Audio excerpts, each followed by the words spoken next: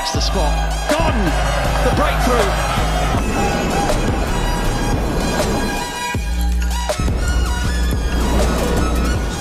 Well gone, bowled him off stump, straight to him.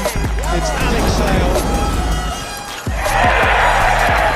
Rocketed through point.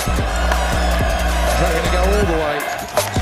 17 years in the making. Finally, they make it to Edgbaston and finals day.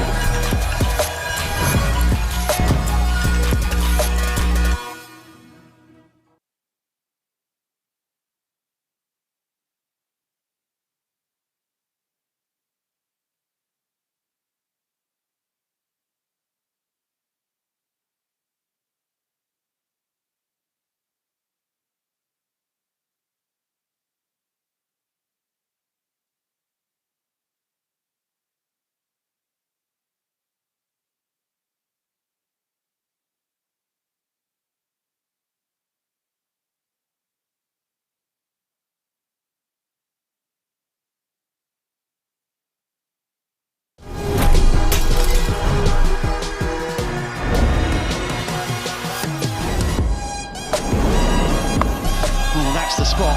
Gone! The breakthrough!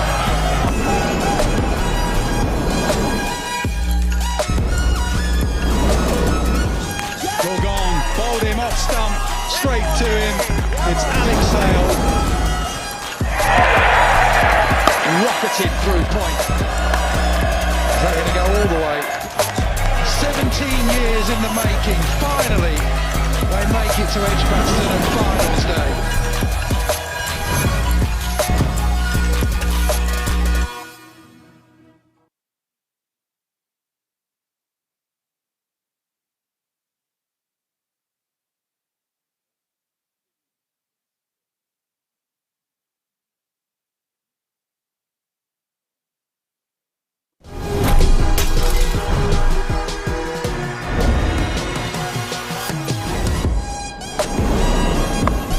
That's the spot. Gone! The breakthrough!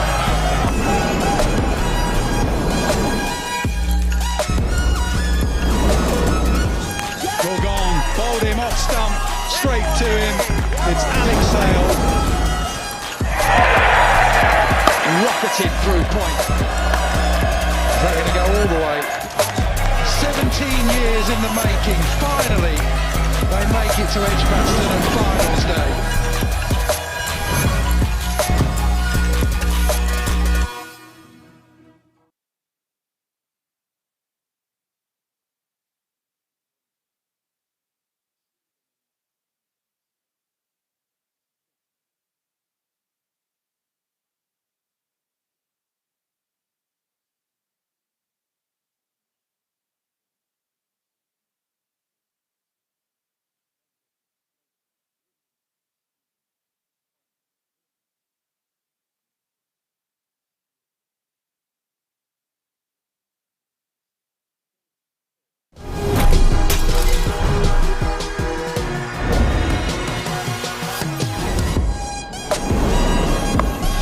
That's the spot. Gone! The breakthrough!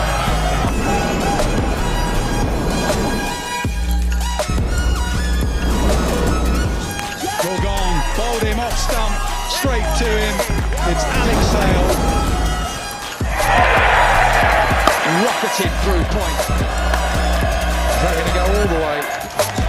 17 years in the making. Finally, they make it to Edgbaston and finals day.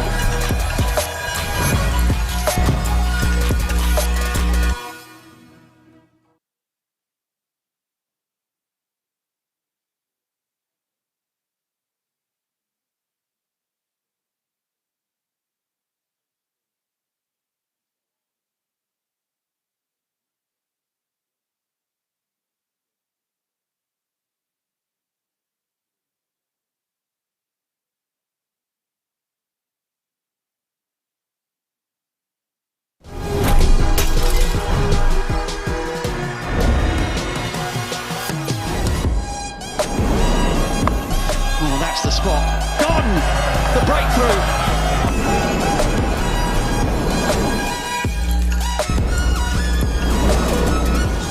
Well gone, bowled him off stump, straight to him. It's Alex Sale. Rocketed through point.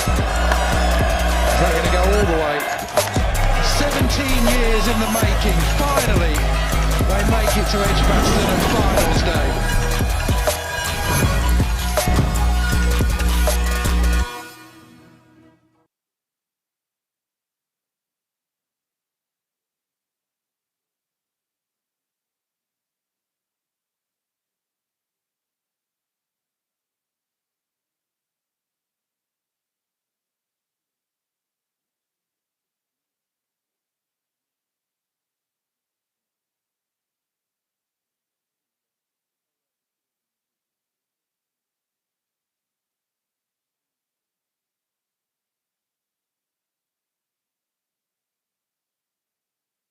I can see him now just a couple of windows away to my left. He is the match referee.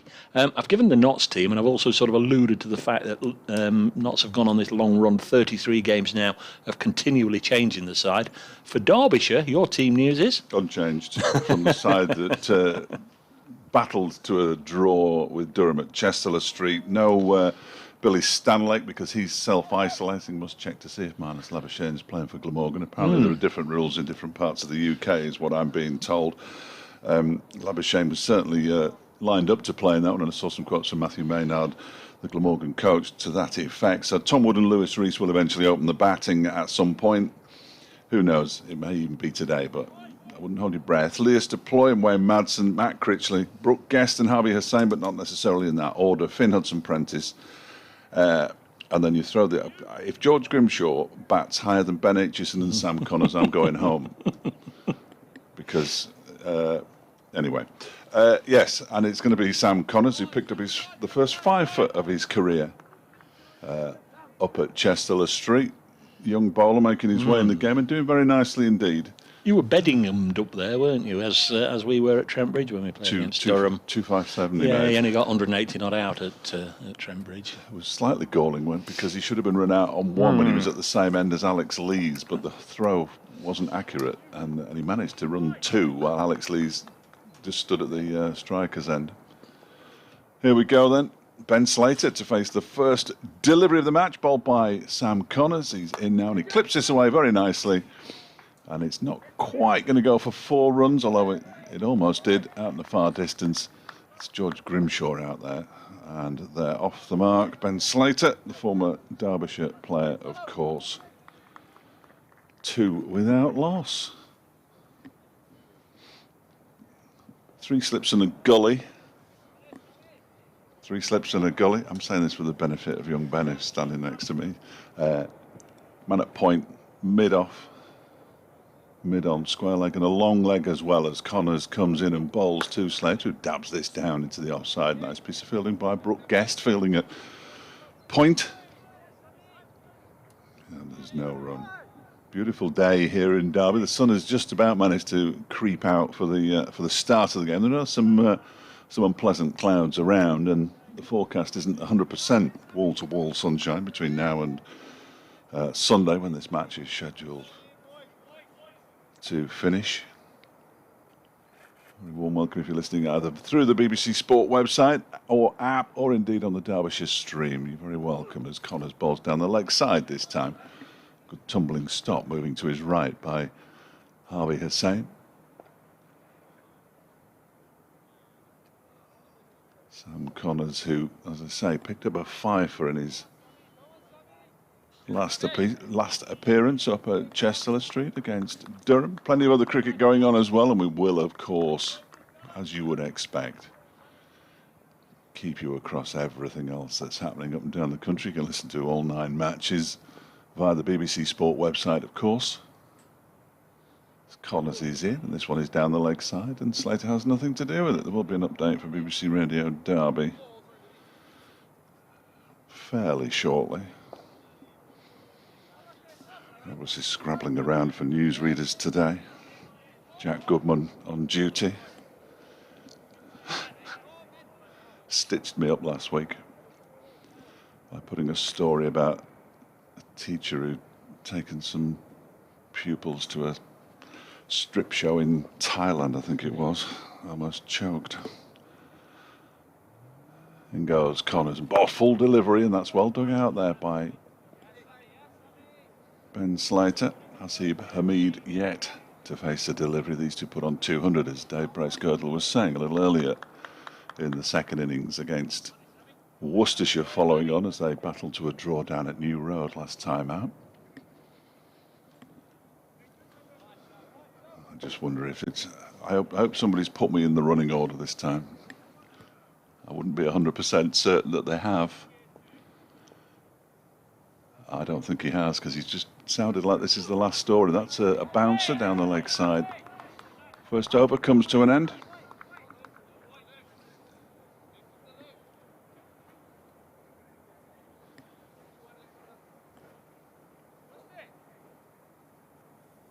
Some corners now. Quick look at the weather now. Quick look at the weather.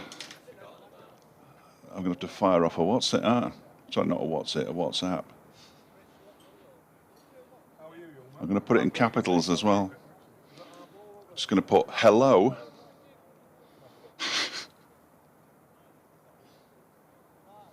Well, it's a disgrace. Was Kaz in today? Right. I'll send her a text as well, make sure she doesn't forget me. Prioritising the 50th birthday. Prioritising the 50th birthday. I don't care. I'm working here. Yeah, anyway. So Lewis Rees from the City end.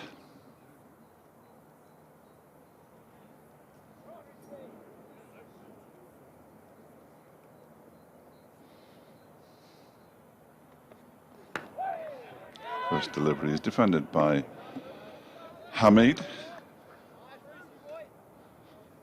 Just got lots of people saying happy birthday now in my ears, which I'm not entirely sure is what I want. We'll sort that out at some point. Listeners on FM will get some updates at some point during the day, I'm sure, even if I have to go around to the radio station myself and deliver them by hand. But we'll crack on. Lewis Rees with 2 slips and a gully. Bowls to Hamid, and Hamid is edging this one to first slip, and Lias Deploy takes the catch. Derbyshire get the early breakthrough. He batted for hours and hours and hours against Worcestershire. He's faced 2 deliveries at the county ground in Derby, and he's gone knots at 2 for 1. Straightforward catch for Lias Deploy as well in the end. Almost inevitable, I guess. Yeah, absolutely. Do you know what? It's funny because I was talking to Sam Connors, and Derbyshire seemed to be following Notts around, or is it the other way around? I can't remember. I mean, there's only 6 teams in the group, for goodness sake. But Jake Libby, who'd scored, how many did he score for Worcestershire the other week? He got 180 and then got a duck, didn't he? He came here and was out second ball. And now it's the same thing has happened to Hasib Hamid. Remarkable, really. So Notts 1 down. Former teammates, only briefly. They played a lot of second 11 cricket together at Derbyshire. They only played 1 first-class match, and that was against Essex in 2015, Rees and Hasib Hamid. But Rees has got the better of the former Red Rose opening batsman. Full of runs at the weekend, Hamid, and it was almost inevitable, as I said, that he would disappoint here, or he would be personally disappointed here. I think that's only Lewis Rees's 3rd wicket of the season. He's not been in great wicket-taking form this year, but back at the county ground, and he's struck with his 2nd delivery, which will no doubt cheer up Wayne Madsen, who decided that Derbyshire should have a bowl first, having won the toss. New batsman Ben Duckett. So a couple of left-handers together out there now. He just sweeps away a bit of debris off the pitch and tries to get his feet moving.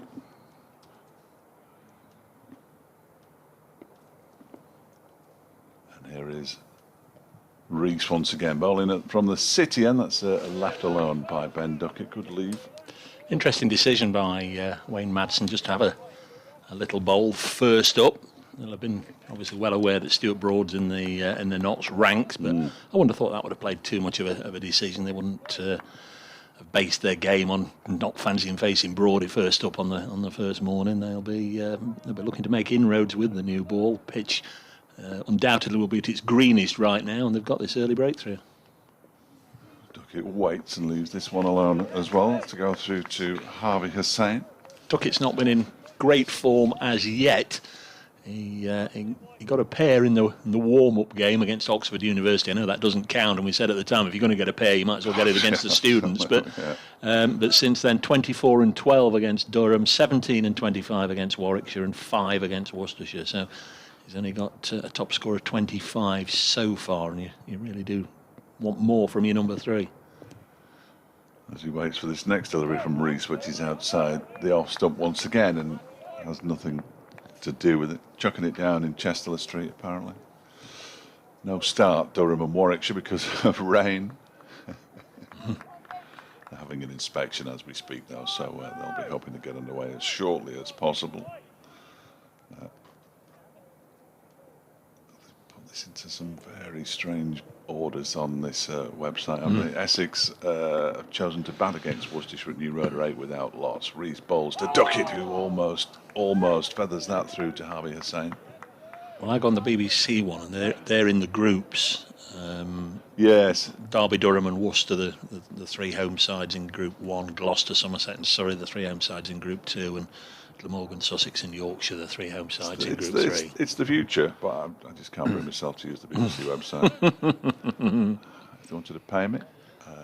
That's a decent start from Lewis Rees, who generally manages to... Darren Smith in the building. Well, the last time Notts were here, Darren Smith was actually one of our 2 co-commentators with Luke Fletcher, if you remember. Yeah. That was the Alex Hales game where Hales got a double. Here is Sam Happy days. Connors going to kick things off from our end of the ground, the media end at the start of a new over. 4 runs here to Slater. I don't think he was aiming to go down to third man, but the ball shot away quickly along the ground and clatters into the advertising boards for the local cinema at the far end of the ground. So Notts have 6 on the board, all 6 to the former Derbyshire player Ben Slater, and the 1 wicket to go down, Hasiba Mead. If you're just joining us, a very good morning to Derby Day, the A52 Derby, the Brian Clough Way Derby, the Peak District against Sherwood Forest, Ashbourne, Matlock and Chesterfield versus Worksop, Mansfield and Newark Derby, Celtic versus Rangers with cake. Call it what you want. It's the battle between 2 traditional rivals. I like the one with cake. The ball has been retrieved. That took some getting back, and it's amazing, isn't it, how many times in an empty ground that the ball will cross the boundary rope and the players do struggle. And they lose it. Yeah. How do you think everybody else feels on a Saturday afternoon? Here's Connors into bowl to Ben Slater, and this is eased into the offside. There's no run. Joe Clark, when he was in the back at Worcester on the first day, there was a mighty blow struck by one of the pair's batsmen into the stand to the left of the commentary position, and Joe Clark went scrambling after it, trying to find it, and he said, he played there, both as a youngster and then obviously as an adult, and in 10 years he'd never ventured in that part of the ground, searching about under seats for a ball. Yeah, strange days. 6 for 1. Connors past umpire Taylor, and this is down the leg side. Slater certainly went after that, and there was a high tariff on that really from Ben Slater. There's a man down at long leg he could have holed out to, and he could have gloved it down the leg side. John Connaughton's fired the first shots. This is the one we all want to win. He says, let's keep the noisy neighbours quiet. The days when we were also rans and used to bow to the superior big county are over. Derbyshire a match for anyone now. Stanlake's just what we need. And then edit with 3 exclamation marks. What a start. Graham Downey says, funny old game. What a leveller. Yeah, absolutely. I'm looking forward to seeing Stanlake bowl. He's been in the country. Did he come across with Marnus Labuschagne? Yes. Connor's going round the wicket now to Slater, who just clips this behind square on the leg side. The Chesterfield churner, Ben Slater. I'm looking forward to seeing him bowl as well, but it's a shame it's not going to be in this match. But that's another story for another day, possibly. Very irritating indeed that he's not playing, and I assume Marnus Labuschagne is. I'll double check. I haven't checked.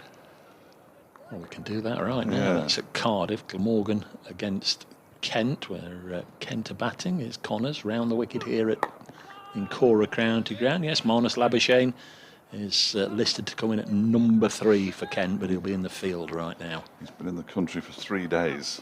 He's allowed to play because he's going straight from his hotel to the ground and back to his hotel so he can continue his quarantining, whereas Billy Stanlake's holed up at a secret location somewhere in Derby and can't play. I don't quite understand that. It's nothing to do with Wales v England. I think it might be. Right. I think it might be. Okay. But I haven't seen the exact regulation yet. 6 for 1. The sun has just disappeared behind a cloud for a moment. Connors bowls always struck Ben Slater amidships there. Ben's okay. End of the over. 6 for 1. The disappearance of the sun isn't as bad a news as you might think, but because it means we can see the scoreboard clearly. Yes. Because it was shining on it, and it was quite difficult to make out the orange numbers there, which are clearly visible at the moment. 6 for 1 Nottinghamshire, put in by Wayne Madsen, and that's after 3 overs. Billy Godleman, what's the update with him? Is the one? What's his injury? Why is he out? Groin. Right. Batting against Worcestershire, missed the game up at Durham, and he was on with Ed Dawes last night on BBC Radio Derby. I'd be lying if I said I'd listened. Okay.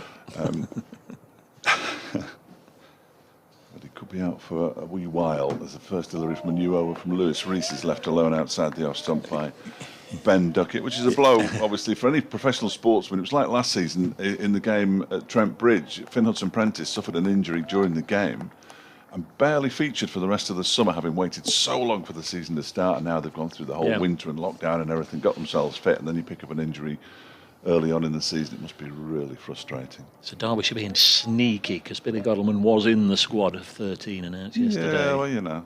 Get every advantage you can as Rees bowls a no ball. Signalled by Tim Robinson. One of our 2 identically dressed umpires, as ever. Finn Hudson-Prentice already going through his bowling action out at mid-wicket. He will be bowling at some point. He went off for a brief while, I think, with two balls of an over left up at Durham, because he stopped a return shot, stopped it with his foot and hobbled off. His bowls, and that one is pushed out into the offside by Ben Duckett, fielded there out in the covers by Matt Critchley. So 3 draws for Derbyshire, 3 very different draws. A battling draw up at Chester Street, a draw that should have been a win here against Worcestershire. I've had my say on that, and we'll say no more about it. And a draw in the season opener, which was affected by snow, as many games weren't they, against Warwickshire, as Rees bowls, and this one's pushed into the onside this time. In comes Hudson-Prentice to do the fielding, and there's no run. Yes, Worcestershire were 8 down, weren't they, in that the game here? Yeah. But they batted on for 40 minutes on the last day. Derbyshire did. Derbyshire did, and gave themselves just 4 overs with the new ball, which may or may not have been an error. No, it's a fine balance, isn't it? Well, the coach is saying about this aggressive brand of cricket. There's Rees bowls. This one's turned into the onside, nicely fielded there by Scrimshaw, who's fielding at mid-on. Got down well from his 12'7". I've just taken my coat off and I'm putting it back on. I think it's too It's cold. lovely. Well, It's lovely. I'm not so sure. We have the windows open, of course, mainly so that we can stick the effects microphones out of the window, but also to get a bit of a draft blowing through, so we're not breathing in each other's germs. If indeed they are germs. Rees bowls, and that's defended by Duckett. Goes no more than 3 or 4 yards into the offside this time. Critchley and Ben Aitchison race to try to pick the ball up first. Critchley wins the race. He's been in good form, hasn't he, Matt Critchley? He's been in sensational form. He had a bit of an off match with the ball up at Chester Street, but he's got 4 half centuries in a century. Got one that shot along the floor in the first innings at Chester Street as Duckett pushes this one up to mid-off, where it's fielded by Tom Wood, and that's the end of the over. Not a maiden because he bowled a no ball in there, Lewis Rees, but they were the only runs to come from it. 8 for 1, Derbyshire after 4 overs today. Slater 6, Duckett yet to get off the mark. Yeah, he's been in very good form as the young man who still regards himself as a bowler, no matter how many times I interview him and suggest that his batting's coming on. Yeah, no, I like my bowling. So Durham is the only place where there isn't any cricket. There's not a surprise. 8 other games, including this one, as Sam Connors sets off, running away from us, round the wicket, bowling to Slater. Good delivery there, just nibbled away. I fancy a touch as it goes through to Harvey Hussain. The other game in Group 1, then, Essex Batting at Edgbaston, 9 without loss. Leicestershire Batting at Gloucestershire, who've had such a fine start to the season. In Group 2, Leicestershire already a wicket down, 8 for 1. Middlesex, who beat Surrey last week, are down at Taunton this week. They're batting their 13 without loss. Hampshire, my pick to go and scoop the lot this year. They're 13 without loss at the Oval. That's the Group 2 matches. 8 for 1 here. Next ball is worked away nicely through mid-wicket. Just clipped it off his hip there, Ben Slater, and I've got to sort of do it. I can just about see the ball, but Slater's come back for 2, and Notts have double figures. They're 10 for 1 after losing a Seba Mead to the 8th ball of the match. In Group 3, we just touched on that game down in Cardiff where Marnus Labuschagne is playing. Kent are 21 without loss, the visitors there after a fast start. Sussex have lost a wicket at Hove against Lancashire. They're 16 for 1. And the Yorkies are 17 for 1 at Headingley against Northamptonshire. 10 for 1. Connors wide of the off stump, and Ben Slater allows it to go through to the keeper. 3 slips, gully, point, and there's that extra cover position. Tom Wood there trying to fill both roles, really. You always see it nowadays with a fielder sort of at extra cover, but it's almost his fault if anything's hit straight through, in this case mid-off. He'll want to be springing away to his left and away to his right with equal dexterity. Connors, red soles to his bowling boots in, and Slater's hit this one a little crisper this time. Again, he's going to go out of my sight away towards the pavilion. I think that'll go, and it has indeed. 4 runs, 14 on the board, 14 for 1. Second boundary. This one far more intended than the one that just ran away off the outside edge down to third man. Slater, Chesterfield born, of course, will be 30 in August. His century on Sunday at New Road was the 8th of his career, and he's now got more first-class hundreds for Notts than he did for Derbyshire. All right. 4 for Notts, 3 for Derbyshire, and of course he got that big one last year whilst on loan with Leicestershire. Connors to bowl to Slater. Well, he digs it out, and there was a little bit of a shall we, shan't we interlude whilst they debated it for a moment, and then decided to say, no, we'll stay where we are. 14 for 1. James Bestwick says on Twitter that as much as he'd like to have seen Stanlake bowl, he feels the bowling attack of Connors, Rees Prentice and Cohen don't deserve to be broken up. But of course, Cohen isn't playing in this match because Scrimshaw is. I'd have just liked to have seen the overseas come in as soon as he was available, which he will. 14 for 1. Next ball down the leg side. That's well taken by Harvey Hussain. That looked a quick delivery, David. Reared up very quickly, short of a length, and Harvey Hussain had to move quickly to his right, take the ball above his right shoulder. End of the over, 14 for 1. All friends together. BBC Radio Derby, BBC Radio Nottingham. At times during the game, I think we'll also be on BBC Radio 5 Live Sports Extra. Kevin Howells is here and he'll be letting us know as and when. I think it's mainly over the weekend, isn't it? Yeah, I think so. More than today. But Kevin will be with us from various points. If you want to get in touch with me on the old Twittery thing, at Brace Cricket. If you want to get in touch with Dave, it's At Fletch Sport. FletchCricket@gmail.com if you want to send us an old-fashioned email. Lewis Rees to continue from the City end bowls to Duckett, who's off the mark. Just guides that very nicely off the back foot out towards the cover boundary. There's a chase on for Brooke Guest and he doesn't make it.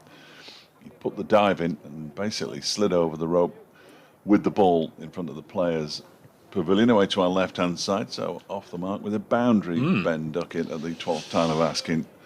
And if you are listening to us via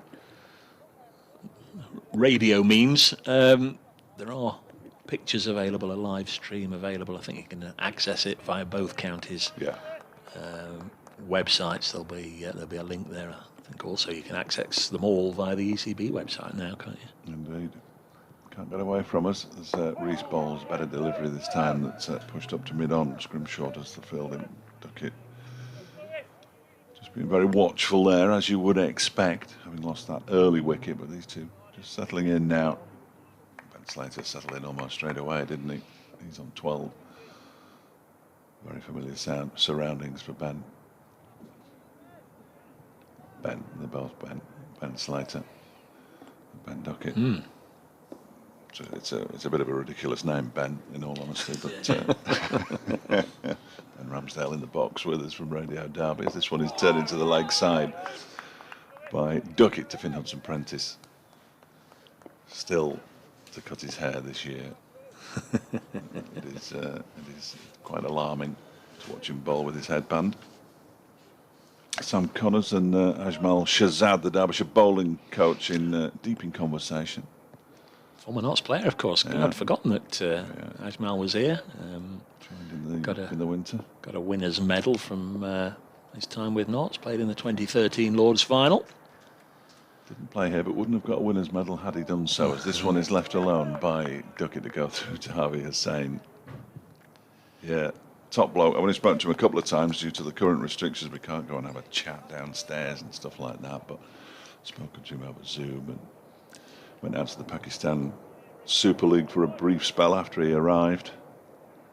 Before that was cut short. They're going to start that up again, I think, at some point in the near future. He got round a few counties in the end, Ajmal. He was at the MCC before he came up to Derby as Reese bowls, and that one is pushed into the offside, and there's no run. Do you do a half past up there? Yes. Oh, that's good. It's not half past yet, is it? No, but I've just been asked if they can come to me next, but you won't be able to hear the what's it. Well, that's a real shame. I was looking forward to hearing the what's it. Yeah, the feed. That's what I can't talk and do things at the same time. Do you want me David to shut up for a while? Not Is that yet. what you're saying? Not okay. yet. Not okay. yet. No, not yet. I think it's the Travelling Wilburys. Here is George Harrison. from the City end. Reese is in, bowls down the leg side, and Duckett's furious with himself for missing out on just. Well, that was quite an aggressive shot. He just needed to tickle it round the corner, didn't he, for it to go down to. Fine leg, but he missed out. End of the over. 18 for 1, Duckett 4, Slater 12. I'll let you know when the Travelling Wilburys are finished. Okay. Hand sanitising break. 29th of April. We've got 3 cricket birthdays for you today. That's all I could find. One with Nottinghamshire connections. The other 2, the cat, Phil Tufnell, born in 1966. So 55 today is the cat. Phil Tufnell played here any number of times. He got 2 5-wicket hauls on this ground for Middlesex against Derbyshire back in the day. 1990, James Faulkner, who's disappeared off the radar a little bit, the Australian. He was man of the match in the 2015 World Cup final. And the other one, brief Notts connection, Andre Russell, 1988, the West Indian, the Jamaican, played 3 T20 games for Notts back in 2016. One of them here. One of them here. They've fixed the hole in the roof of the members' pavilion as well, because he stuck one on there, I remember. Yeah, he came for 4 group matches. 2 were called off at Trembridge, rained off. He played at Worcester, he played here, and then they brought him back for finals day, and Notts lost in the semi-finals on finals day in 2016. So Andre Russell, he is 12 and 21, what's that? He's 33 today, born 1988. Finn Hudson-Prentice, price. Bowling change. Yeah, early. Indeed. So here is Hudson-Prentice in and balls to Slater. First look at Finn Hudson-Prentice for Ben Slater, but of course he'll know him. Hudson-Prentice, of course, was very much one of the masterminds behind that terrific victory for Derbyshire at Trent Bridge last year, the first few days of August when the season belatedly started. I've got to shut up. Well, I wouldn't say shut up. That's a horrible phrase. But some say potato, some say patata. He took an early wicket, Ian, after winning the toss and deciding to bowl first. They got Hasib Hamid to the second ball of the second over. Lewis Rees picking up just his third wicket of the season. He was out for naught, having batted for about 6.5 days down at Worcestershire earlier on this week. In fact, last Sunday, as Notts got a draw down there. Always works like that, doesn't it? You bat and bat and bat in one game, and then you're out early in the next. Unchanged Derbyshire, so no Billy Godleman for this match. He's still injured, and no Billy Stanlake. He's still in his secret hideaway as he continues his quarantine, having arrived from Australia last Sunday. Half an hour gone, 6 overs, 6.5 overs, and Nottinghamshire, who were asked to bat, are 18 for 1. First update completed. Marvellous. We can all relax again for half an hour. Dave Bracegirdle's nipped off to do his. And Hudson-Prentice has bowled a couple of dot balls in his first over from the racecourse end. This next one is left alone by Ben Slater to go through to Harvey Hussain. There's a bit of carry in this pitch, which is good to see. Well, it's good to see after Chester Street where there was no carry at all in the freshly relayed pitches up in the northeast. 1 or 2, including the one that got poor old Matt Critchley second time round, just shot along the ground. They're going to start at 12, apparently, at Chester Street, Durham against Warwickshire. Hudson-Prentice in again. This one's dabbed out into the offside, a big cry of wait. You'll have heard that in the background. And there is no run as it's fielded by Brooke Guest, with a bit of help from Tom Wood, who's fielding at mid-off. They've sent George Scrimshaw down to graze in the long grass at long leg in front of the members' pavilion, the virtually unused members' pavilion. There's a cameraman on there for the live stream, that's all. Hudson-Prentice is in down the leg side, taken by Hussain. And it's the end of the over. A maiden over to begin with for Hudson-Prentice. He can do that. He can bowl a lot of dot balls. But it must be quite chilly out there because the poor old 12th man's had to race on with Hudson-Prentice's sweater. And he'll remove Lewis Rees's sweater at the same time. And off he goes. 3 bowlers used. Sam Connors bowled just the 3 overs. Lewis Rees has got 1 for 6 from his 3. And Finn Hudson-Prentice just the 1 maiden so far.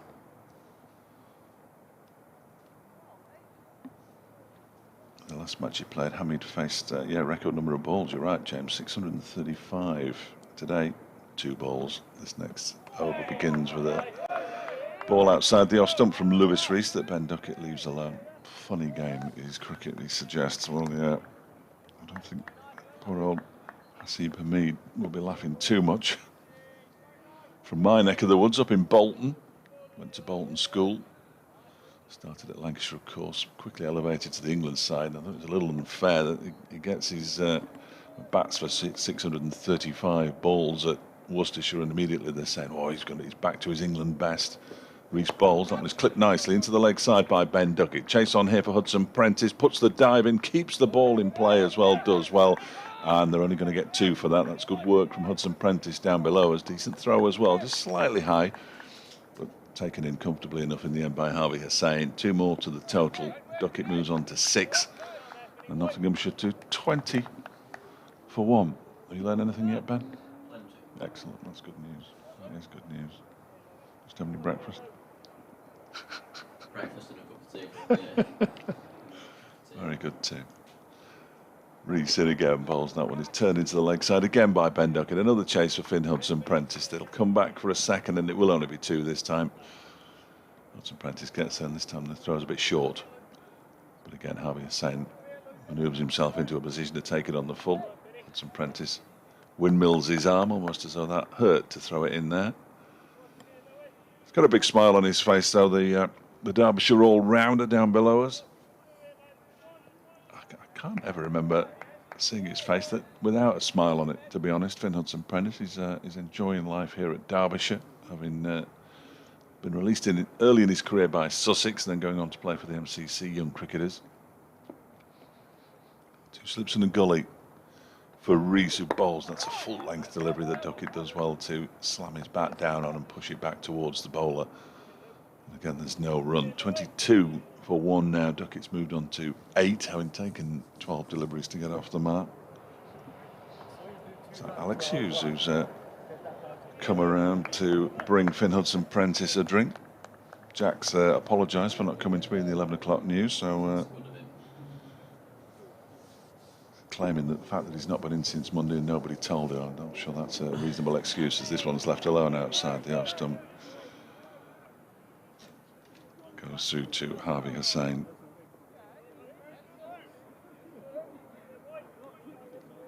And there's no run.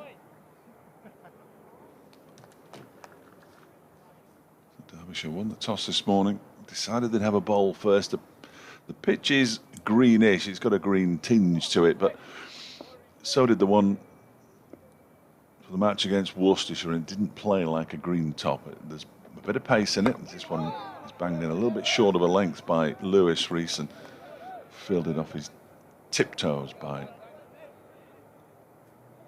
Ben Duckett down into the ground. It's the end of the over. 4 runs from it. Nottinghamshire had moved on to 22 for 1 after 8. Slater 12, Duckett 8, the man out. Hamid caught Lewis deployed bowlers Reese for 0 early on. So nice steady rebuilding job being done so far by the Bens, as we like to call them. Am I allowed to talk? Yeah, sorry, Oh, Dave. Yeah, no, yeah, well, I'm well gone. Yeah, sat here for 5 minutes, mind him here. not at all. There's Finn Hudson-Prentice bowling to Slater, who drives elegantly down the ground. Nice looking shot from Slater in the V. He's got a couple already. Lewis Reese doing the fielding. Good throw and a good athletic catch from Finn Hudson-Prentice. 24 for 1. Just joining us. Derbyshire skippered by Wayne Madsen for this one, winning the toss, sticking knots in for the Chatsworth House versus Woollerton Hall derby. Have you got a book full of these? Have you? Slater's on 14. That's a nice looking shot. Didn't go all the way to the fence. Next delivery outside the off stump, and it was through to the keeper. Greenish tinge, Dave. We can't get away from that to the wicket. I just mentioned that while you were next door, and you could understand why a team would put a team in when they win the toss, but it's the same green tinge that was on the pitch that they used when they played Worcestershire, and that didn't play like a green top either. I think appearances are slightly deceiving. Yeah. It's got some pace and bounce though, hasn't it? It's going through nicely.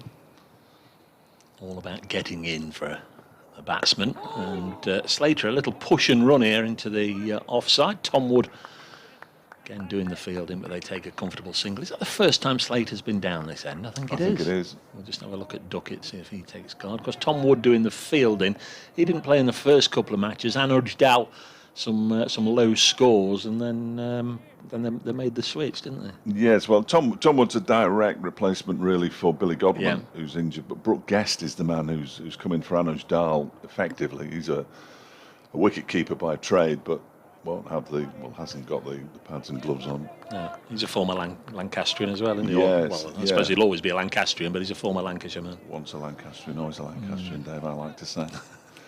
Although I'm not from Lancashire. Duckett has taken guard and will face Finn Hudson-Prentice. Always played this away through the onside, just to the right of umpire Robinson, and they take a couple. Duckett has been busy this morning. He's going about his work. He's moved on to 10. Just needs to make sure there's no early errors. He's been dismissed 3 times out of his 5 innings so far. LBW, one caught behind, and then at Worcester he slashed one short and wide. It was an inviting ball, but hit it straight to point. And as I say, his top score so far 25, so he could do with really filling his boots today. He's guided this, I think, with a degree of accuracy. It almost looked as if he deliberately opened the face and ran it in that gap between the 3 slips and the gully, and he's got a boundary down towards the, I was going to say the old cafe. Is it still a cafe, Dave? No, what will it be? It's a bar now. What it will be. It was a bar not last year, the year before for the T20s. Yeah, used to get our lunch there. Yeah, well, we used to Happy commentate days. on the roof. And then the ground staff had it for a while, didn't they? Lots of utility buildings around this ground. Brooke Guest's interesting because he was born in England, brought up in Perth in Western Australia, actually played for the Australian under-19s and then came back to the country. Next ball is edged and caught, and Duckett's gone. It was a good delivery, a little bit of bounce there from Finn Hudson-Prentice, and Ben Duckett has edged to slip. Wayne Madsen pouching a good one. That came quickly to him. It was at a decent height, but going through it a fair old lick, and Ben Duckett has to drag himself off. He's out for 14, and Notts are 31 for 2 after around about 40 minutes play this morning. Good catch. Absolutely good catch, you're right. It absolutely flew to him, didn't it? He was leaping in the air to take it in his midriff. Was Wayne Madsen, who's going along throughout his career, and when you think of the career that he's had, at an average of just over a catch per match. Wayne Madsen not fielding at first slip this season, though, but he's moved himself to second with Lias Deploy going in at first. And double breakthrough inside the opening hour for Derbyshire, with Hamid and Duckett both edging. So there's obviously a little bit in. There's a little bit in the pitch. Clearly, as you would expect, there ought to be something in the pitch, for goodness' sake. Otherwise, there's almost no point in being a bowler ever, is there? No. He's just wringing his hand out there, Wayne Madsen, as he walks towards us, and I'm not surprised because that will have stung. Had to give a little bit, didn't it? As it came towards him, it almost recoiled backwards a pace or two. Very quickly, but he hung on, and Joe Clark is out in the middle. Clark this season, Norton 38 against Durham, 29 and 56 against Warwickshire, and 27 last week on his return to his old stomping ground at New Road. It worries me when you come out with all these stats, Dave, because you know me, and preparation for matches, precious little. Yeah, but you're a young man. You've got things to do on your days off. With me, it's either pore over cricket stats or mow the lawn. Well, I don't have a lawn, so I've got an advantage. If it is an advantage, I don't know. I've got a backyard. I could do with a bit of a sweep, to be honest, but it's the first time, as we said, that Slater's been down to this end, so he's going to take guard at the start of the, what is it, the 10th over now? Yep. Yeah. Yep, Lewis Rees arrived at the club as Ben was making his way away from it. So their paths will have crossed, and they'll know each other clearly. And Rees bowls to Slater, who leaves this one alone, and there's hands on heads, because that clearly was a good leave. Although, if you go by Lewis Rees's reaction at the end of his follow-through, every single delivery is an absolute belter. Unfortunately, only 3 of them this season so far have picked up wickets, but he's got one early in this match, which will have boosted his confidence, no doubt. 1 for 10 as he begins his 5th over. Again, the 2 slips and a gully. Ben Aitchison at gully. We'll see him with ball in hand fairly shortly as well, I would have thought, as Rees is in again, and that one is edged along the ground by Ben Slater down to the vacant 3rd man area in between 2nd slip and gully. It's going to be caught by Wayne Madsen, does well to hold it back in, and then it's thrown back by Brooke Guest. There were 3 Derbyshire fielders who converged on that ball. The batsman came through for 3 in the end. The 3rd of them was Lias Deploy. Joe Clark, who's on strike now. Had a curious Bob Willis trophy last year, of course, Ben Slater, because he was surplus to requirements at the start of the season, because Notts still had Chris Nash there, so he wasn't going to play in the first game, so he went off to Leicestershire on loan. First game he scored 172, career best for Leicestershire. And the second match was against Derbyshire at Grace Road, his home debut at Grace Road for Leicestershire. And he bagged a pair. Yes. Notts called him back then. Notts recalled him for match 3, which was against Lancashire, and he got another 100 against them.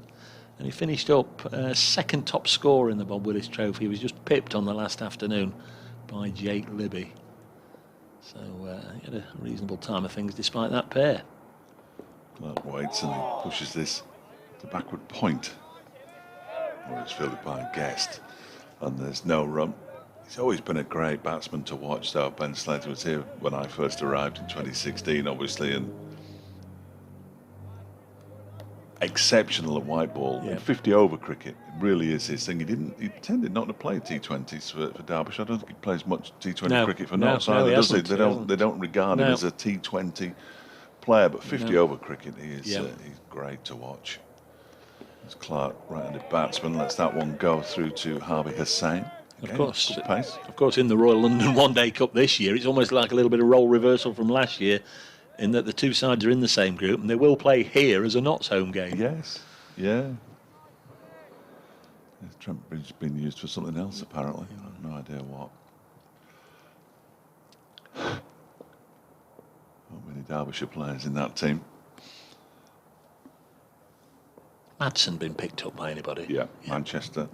Yeah, Reese ball. So is Lewis Reese, actually. No ball. And that's been clipped away for 4 runs as well by Joe Clark. So double whammy, really. Double bubble almost. As Clark gets off the mark with a 4 and 6 go on to the total. 40 for 2. That's a costly delivery from Lewis Reese, who's overstepped twice now this morning. Much to his own annoyance, I would imagine. Well, that boundary takes Joe Clark to 5,000 first-class runs. He's averaging 38, but he's only averaging 31 for Notts, so he's not really yet churned out the runs like he did for Worcestershire. Oh, there's time. This one's defended into the onside. Across comes Matt Critchley to do the fielding. Yeah, 3 Derbyshire players are going off to play in the new tournament. Wayne Madson's going to Manchester, Lewis Reese is going to Lords, and Matt Critchley's going to Cardiff. You'll have a few as well, won't you? I think there's either 10 or 11 that excellent have been picked up. Of course, I think there's 1 or 2 spaces left over for people who perform well in the blast. Reese's next delivery is pushed into the offside by Clark. Again, Guest is the man who does the fielding. It's the end of the over 9 runs added to the total during that over, with the no ball that was hit for 4 and a 3 earlier on in it as well. And there's all sorts of talk, of course, of the Australians not being able to come over, and I think they've got an international programme around about the same time as the 100, so it may well be that there's 1 or 2 more gaps in the respective squads. Well, I'm available at a price. Well, I was thinking Billy Stanlake. I mean, he might get picked up. He's here all year, is he? Nailed it. It's a watertight contract. Yeah. Watertight contract. Yes, he's here all forms, and of course, I think the other man who was coming as well, Ben McDermott.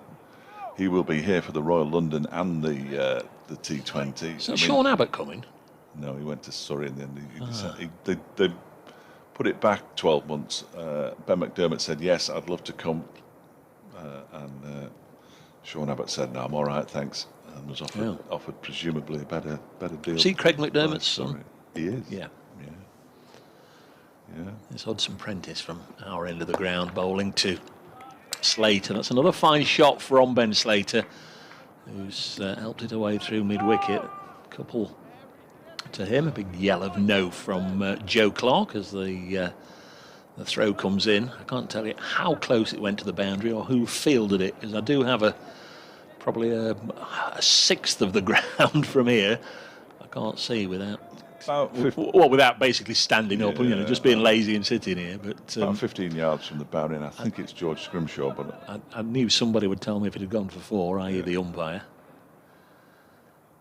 42 for 2. Nottinghamshire losing Hamid and Duckett already. Next ball has just jagged away from Slater, goes through to Harvey Hussain. The Notts 13 then, the 2 to miss out. Zach Chappell, who's played in a couple of matches, he's the one to make way for Stuart Broad and Joey Everson, who keeps making the squads and got a century for the seconds this week, but hasn't been called up to the full team yet this year. He played last in the Bob Willis, didn't he? And got injured. Yeah. Yeah, that was his last first-class match, Joey Everson. Only his second first-class match as well. But Hudson Prentice bowls, and again, we're not in line, but you can just see that was doing a little bit as it hit the seam and jagged away. So I said it was George Scrimshaw. It wasn't. It was Lewis Rees. Apologies for getting a 6'7" bloke confused with a 5'11" bloke. Yeah, he's a big lad, isn't he, Scrimshaw? First time I've seen him. Yeah. He doesn't hail from these parts, though. Burton-on-Trent. Burton-on-Trent. Close enough, isn't it? Next ball goes through to the keeper. You're counting Staffordshire now, are you? Well, he's certainly in Radio Derby land. There's Derbyshire and East Staffordshire. Yeah, I'm counting Staffordshire, absolutely. Yeah, he started his career at Worcestershire, but he only played 3-4 T20s. In fact, until he played last week at Durham, his previous game had been in 2017, and in that match he'd got Billy Godleman out. Here, in the T20, he's had a succession of injuries and all sorts of problems. Next ball. I think Slater left it alone, but it was bat and pad thrust forward. Didn't realise the practice for the Derby Air Show had started this morning. There's quite some... The Red Baron on a considerable noise coming from overhead. Can't see it. Oh, look! If you look at some of the players, and certainly the umpire Billy Taylor, he's very interested in what's flying overhead, but we can't see the overhang of the TV gantry above our heads. He'll have his app out in a minute, trying to work out what it is. Next ball, again left alone by Ben Slater. 42 for 2, Notts losing a Seba Mead for 0 to Lewis Rees. 8th ball of the contest, and then Ben Duckett went in Hudson Prentice's previous over, not the one that's just finished. He was out for 14. And Notts a 42 for 2, Ben Slater 20. Joe Clark's got a boundary. I'm Dave Bracegirdle, and here's Dave Fletcher. Cheers, Dave. Yeah, decent start for Derbyshire. I think they'd probably like a couple more before lunch, having put Nottinghamshire in after winning the toss, but they'll be relatively satisfied with the first 50 minutes or so of the contest. Lewis Rees is going to continue. He's already bowled 5 overs, 1 for 19. He's bowling to Joe Clark, who takes a step down the pitch and then defends at that ball. Defends the ball, or tries to defend the ball. It goes past the edge and through to Harvey Hussain, but he definitely took a couple of steps down. Former Derbyshire all-rounder Luke Fletcher just wandering around the boundary edge down below us. Good to see. I cannot believe it's 4 years since he sat in here and did that game with us and Darren Smith. Well, it was the last time Notts were. I mean, he was out of the game because it was just after he'd been hit on the old bonds. Yes.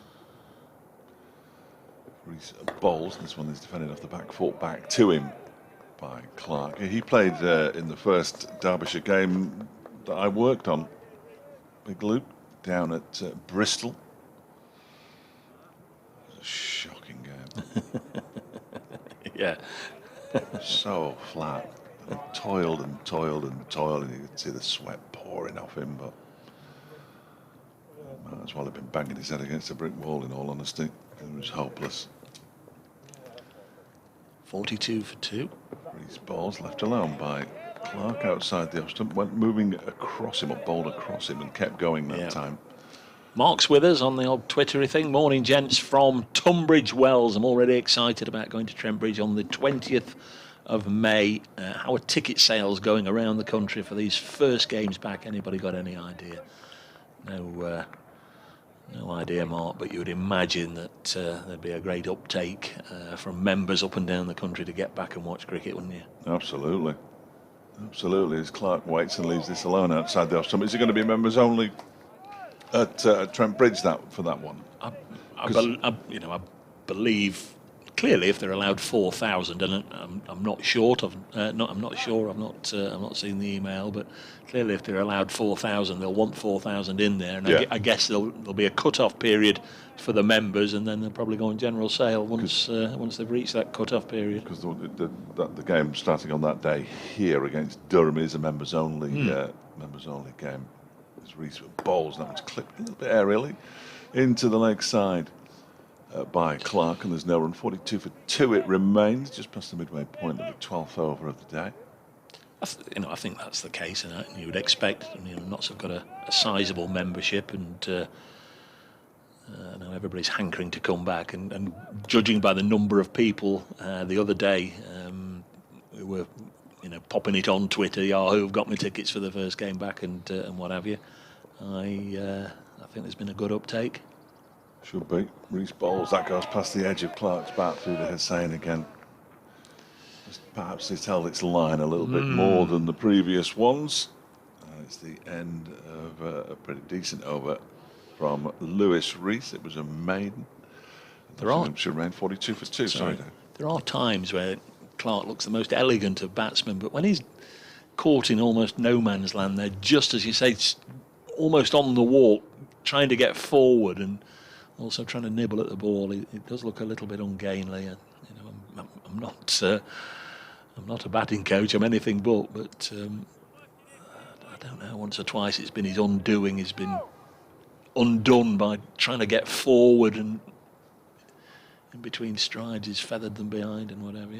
One or two batsmen this season are on the move when they've been playing shots. I know it's going to come into fashion. Thanks to Rob Collins, the cut-off period for members at Trembridge Dave is 5th of May. I've got mine for all 4 days. Good stuff, Rob.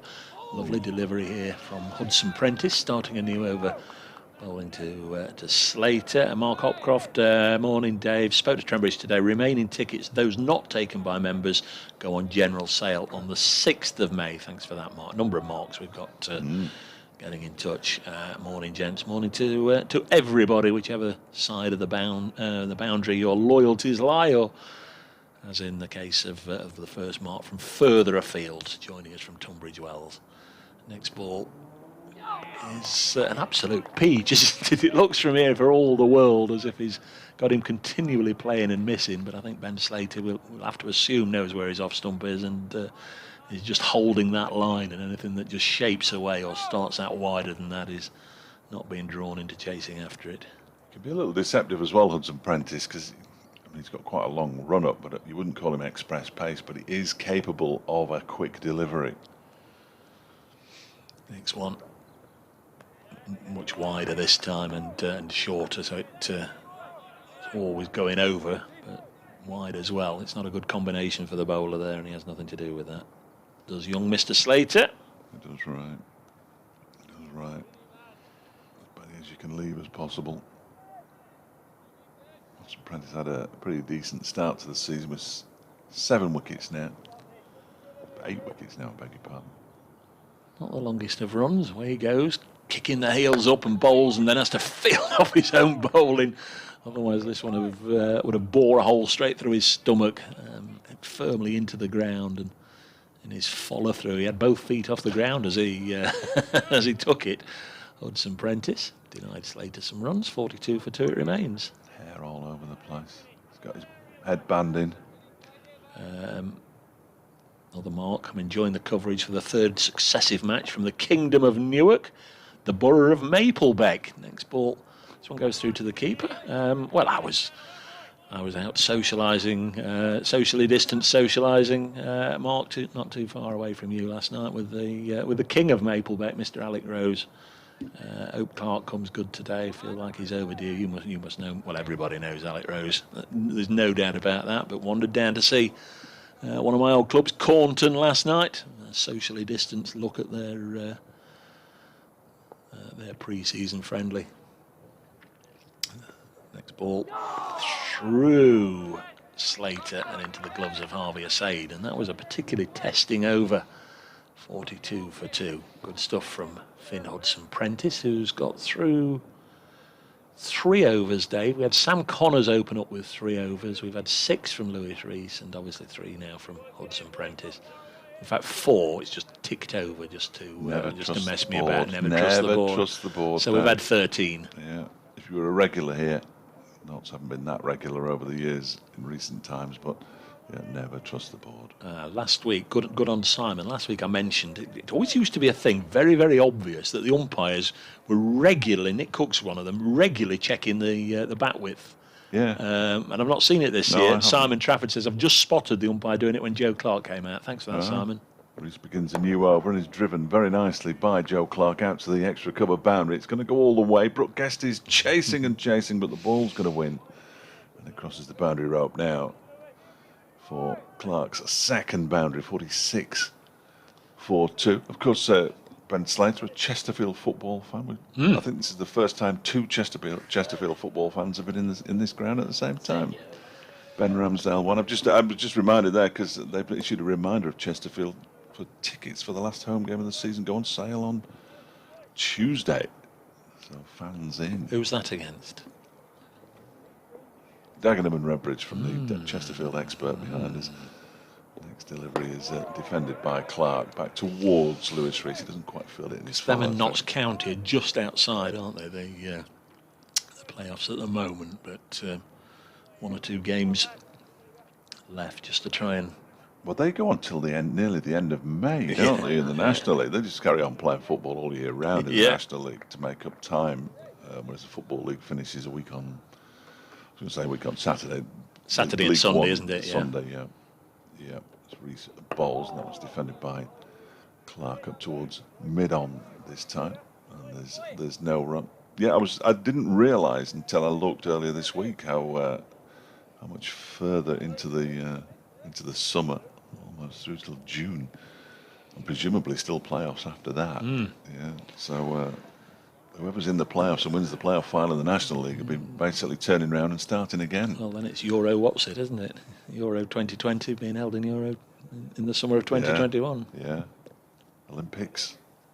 Oh, it's all go. Reese is coming around the wicket to Clark, and Clark, again, high up on his toes, pushes it up to mid-off where it's fielded by Tom Wood. And there's no run, it remains 46-2 in the 14th over. Derbyshire won the toss, decided to have a ball first this morning.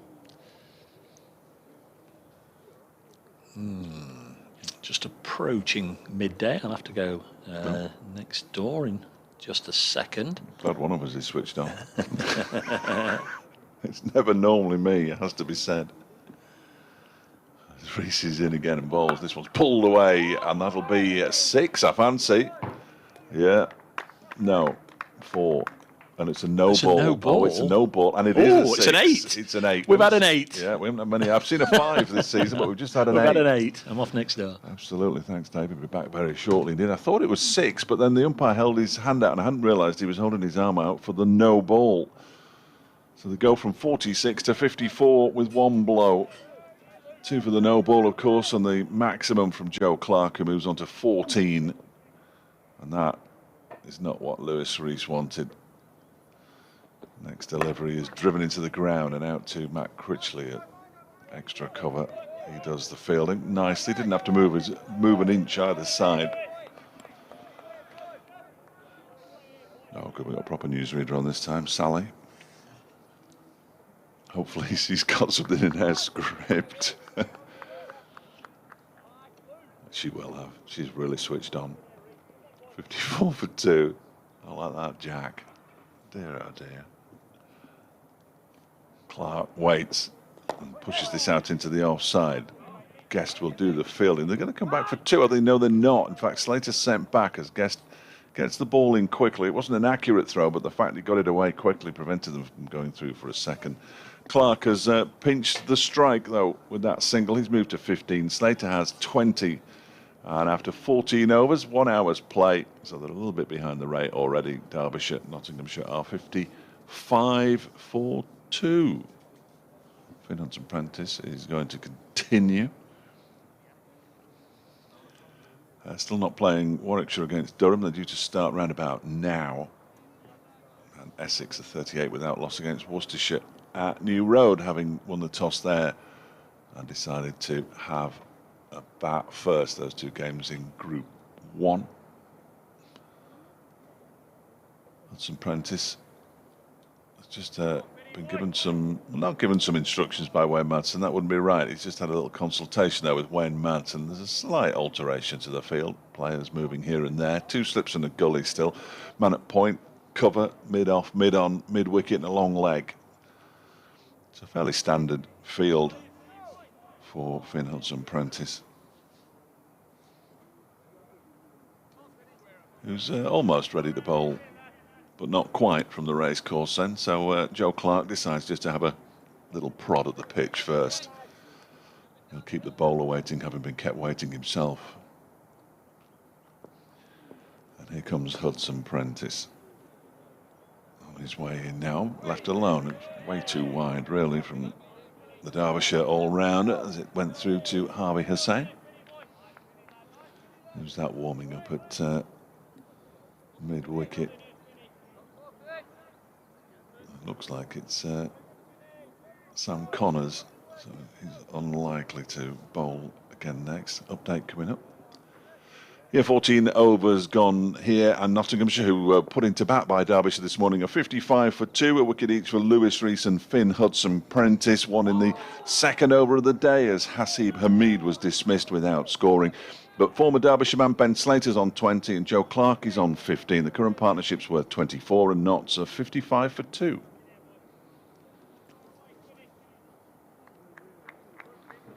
It's like riding a bike, isn't it? It's like riding a bike.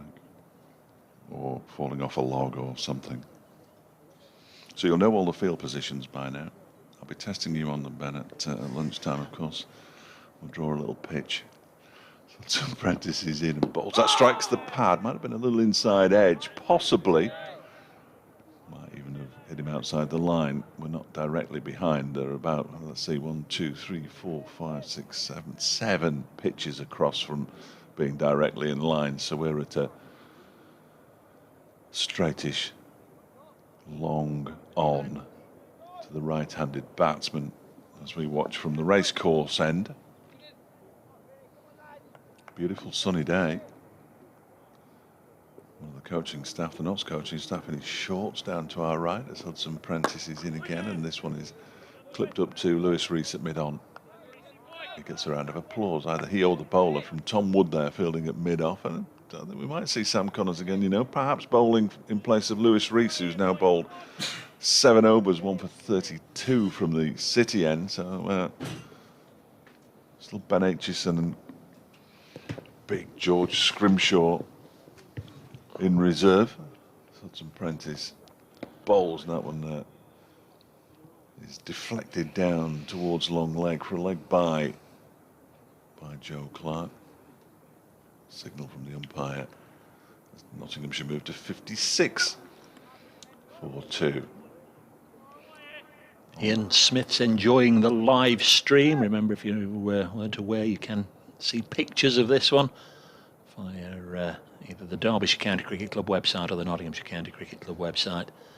You haven't got to subscribe or whatever, not sign your life away. You've perhaps got to pop your email address in and you'll be away, as is Finn Hudson Prentice, kicking off to start this next over, and the ball goes through to the wicket-keeper, 56 for 2. In fact, he's ended. You got a bit excited there, though, didn't you? Because you've been doing this end, but when you were nipped off to do your update, you managed to sneak in 5 deliveries. So over to you then. Well, no, I think I got the impression that Sam Connors is going to come back now in place of Lewis Rees. So Rees 7 overs, 2 maidens, 1 for 32, and Sam Connors, who opened up at the racecourse end, is going to come back, but this time from the City end. So Ben Aitchison and George Scrimshaw will have to wait as Wayne Madsen decides he's going to go back to his opening bowler. I don't know if you've done round the grounds. Only the 2 games in this group. They've started, haven't they? At Chesterley Street, Durham winning the toss. Well, they have to stop raining in the northeast at some point, Dave, don't they? Have to have a bit of the sun that the rest of the country's enjoying. So who have we got? We've got a bowling change at the far end then. Lewis Rees, who picked up the 1 wicket out of the attack, and Sam Connors, who only had 3 overs from our end, is about to come back on from the far end. Oh, high full toss, first ball. It's a no ball. Oh, that was a shocker, wasn't it? It could have been a no ball for a variety of reasons. It's a fairly high full toss, but I think he's overstepped. Remind me, David, City end, the far end? Yes, and racecourse end at this end. Of course, yeah. Yeah. The old racecourse. Very old. 1939 when they stopped racing here. It was about when I first started coming, I think. Yeah. 58 for 2. I don't think there's much of it left now. That bit of wall across on the to the left of us is about the only bit of the racecourse left. The old stand where we used to commentate from, where the new pavilion building is. This one's out into the offside. The old corrugated tin roof. It used to blow a bit in the breeze. It was always breezy. Used to have a bit of a reputation, didn't it, Derby, on the county circuit? Oh, the coldest place to go is Derby in April. Sweeping generalisation, I know, but that was always the answer. Beautiful, tidy little ground now. It is. It is. It really is. They're going to develop the side away to our right where the scoreboard is. We're getting a new scoreboard. We won't be able to see it, but we're getting one. There's Connors in to Clark, and that's been well stopped. Tumbling effort there by Tom Wood at a wide-ish mid-off position, but Clark scampers down the other end. Yeah, you all singing, dancing, video type scoreboard, but it's going to the right of this media building. And what they're going to do? No, they thought of everything. They're looking after us, Derbyshire. We're going to get little monitors in here, which will show the same thing that the scoreboard shows. Very exciting. 59 for 2. That's not new, is it? That does happen. I'm trying to think off the top of my head, but there's one or two press boxes where Slater gets this next delivery away for 4 through square leg. Nice bit of timing from Ben Slater. He's looked in fairly decent touch, as you'd imagine, from somebody who scored an unbeaten century on Sunday. There's one or two grounds that have not got a sight of the scoreboard, but have got TV cameras, but I just can't for the life of me think of one. My overseas listeners, Dave. We've got somebody called Swan and somebody called Cork listening in India on this East Midlands Derby day. 63 for 2. Never heard of them. This ball from Connors to Ben Slater, and this time it's 4 square of the wicket on the other side. Well, made for happy reading this over so far for Sam Connors. It was a horrible full toss first delivery, which was a no ball as well. And the last 2 balls have been hit away for boundaries, square of the wicket, one on the onside, one on the offside. Yeah, 11 from it so far. We've only had 4 legitimate deliveries.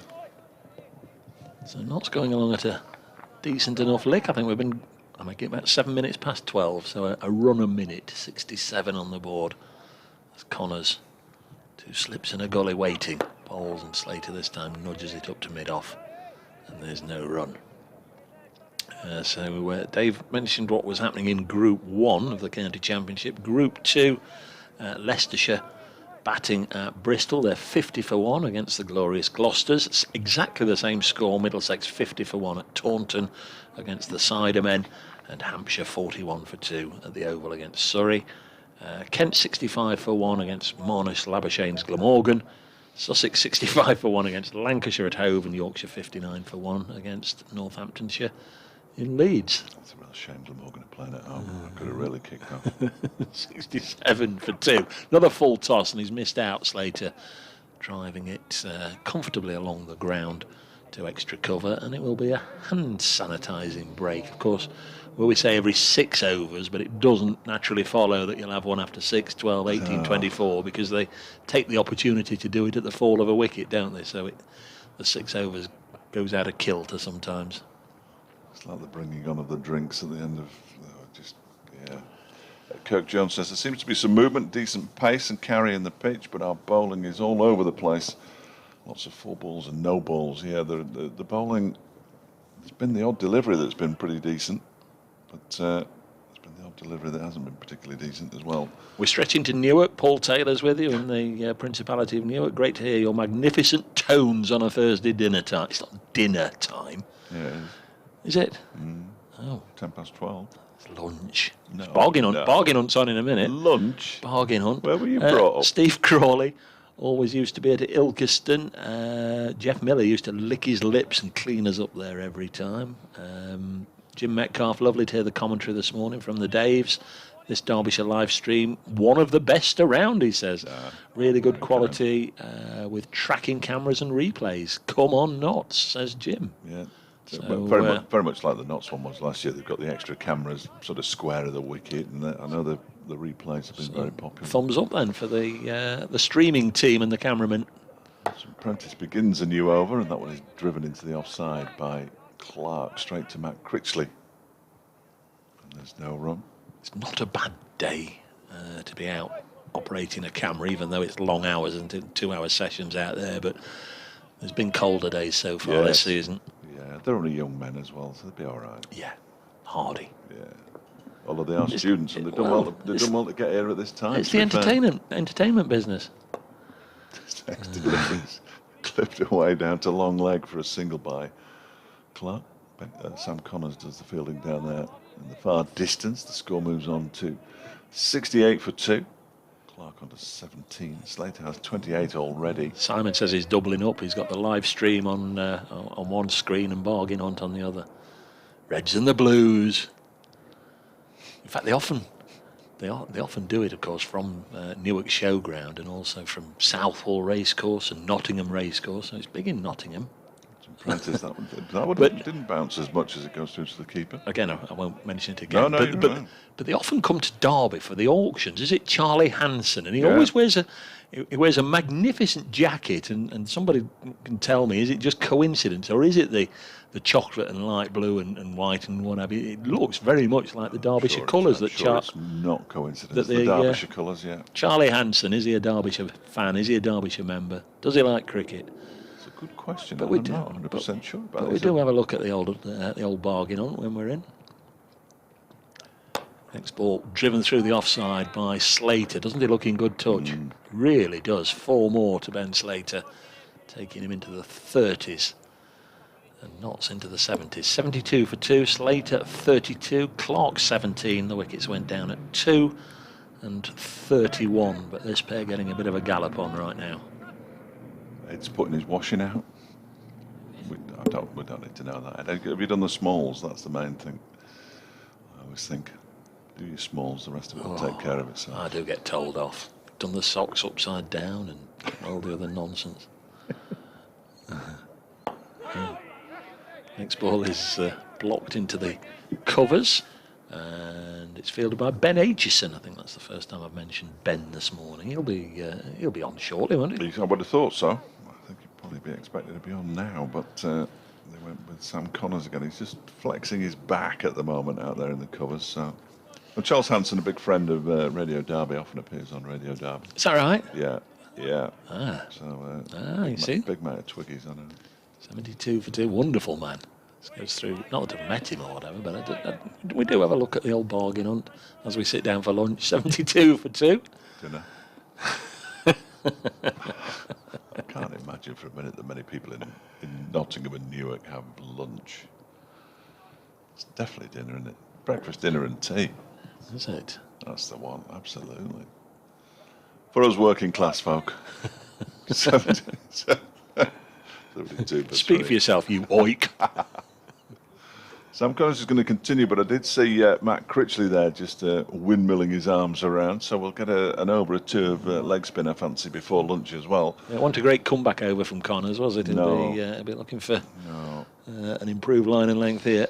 11 runs from it. He's on his way in now. Balls, that one is driven out into the offside by Clark, and it evades the man in the covers, and they'll sneak through for a single. He's eating now, Kevin Helton. We haven't seen Kevin because he had a very important meeting this morning, or interview or something. I don't know. Yes. I know who it was. Claiming to be busy. I know who it was. Even I recognised the person on his laptop, but I'm sworn to secrecy. Don't tell anyone. Paul Taylor says it's definitely dinner in Newark. Thank you. Well done, Paul. Whatever it is, Paul, you won't either be making it or buying it. Oof. That's an absolute certainty. 73 for 2. Lovely day. Isn't it?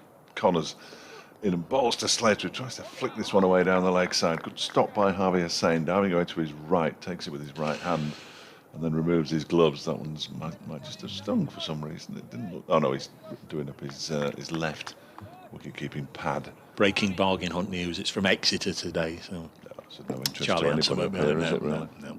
No interest to anybody up here. It's a long way from anywhere, isn't it, really? Yeah, it is. 73 for 2 in the 18th over here. Dramatic increase in traffic from the last home match towards the Pentagon Island as Connors bowls to Slater, pushes it up to mid-on where Lewis Rees does the fielding. Terrific increase in the amount of traffic on the M6 and the A50 this morning when I was driving down. Made a decision to stay in Derby for 3 nights for this match, and I think it's the right decision.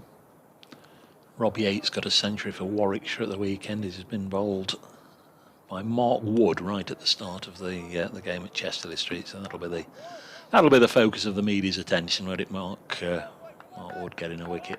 Played a club match last weekend, bowled 4 overs. It's a tough life. Slater waits and defends this next delivery from Connors out into the offside. Across comes Critchley and then bowls the ball back to Lewis Rees, just to remind Wayne Madsen that he's ready at any moment to be brought into the attack.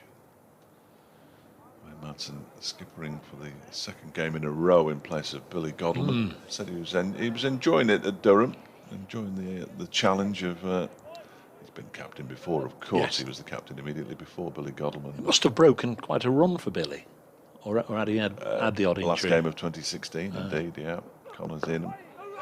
This one is tapped into the offside by Slater. Guest does the fielding. Yeah, it's been a long run from Billy Godleman. Hadn't always been the T20 captain, but had captained them in all other forms. He was replaced by Gary Wilson for a short while in the T20s. John Simpson's with us. Says good morning, gents. Watching again from a chilly Trusthorpe in Lincolnshire. Enjoying the commentary. Hoping for an elusive red ball win. Aren't we all? They've been pretty elusive. Connors, shorter delivery, straight down into the ground from Ben Slater. That's hit something, hasn't it? Because he's walked away or trotted away into the leg side. He's down on his haunches at the moment, so he got an inside edge onto some part of his unprotected body, or an unprotected part of his body. He looks to be in a little bit of discomfort. Lewis Rees just walks past him and I imagine sniggers, because that's what cricketers do to each other, isn't it? It's the end of the over, incidentally, at 73 for 2, a much better over that from Sam Connors. I'd rather have that than total indifference, which you often get when a member of the opposition's hit. They just leave him alone. Oh, well, he's in pain. We'll let him get on with it. But, Don't snigger at him. You're going to see Big Ben Aitchison now. He's a big lad as well, 6'4", former Lancashire youngster who played his club cricket at Formby on the Merseyside coast. 7th first-class match, 12 wickets at 28. He's done okay this season. Done okay. Injured at Durham last year and didn't play much after that.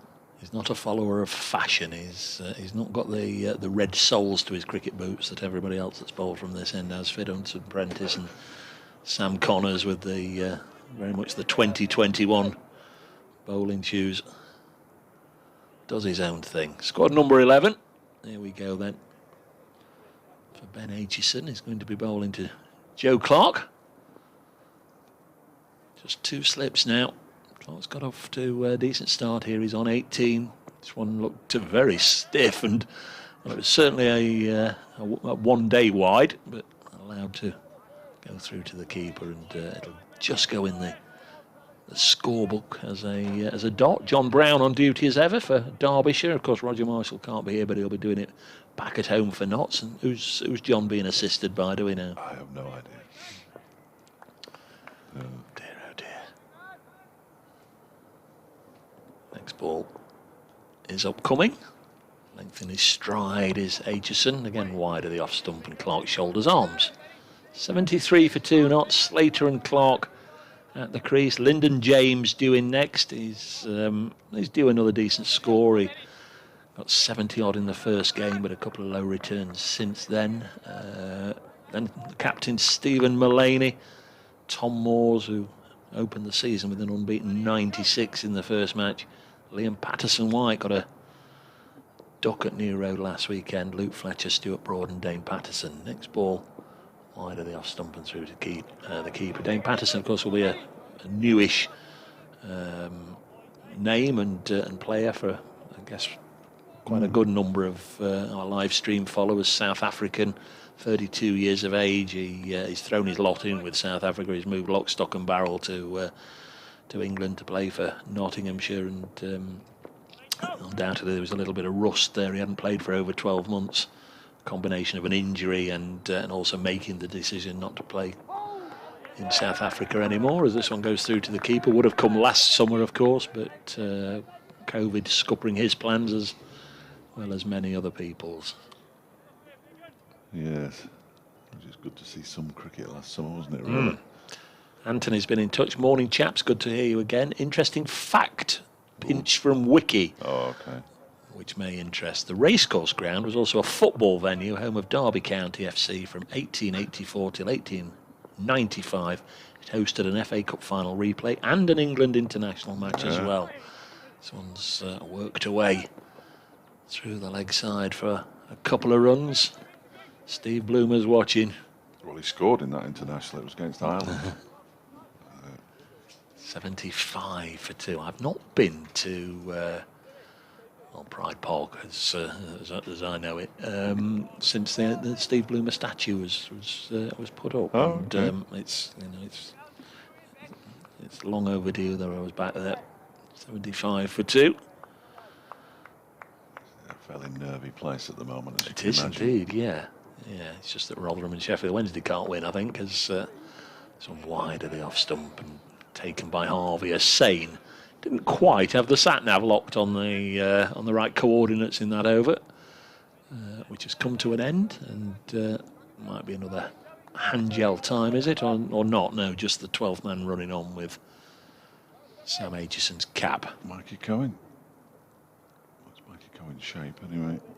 There's been a bit of talk, and I'm sure in the games you've done that you've commentated on, but certainly, Dave Bradley last week was banging the drum for the umpires sticking with this going forward. In the after COVID days, if we ever get there, you can imagine the umpires saying, "Well, I'm not going to carry all the sweaters and caps and other paraphernalia. Let the 12th man come on and off." Sam Connors begins a new over. Slater pushes it out into the offside. It's fielded by Matt Critchley. Well, it's not really held up play or anything, No. and you can just imagine them, getting onto their union and saying we're not doing it anymore. If through 2020 and 2021, if the players can hand their caps and sweaters to the 12th man, they can carry on doing it in 2022 and going forward or whatever. I think one or two of them might have been quite thankful of an extra sweater or two at the start of this season. Connors again bowls to Slater, who pushes this out to point on this occasion. There's Rob no run. Collins has inquired, mentioned the Derbyshire scorer there, JB, John Brown. Was he the father of Andrew Brown, who played for Derbyshire in the 1980s? No idea. No, I don't know. I've taken John Brown's photograph on Concorde for him. How about that?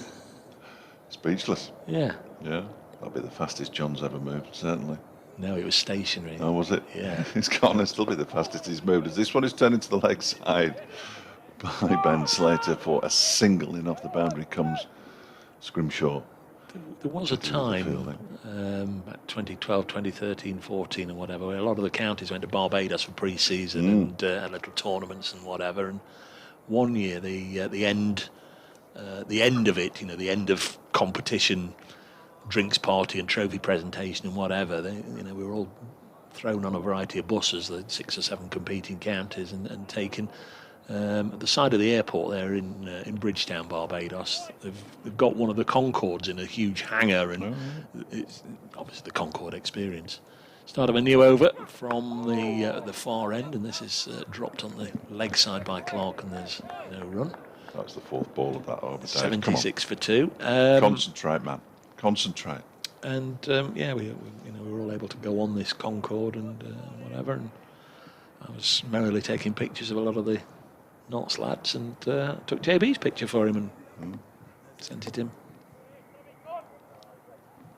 Is that Critchley loosening up? Yeah. That's been for a couple of overs now. We'll see him before lunch, I'm sure. Next ball.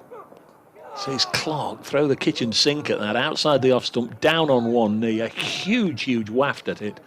If he'd made contact with the middle of the bat, it would have gone many a mile, but the problem is he didn't, and could so easily have feathered it through to the keeper or snicked it to either Deloy or Madsen have already taken a catch apiece.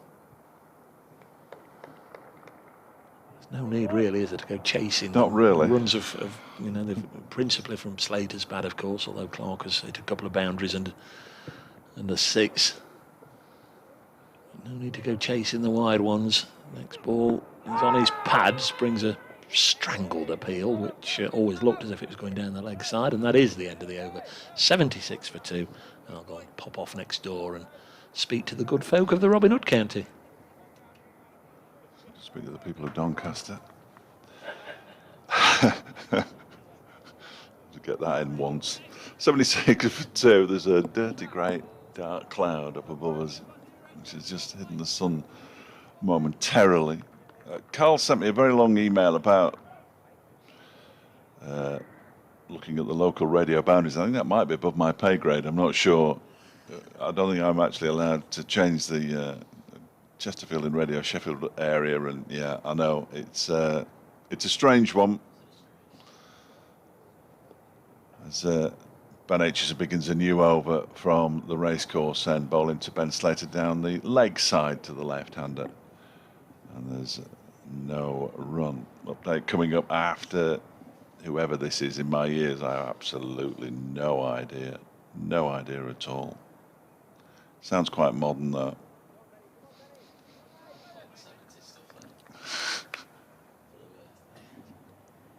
It'll be some attractive young man, I imagine. They're the only ones we play anymore. In goes Aitchison and bowls. That's better.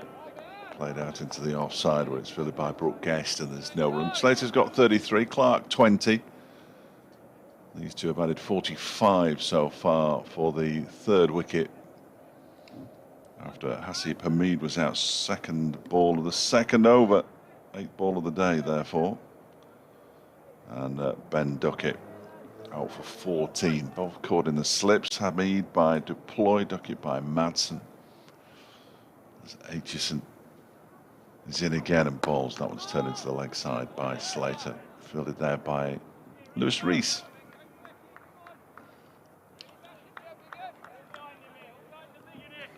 And there's no run. Update for BBC Radio Derby. Coming up. I think this lad's sung about the Senorita about half a dozen times so far. Whoever he is, he's keen on it. That's 6:53 without loss now against Worcestershire. This next delivery from Aitchison is carved away by Ben Slater out towards the cover boundary, crosses the rope now. Short and wide outside the off stump, really. Matt Critchley trots after the ball. Slater moves on to 37 and Notts 80 for 2 now. Ben Aitchison just kicks the ground at the top of his mark as he waits for the ball to be returned to him from out in the deep by Matt Critchley. Aitchison sets off again in and bowls. That one's left alone by Slater to go through to Harvey Hussain. 37 Slater, 20 Clark, 80 for 2. Update with Ian Sky coming up. Oh, Michael Bublé and various others, that song.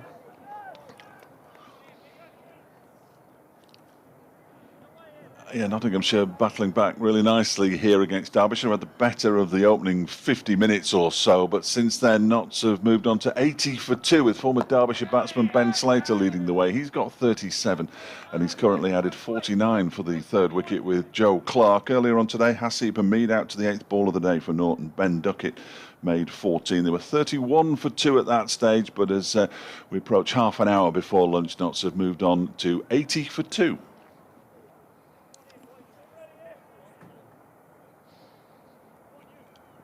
Over comes to an end with a dot ball to 4 runs from it. Ben Aitchison, 2 overs for 6. Are we going to see some spin? No, not yet. Sam Connors is going to continue from the City end. Kevin Helms looks like he's poised to broadcast at any moment, but little evidence of it at this stage. Connors then, a couple of slips in place for him as he begins his 7th over of the day, and that one is pushed into the offside by Joe Clark, fielded by Brooke Guest, and there's no run. There's a fascinating weekend coming up. Is there? Well, fascinating 2 weekends. You were talking about Derby County and them having played here, obviously, in their formative years, and FA Cup replays and all that kind of thing. The cricket field was actually way to our right where the hotel is at that point. Derby County fans are going to have to support Nottingham Forest at the weekend. Oh, of course. They're playing Sheffield Wednesday, aren't they? And it's an awkward one. Scotland's bowls pushed into the offside. They're going to pick up a single, if not 2. They're going to come back for the second, as well as Brooke Guest gets to the ball and then steadies himself before throwing in the return. Clark moves on to 22, 82 for 2. Derby County down at Swansea. And then Sheffield Wednesday play Derby County here on the last day of the season, so nails will be bitten. Nails will be bitten. I just can't see either Wednesday or Rotherham getting enough points. No, that's certainly the fervent hope of the Derby County fans as well, I'm sure. Burton safe, of course. I guided them to safety at the weekend. Here's this next delivery. It's pulled by Clark, really nice shot, banged in short by Connors, and he's pulled it out to the mid-wicket boundary for 4 runs. He moves to 26, 86 for 2. He was on it very quickly indeed. Nice shot. Of course, the last time Notts were here, Alex Hales with a double 100. That was a glorious innings to watch. It really, really was. And it was an innings apart from everything else that was going on around him, wasn't it? It was just an astonishing knock. And 2 matches later, that was the end of his first-class career. It was his last century. He went out with a double 100. Can't help but feel it's a little bit of a waste. Yeah. As I've told him a time or two.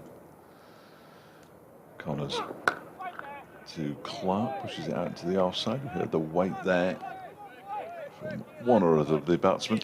The ball bounced straight to Matt Critchley in the covers. Making his second Nottinghamshire debut in that match in 2017 was Mark Foote, who, of course, connections to both sides, but came back for that little second spell with Notts. It didn't last too long after, of course, he'd been away down south with Surrey for a while. Yeah, came back to Derbyshire briefly, but didn't work out. Connors is in full delivery and almost sneaks under Clark's bat. Just gets the toe end on it and it squirts out towards square leg. Well, it's fielded by Tom Wood, who's found himself at square leg now. Surprise scoreline of the morning, I guess, is at the Oval, where Hampshire are 44 for 6. Jordan Clark 3 for 3. Ricky Clark 2 for 8. They've been done by the Clarks. Crikey me.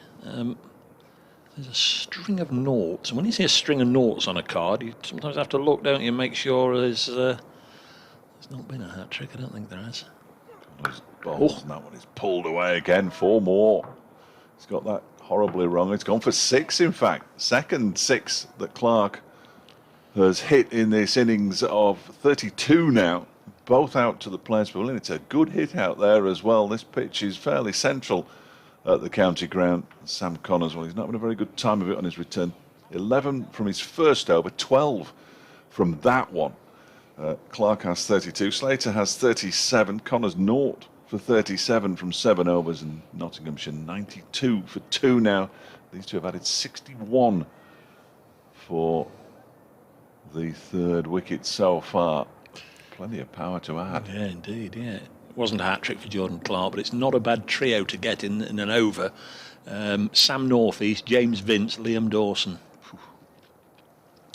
They're having a hand sanitising break. Group 3, Kent 86 for 1 against Glamorgan, Sussex 90 for 1 against Lancashire, and they're off for rain in Headingley, or in Leeds at Headingley, where Yorkshire are 67 for 2 playing against Northants in that one. Adam Lythe, who's been full of runs, he got a first ball of the morning, bowled by Ben Sanderson, and Will Frayne, who had a brief spell for Notts, only played 2 or 3 games, he's the other one out, went to Italian international Gareth Berg for 11. Can't be many of those playing county cricket. Are there? Italian internationals? No. I didn't even know there was one till you just said it. 2. It's 2. I know of another one. Really? Next ball through to the keeper. This is at cricket as well, we're talking, the Yeah. cricket internationals, yeah. No. I've no idea. Go on. What are you looking at me like that for? I have no idea who it is. You? You didn't know I played cricket for Italy? Well, if you told me, I've forgotten. Yeah. We now Yeah. need the story. No, Apologies to no, we do. No, it's been done No, 1,000 times. well, As Aitchison, he's in to bowl to Slater and it goes through to the keeper. Did you just happen to be there? Well, for 6 years in all, yes. Oh, okay. Yeah, I qualified on the residency role, yeah. Blimey. Played in the 1992 Associate Members World Cup for Italy. Still got the medal. No, I didn't say we hadn't. I don't even think we won the toss, let alone a game. Crikey. I don't even think anymore I've got a shirt or a sweater. I kept them for years and years and years, but I think last year they went to the charity shop. I'm sure somebody's wandering around in an Italian cricket sweater this summer. Brilliant. 92 for 2. Brilliant. Paul Taylor, Joe Clark's on the mid-wicket boundaries. Oh, Joe Clark's on fire. Do it in English, Paul. Joe Clark's on fire, mid-wicket boundaries terrified. I think he's trying to do a bit of a Will Grigg there on fire. And he says, please don't do the Italian story again. No, it wasn't me who asked Paul. No, it was me. It serves me right. Every time I mention Gareth Berg, I always say 92 for 2. Just doing a bit for Italian cricket, mentioning that he's a full international. In fact, he tells me he's taken on a coaching role now through the winter as well. So he's playing for, where's he at? Northants. He's playing for Northants, and then he's doing a winter coaching role now with Italy. That's brilliant. Italian international. 92 for 2. Never commentated with an international before. You have, you muppet. You've just forgotten, haven't you? I think you're... However. Yeah, you must have forgotten that one. Next delivery has gone through to Harvey Hussain, the wicket keeper, who's... what is he now? Harvey Hussain. I've lost my bit of paper. I say he's still only a young man, isn't 25? he? 24, 25. Yeah. 24, made his debut in 2014. 55th first-class match. There's 2 centuries. Scored 1 and 3 in that match at Trent Bridge last year, but as ever, kept tidily. Next ball, pushed back to the bowler. Well, he was only denied a 5th successive half-century by the fact that they shook hands up at Durham last weekend. That would have equaled the record. For a while, he was sort of waiting for game time, wasn't he? Once Gary Wilson was here and Darren Smith and what have you. And Ben McDermott's coming. He'll keep in the white ball stuff. You would have thought. He's always, and obviously Brooke Guest has been brought in. He's a keeper. He always seems to be having to play for his place in the side, but he's top of the averages so far this season. He's got 315 runs at 157. This pair have added 61 now, Dave, for the 3rd wicket. Slater 37, and Clark is very much coming up on the rails. He's on 32 now, Joe Clark. See some leg spin as well. Here is Matt Critchley from the City end. The run machine, Matt Critchley. He's got 13 wickets so far this season. 1 fifer. Just pulling up his scores here. 64 and 83 against Warwickshire, 109 and 84 against Worcestershire, 40 and 69 against Durham. Oh, only 40 in the first innings there. He missed out. That was the one, that ball didn't bounce. He just left the field laughing because the ball just shot along the floor, stood no chance. Rob Collins is quite right. Joe Scuderi, who used to play for Lancashire, he was also an Italian international. He was indeed, Rob, yeah. Shout. Critchley, first delivery, it's turned into the leg side by Clark for a single. This is an interesting one now. Matt Critchley's partner is Ben Slater's sister. Is that right? Yeah, yeah. So these two know each other exceptionally well. I think they both play for Chesterfield as well on the occasions when they can play club cricket. Slater waits, and this one is, he goes after a wide one and was almost caught by Harvey Hussain. He didn't get any bat on it, had to stretch a long way to get it. And Wayne Madsen reacted as you might expect. Just needs to settle down here, Ben Slater. Don't get overexcited, turns this one into the leg side. And there's no runs, it's fielded by Brooke Guest. Slater at Chesterfield, born and bred, but Critchley from Chorley. Bowls again, and Slater pushes this out into the offside. Clark sets off and is sent back by Slater as the ball is swooped upon by Tom Wood. They always create a bit of something, leggies. Something always seems to happen when a leggy comes on. Gordon says Ted Dexter was born in Italy. He was indeed, Gordon. He was born in Milan. This next one is turned into the leg side for a single by Slater. 94 for 2 now. Slater on to 38. There's been one or two sort of strange associations, hasn't there? Didn't Geraint Jones have a spell playing for Papua New Guinea? Yeah, born in Papua New Guinea, yeah. Dermot Reeve born in Hong Kong, wasn't he? Critchley bowls, and that's beaten. Clark went onto the back foot to try and force it away, square on the offside, missed, might even have gone past the inside edge through to Harvey Hussain. Good first over from Matt Critchley, settling very nicely. Leg spinners occasionally struggle to land it where they want to in a first over, but he did pretty much each one there. 94 for 2, 24 overs gone, 15 minutes till lunch. Yeah, he's got him on fairly early there, hasn't he? In the piece, you very often see the spinner just get the token over before the break. But I guess there'll be a slightly furrowed brow there for Wayne Madsen that this pair have just started really to blossom now and extended this partnership beyond the 60. There's Aitchison to bowl to Slater. Nudges it to mid-on and there's no run. Cry of no as Lewis Rees drops on the ball. David McCardle makes a good point. He says, as a bowler, you don't want to be referred to as the run machine. I think it's with the bat in hand, David. But yeah, he still regards himself as a bowler primarily. Matt Critchley enjoys his batting. It's been enjoyable to watch as well this season.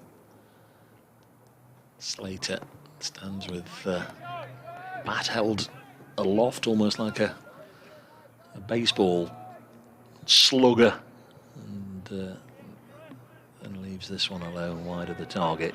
Mention of Scuderi, he was an Australian then, wasn't he? An Australian-Italian, I think. He played a bit in the Bolton League as well. Don't recall. I have a feeling. I'm going to check. Next one. Driven into the offside. This will be 4 more to Slater. Fine looking shot. They're running hard as if they didn't believe for 1 second that the ball was going to go, but I think that was inevitable as it left the face of the bat. 98 for 2. Slater's on to 42. Our good friend Mark Eckled's been in touch. Morning, Mark. I've got a vague memory. Wayne Madsen told me he was eligible to play for Italy through Heritage, and so too was Michael Di Venuto. but I don't think either played. Yeah, good, couple of good shouts there, Mark. Esteemed author. Yeah. What does he write? Crime thrillers? He's got his second one out now, yeah. Next ball, push to backward point, and there's no run. 98 for 2. Yeah, Scuderi, born in Queensland, played for South Australia. Was coach of the Italian national side for a while. Martin Crowe took over the immediate period after I finished. That would have been an experience. Yeah. He had a spell coach in them. 98 for 2. Slater 42, Clark 33. BBC Radio Nottingham, BBC Radio Derby together at the cricket as Slater gets his second boundary of the over away into the offside. Moves on to 46, short and wide. That's just where they like it. And somehow when the lefties play it, it even looks more emphatic, doesn't it, as it was crashed away. And Notts have the 100 up as well, 102 for 2. And that's come up in the 25th over. He's in the mood, isn't he, Ben Slater? I think they both are, actually. Yeah, no question about it. So they're going along at around about 4 and over. And a fairly entertaining morning's cricket. Very much enjoy seeing these games just start to unfold and wondering all the twists and turns we'll have. Next ball, push to Critchley in the covers, who's got his cap off the field, but he's got a bit of a tail hanging from the back of his flannels, his trousers. He's got a cloth there to wipe the ball. I'm going to have a chat with the skipper about the field that he wants for Joe Clark. 102 for 2. 3 books, Mark. I do beg your pardon. I haven't read the first one yet. I'm sure it's very good, though. Yeah, it's a Brampton Brewery beer mat towel thing that hangs out the back of his pants from Chesterfield, the Chesterfield Brewery. Big supporters of the festival up at Chesterfield. Is that on this year? As we go to press, yes. Critchley's in and bowls to Clark, who pushes his first delivery out into the leg side, where it's fielded by Tom Wood. For what, Dave? First class cricket or Royal London or Essex in the Championship, and a T20 and a Royal London, both against Yorkshire, I believe. Yeah. This next one is defended by Clark, back to the bowler. Restrictions, etc., permitting. It must be quite a task trying to sort out outgrounds in the current circumstances. Clark waits, and this time's a drive from this next Critchley delivery out into the offside. Guest. Gordon's been back. The great Italian football goal scorer, Christian Vieri, sporting hero, is Alan Border, because he was brought up in Australia. Yeah. Good knowledge, Gordon. Critchley bowls and is pulled out into the leg side up towards the mid-wicket boundary. Hudson Prentice is all the way out there. They go through for a single. 103 for 2. Clark moves on to 34. Slater has 46. You know, the Serie A club Genoa, their full name is the Genoa Football and Cricket Club. You know, a little bit like the All England. Full delivery is punched into the leg side by Ben Slater. He's not going to get the 4 runs he needs to get to his half century, because Leas Deploy is going to cut that one off out in the deep. He moves to 48, 105 for 2. You know, a little bit like the All England Lawn Tennis and Croquet Club, isn't it? The full title. Genoa Football and Cricket Club. That must bemuse them as they go to watch the Serie A games on a Sunday for the first time. A lot of the Italian and Spanish clubs were formed, weren't they, by English traders and that kind of thing. Expats, yeah. Next delivery is clipped into the leg side by Slater. Fielded by Guest. It's the end of the over. Slater has 48. Clark has 34. 105 for 2. I was listening to a baseball match the other night, and the San Diego commentators started talking about cricket. And one of them said to that's the game they use the flat bat in, isn't it? So they were fairly clueless as well. I should really have fired off an email to them and given them the rules, but they were concentrating hard. You're going to see George Scrimshaw now, Big George. Now, Ben Aitchison's nickname is Big 'Un, And he's a full 3 inches shorter than Scrimshaw, so goodness knows what they're going to call him. Even bigger and Yeah. Goliath. Yeah. Where are we? It's about 10 to 1, isn't it? So probably 3 overs. Get a couple of overs of pace from the 6'7" bowler before lunch, the traditional couple of overs. He's got just the 1 wicket so far that he picked up at Chester Street. 1 for 54 in the first innings, didn't bowl in the second. In fact, he only bowled 12 overs in total in that match, so he's not overworked. He did start the week playing for the Seconds against Leicestershire. So try and get him back to fitness. So here is Big George. Bowling to Clark. Ooh, banged in short. Took me by surprise. I don't know if it did Joe Clark or not. It wasn't, from this distance, apparently obvious that he was going to bang that in short, was it? So that's a deceptive delivery. He didn't have to move to get out of the way of it, though, did he? No. With it passing about 2 yards to the left of the stumps as we look out. Let's get the radar sorted. Relatively short run up, really, for a quick.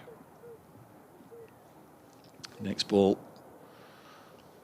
is angled or fenced away by Clark down to third man. It was a bizarre shot. Yeah. I'm not sure he was trying to leave it alone or not, but he got up the full face of the bat on it to get it down to third man. Almost an involuntary movement of the hands down into the far distance. Grimshaw's also got the benefit of the breeze at his back. Might add a couple of miles per hour onto his top speed when he gets into full flow. Certainly in his early career was capable of bowling in excess of 90.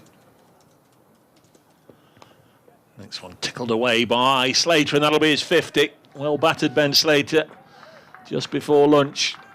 Celebrates the milestone, raising his bat towards the Nottinghamshire contingent. Obviously, players now out of the habit, of course, of raising the bat all around the ground, but it does look almost very self-centred when you only wave it towards your teammates, but they're the ones clapping and they're the only ones in the ground. Ben Slater reaching 50 for the 3rd time this season, a 73, 114 not out, and now he's on to 52.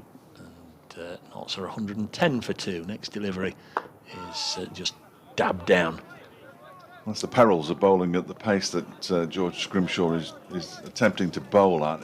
Is if you're slightly offline, and that ball before last to Ben Slater, from which he got to his half century, was down leg side, but not massively down leg side, so he just tickled it around the corner very fine, and of course the fine leg stood absolutely no chance of getting around. Nice shot from Ben. A good return to the county ground for him. Scrimshaw again in to Slater wide of the off stump through to Hussain. Important news, important bargain hunt news. Huh? The Reds finished on -10 today, -£10. That's bad, is it? Thanks to Simon. I don't think I've ever seen an episode. 110 for 2. Just so many different things, weren't there, in lockdown that we all did and carry on doing. I had a quiz question this morning. Oh, excellent. I like a quiz. 110 for 2. Scrimshaw in to bowl, and it's blocked. Did the end of the over, 110 for 2, and I've carried on doing it since the first lockdown. That Jay's virtual pub quiz every Thursday and Sunday night, and Jay Flynn, who does it once a week, he's on Zoe Ball's breakfast show giving her some questions, and he was on this morning and did all right with 3 or 4 of the questions, but one genuinely I'd never heard of, and anyway, Only Fools and Horses. Yes. What was the character Trigger's real name? Not Roger Lloyd. Yeah, his actual real name in the programme. Trigger's name. I'm going to say Dave. No. Oh. No. We'll leave that one there for the listeners. I just had a message from Ben Cotton. 110 for 2. Good to have you on board, Ben. There's Matt Critchley bowls. That's a full toss, and it's driven down the ground for a single by Clark. He moves to 36, 111 For 2, he says Biggin was my nickname too. Not sure why though. No, yeah, I'm with you, Ben. Did we get Slater's figures right now? 83 balls, 9th for. Thank you. I believe. Thank you. 112 minutes. So right now he's at 86, Yeah. but 83 and 4. 83 and 9 fours. Yeah. Critchley bowls. He goes back into his stumps there. Slater pushes it out into the offside. Yes, I can't. I've seen all the only fools and horses a thousand, Well, lots of times, same as everybody else. But David Griffin's a big fan. We'll test him at lunchtime. That was pushed into the offside by Slater. and he gave the answer, and I went, really? I've never heard that. And tried to think back to an episode when they might have talked about Trigger's real name, but must have been very, very early on in the very first series or something. But This was left alone by Slater.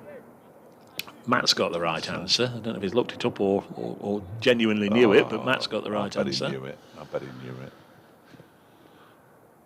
Feet off the ground. Next one is, I think he was trying to leave that one, Slater. He just got the toe end of the bat on it and it dribbles out into the offside. And there's no run. Kirk says, bizarrely, BBC Twitter have been posting some decent baseball catches on their feed, he says. And there have been a few decent ones so far in the early season. Critchley is in, and that's a full toss. It's driven away into the offside. It's parried by the man out there at extra cover, Tom Wood, and they scamper through for a single. 112 for 2 at the end of the over. Slater has 53. Clark has 36. He says, then you realise that the fielders are wearing a glove the size of a bin lid. Oh, calm yourself down, Kirk, will you? I can remember when I was in the forces, playing with the American forces a game of baseball, not having a clue, thinking I'd be good at it because I, have a go at the old crickety thing. So I thought I'd be good at baseball. Anyway, when I'll go out there and catch it, and this ball was whacked, and it went many a mile up, and I'm 70 yards away, and it's up in the air, and I'm underneath it, circling underneath it, and I threw off the baseball mitt and caught it. And they were all absolutely bemused why I would do that. They love a bare-handed catch. Well, anyway, the Reds have won this morning because the Blues have finished on minus 59. Thanks, Simon. This will be the final ball. Well, I don't know why I bothered recording that then. Yeah, spoilers. Spoilers. No jeopardy there. Been watching that ITV one every night this week. We've managed to catch that. This viewpoint, which is a bit strange, bit of a crime drama job. Next one's ball to Slater, who chops it down to third man, gets a single to move on to 54. Clark 36. You always talk about getting 3 wickets in the session, don't you, when you win the toss and put the other side in. I think Notts at 31 for 2. We're staring down the bottom of a very deep well, but Clark and Slater have just sort of got them back up to the surface now. 113 for 2, and provided there's nothing untoward happen to either of them, Notts will not feel too bad going into lunch at 2 down. This one outside the off stump through to the keeper, and with that I'm going to have to pop next door. Oh right, yes, it'll be lunch, won't it, very shortly. Absolutely. Thanks, Dave Prescott will be back with us, of course, this afternoon. He's contractually obliged to stay, so he'll be back with us. Gary Charlesworth says, afternoon, Post just delivered the membership pack. Can't wait to use it. Absolutely. Well, hopefully by the time Durham arrive in, is it 3 weeks today? It'll be for supporters inside the ground. This next delivery is wide of the off stump from Scrimshaw, who's going to get 2 overs before lunch, pretty much as he did up at Durham. Conceded 6 runs so far. Matt Critchley 0 for 7 from his 3 deliveries. The 1 o'clock news is already in my ears, and hopefully George Scrimshaw can get a bit of a move on here halfway through the final over of the morning.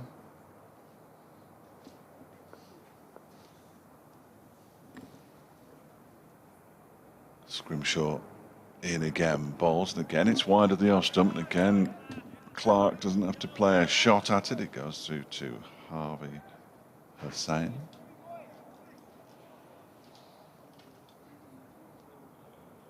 We might have gone slightly over the top on the 50th birthday celebrations. Mike Ingham, the former BBC football correspondent, is the third item, saying he owes everything to BBC Radio Derby.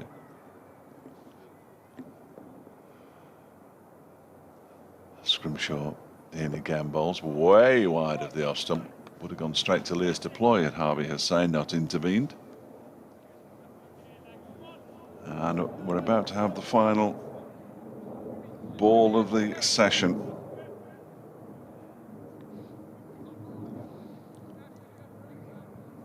Couple of slips, they're the only close catches in place now.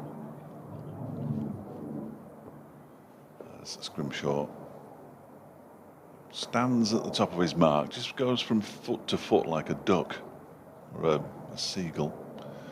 And he's in, ball's wide of the off stump. It goes through to keeper Harvey Hussain, and that will be lunch with Notts on 113 for 2. Ben Slater has 54, Joe Clark has 36, Hasib Hamid made 0, Ben Duckett made 14, and for those watching on the stream, we'll be back in around about 40 minutes time.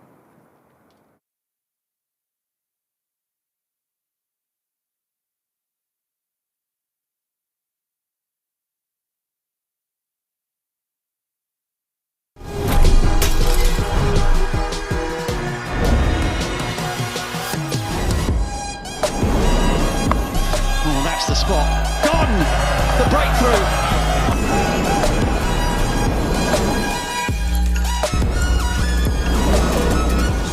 All gone. Bowled him off stump. Straight to him. It's Alex Sale. Rocketed through point. They're going to go all the way. 17 years in the making. Finally, they make it to Edgbaston and finals day.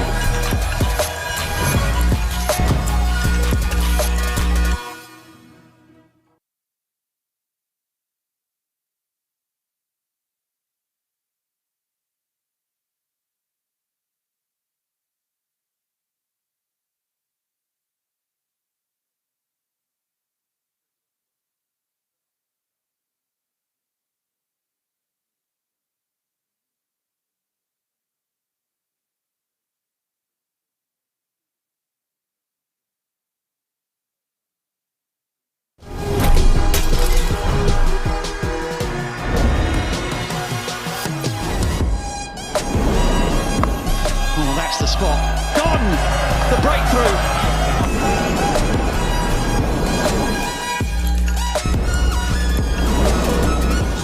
All gone. Bowled him off stump.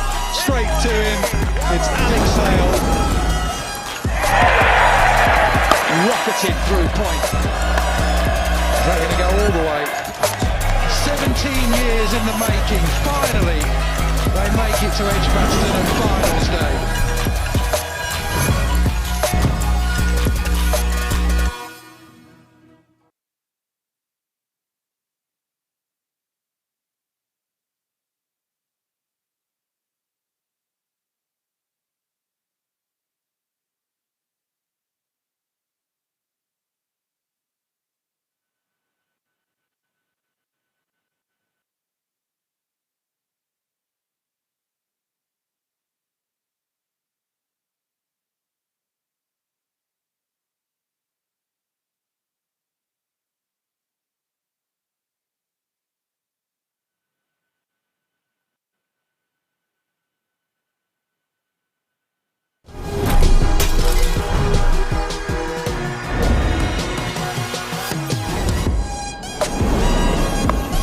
That's the spot.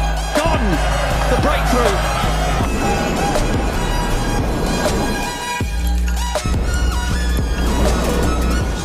All gone. Bowled him off stump. Straight to him.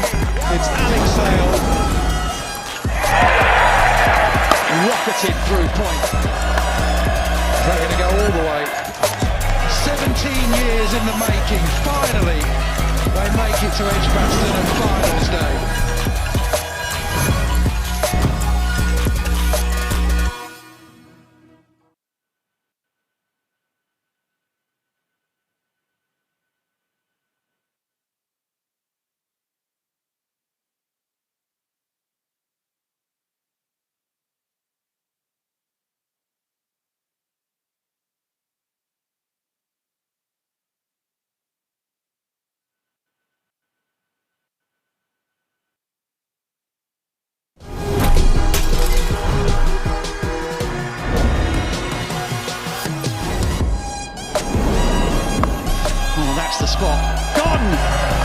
through.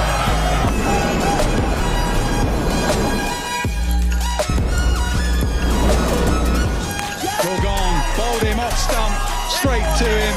It's Alex Sale. Rocketed through point. They're going to go all the way. 17 years in the making. Finally, they make it to Edgbaston and finals day.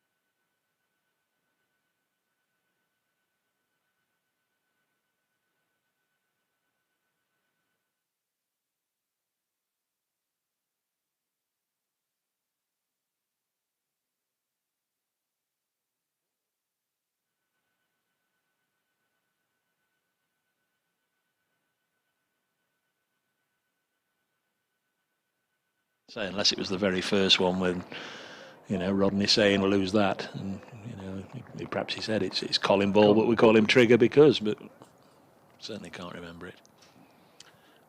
Ellie says, yeah, you got me with the question about Trigger for Only Fools and Horses. First name. 113 for 2. Lewis Rees got a Meads wicket, trying to get the other opener out. This one wide of the target, though.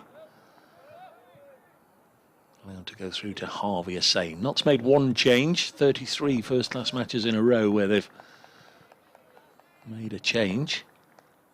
Just the one this time. Stuart Broad is back for the East Midlands derby, replacing Zach Chappell, who was here working with Kevin Shine through the lunge interval. Toby Petman was out there, and Brett Hutton, and one or two more. Harry Gurney was out there as well.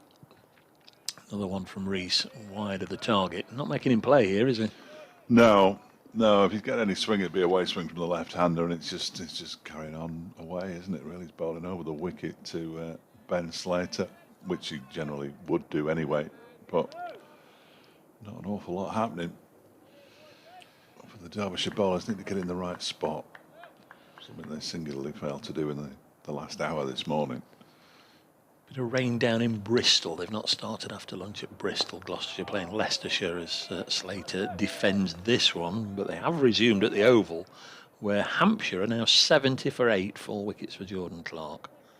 Quite extraordinary. And they're off at Leeds as well. They have had some rain there either side of the lunch interval, where Yorkshire are 67 for 2 against Northants.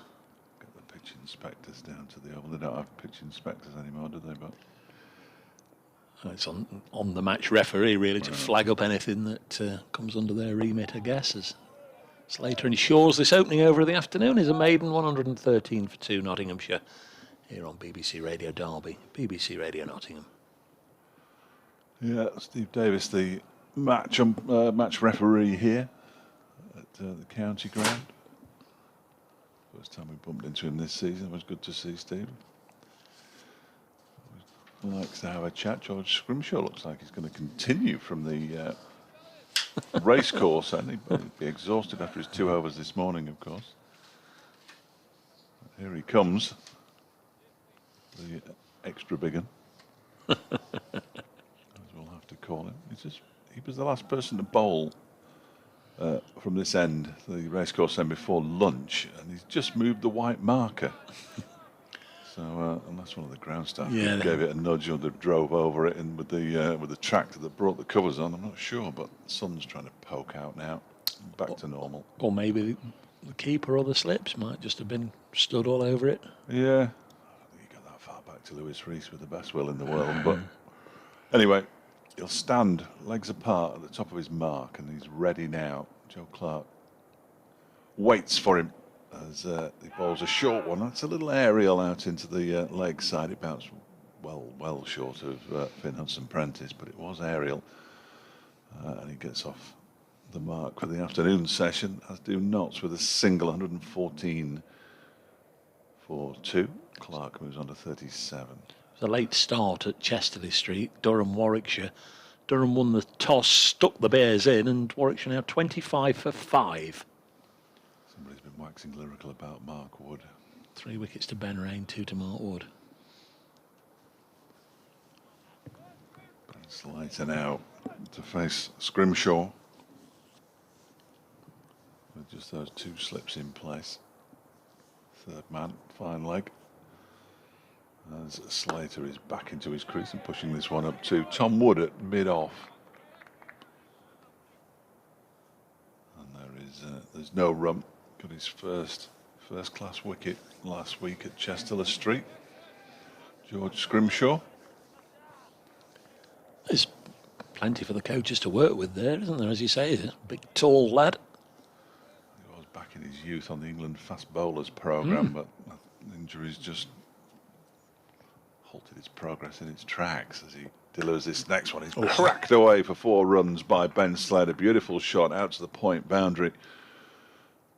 Absolutely the shot of a man in tip-top form. Just cracked it away. You could hear it as it came off the bat. Beautiful.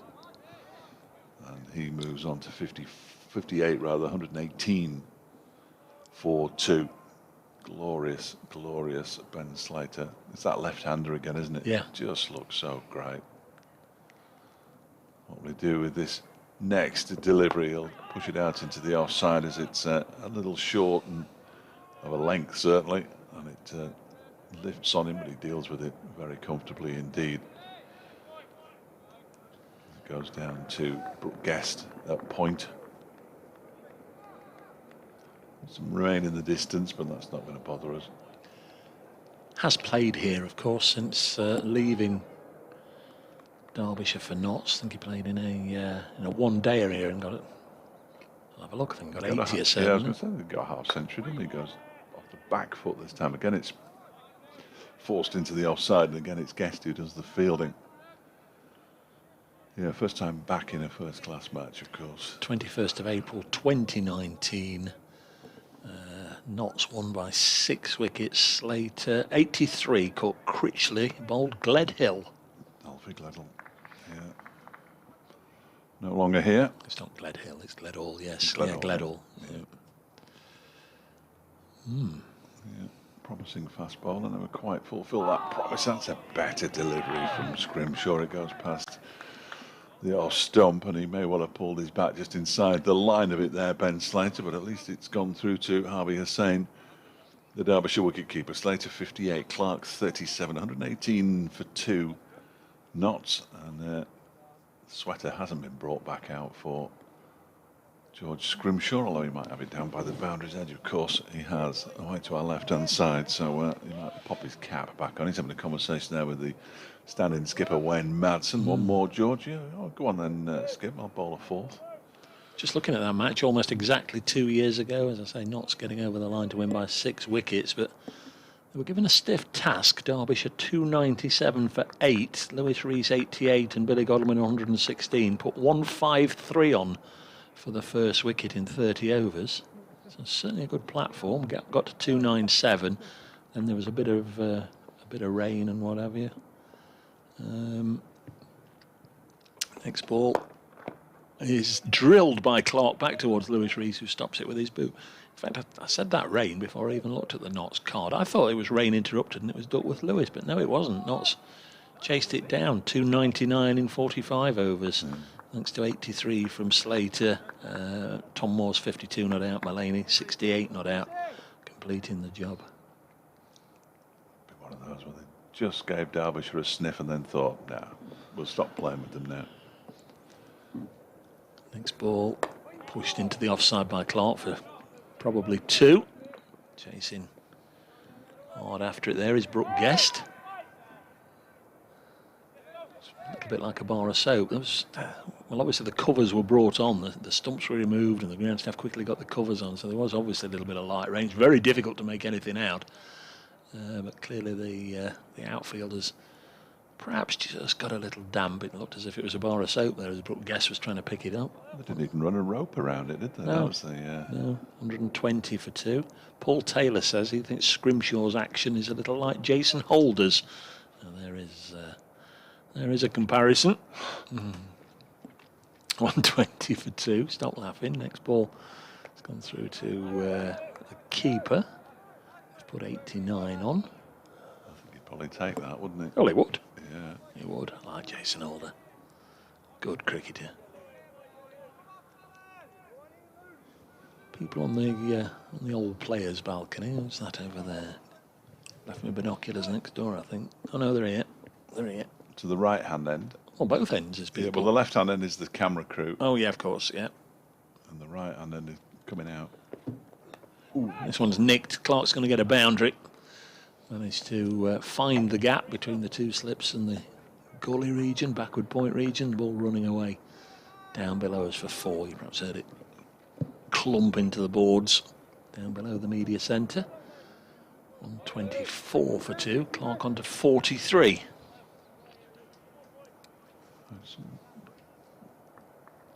A couple of lads who are tracksuited up, and just to the right of the members' pavilion now. I can't make them out from here, but I may barely see out to the middle. Lewis Rees again. Bowls just a gentle push this time to point. Joe Clarke passing 5,000 runs in this innings. The first scoring shot he played was a boundary, which took him beyond 5,000 runs in first-class cricket. His scores this year: 0, 38, 29, 56 and 27. So just 1/2 century, 7 runs away from another one. We're right on the door of 2 o'clock, so I'll just see this delivery, which is sent down now by Rees and to Clarke. Bit of a scruffy inside edge there, maybe onto his pad, and it runs out on the leg side. End of the over, 124 for 2. Thank you, Dave. Dave will return in the fullness of time. I think we're going to get a first appearance of the day now of the voice of summer, who's got a bobble hat on, a big thick coat, looks absolutely perished for some reason. I'm not entirely sure why, but he looks cold. It's Kevin Howells, who will be with us fairly shortly.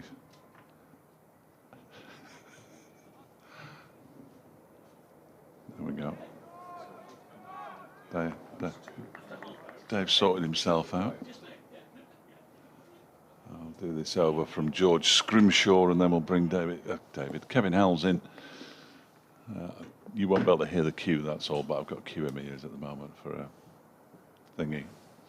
Here's Scrimshaw bowling. Oh, and he has a little go at that one, does Ben Slater. Almost got an edge on it. Did his best. 124 for 2. Ball being polished furiously by Tom Wood at mid-off.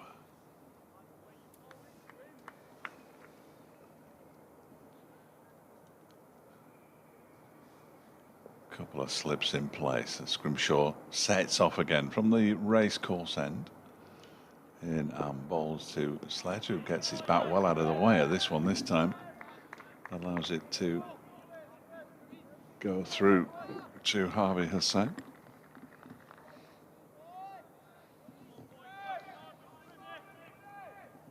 Sun shining brightly. It's all right, absolutely. I'll let you know. BBC Radio Derby update coming up. We're here online on the BBC Sport website and app, and on the stream from both clubs, and we're everywhere. Scrimshaw bowls, that one keeps low. And it's hurt Harvey Hussain as well as he's collected it. Left hand. Has he hurt it enough to bang his hand on the floor? No, he hasn't. He hasn't hurt his hand badly enough yet this season to bang it on the floor, which is slightly disappointing. Always good to see. Not for him, obviously, because it means he's hurt his hand, but I enjoy it. 124 for 2. I love Harvey. He's waiting now. Scrimshaw bowls a full toss, and that's been hit for 4. That's a terrible delivery. Yes, Nottinghamshire 128 for 2 now. In the early part of the afternoon session, there was a brief delay for a quick shower of rain, but Ben Slater and Joe Clarke have pretty much picked up where they left off at lunch. Ben Slater's on 62, Clarke has 43. They've added 97 so far for the third wicket, and after the 2 early wickets that Derbyshire took, it's been Nottinghamshire's day so far. They're 128 for 2. That was an absolutely atrocious delivery from George Scrimshaw. It was a full toss outside the off stump, and Ben Slater sent it exactly where it should have been sent. This next one is defended. Short delivery down into the ground by Ben Slater. And now we can officially unveil our secret guest for the duration of this game. Kevin Howells, how are you? Feeling unveiled. Not for the first time, refreshing. I'm sure. Quite refreshing. Well, what a strange old day. And, you know, and then you look at the pitch and then you look at those quick wickets falling, and you thought, well, that might be the narrative of the day, but it's not to be. It's not playing like a green top, is it? This one, well, they're not bowling as well as they should be, really, Derbyshire. That one goes through to Harvey Hussain, left alone by Ben Slater. End of the over, 62 to Slater, 43 to Clarke, 128 for 2. Yes, Derbyshire would have been cock-a-hoop at 31 for 2. Not so much at 128 for 2. So a bit of work for them to do here, having won the toss and put Nottinghamshire in. another meeting between Wayne Madsen and the bowler. I'm not too sure Nottinghamshire would enjoy all the time people talking about their attacking and their positive approach to batting, but Derbyshire have fed into that just a little bit too much. They've allowed them to play, not with freedom, because I know Peter Morse is not keen on that expression, but allowed to be relaxed and sort of, if you like, show off their skills a little bit, and now seemingly are pretty well set out there. Yeah. Not even the lunch interval seems to have disturbed them. Indeed not. Lewis Rees begins a new over and is driven for 4 runs out towards the very wide, long off boundary. Beautiful shot from Joe Clark, who moves to 47, and that's the century stand between these two from 148 balls. And that's the pace they've been going at, shows the pace they've been going at. Yeah, it's got to somehow put a bit of control on this now, tighten it up, make it a little bit more difficult. But I say a 4 ball every over, there's probably a couple of 4 balls Yeah. in an over.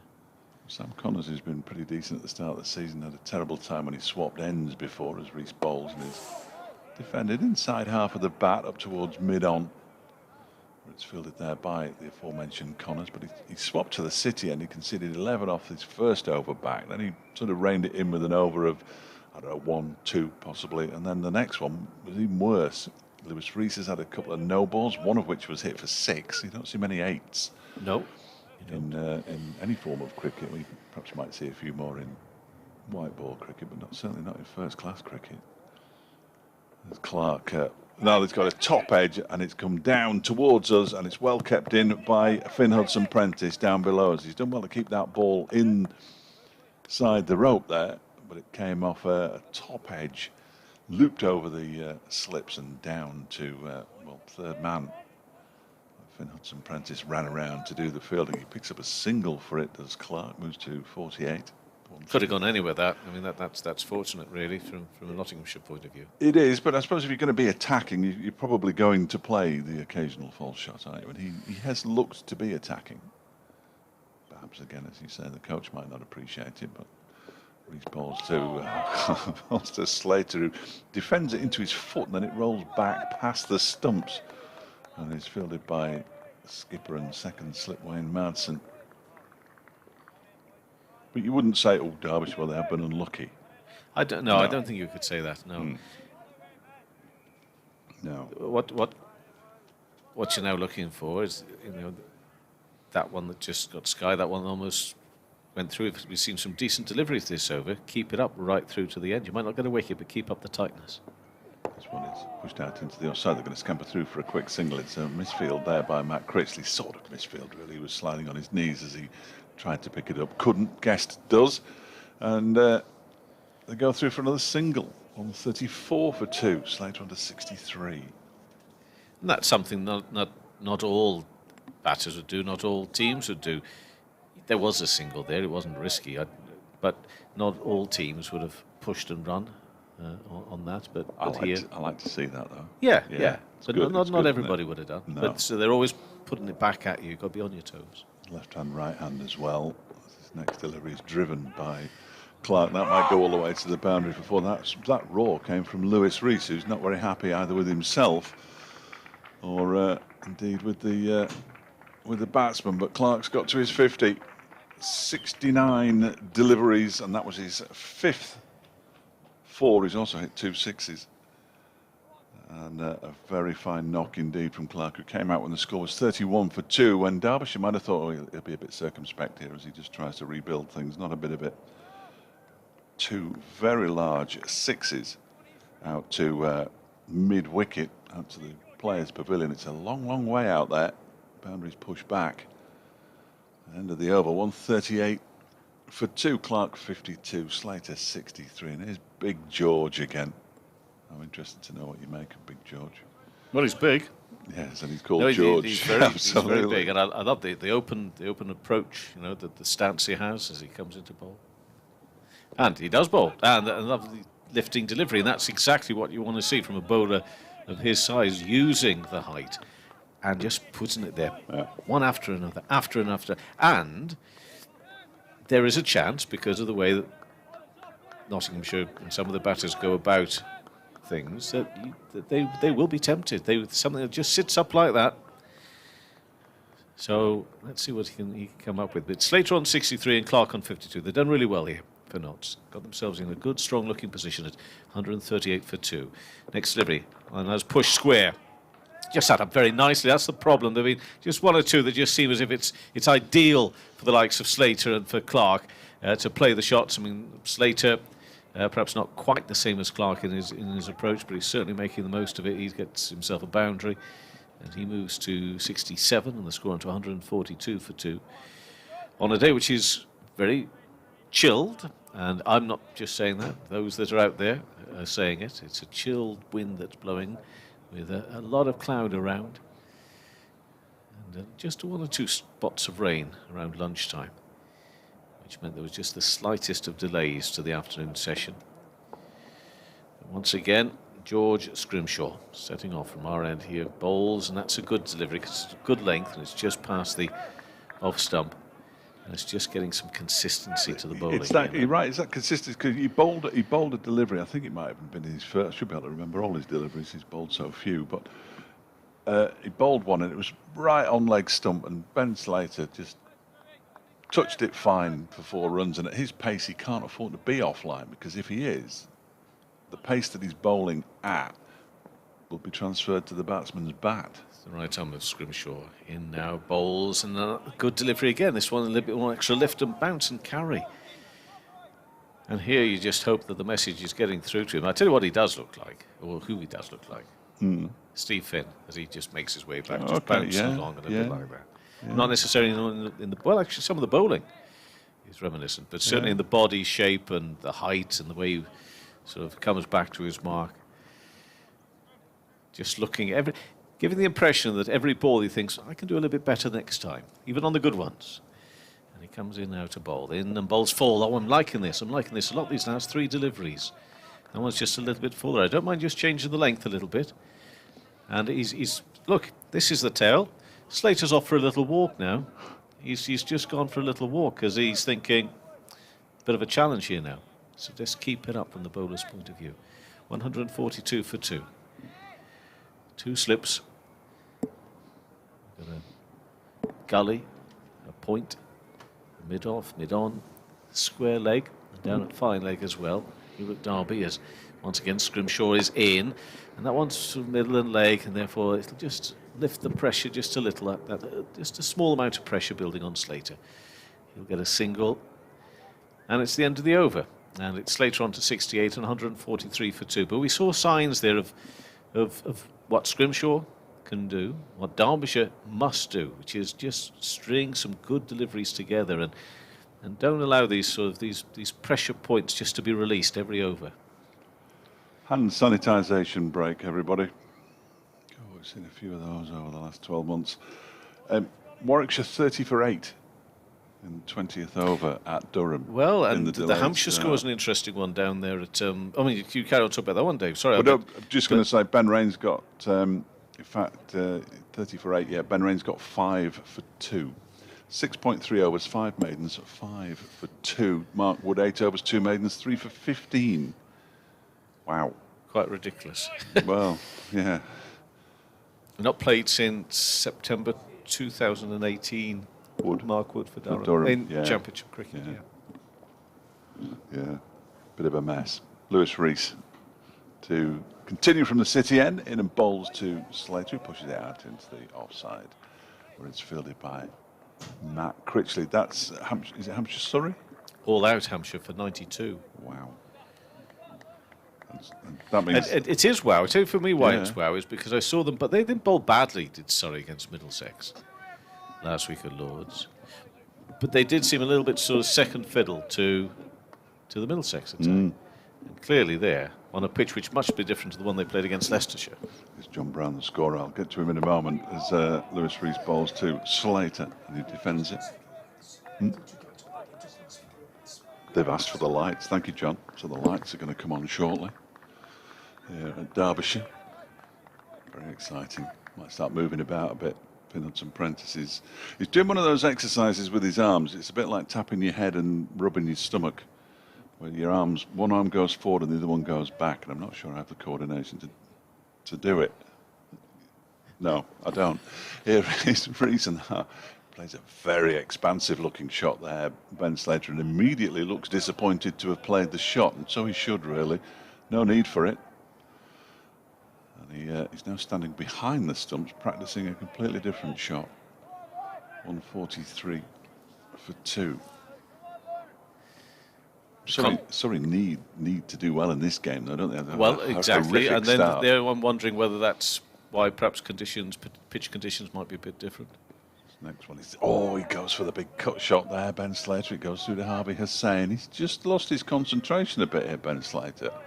He's playing shots that he hadn't been playing, certainly before lunch, and since lunch he's been pretty concentrated as well, but, a bit like orange juice, but he's played 2 poor shots in 2 deliveries to Lewis Rees, who'll fancy getting one past him again here. As the slips, wait, and this next delivery gets the toe end of the bat out into the onside, where it's fielded by Sam Connors, who's now at mid-on.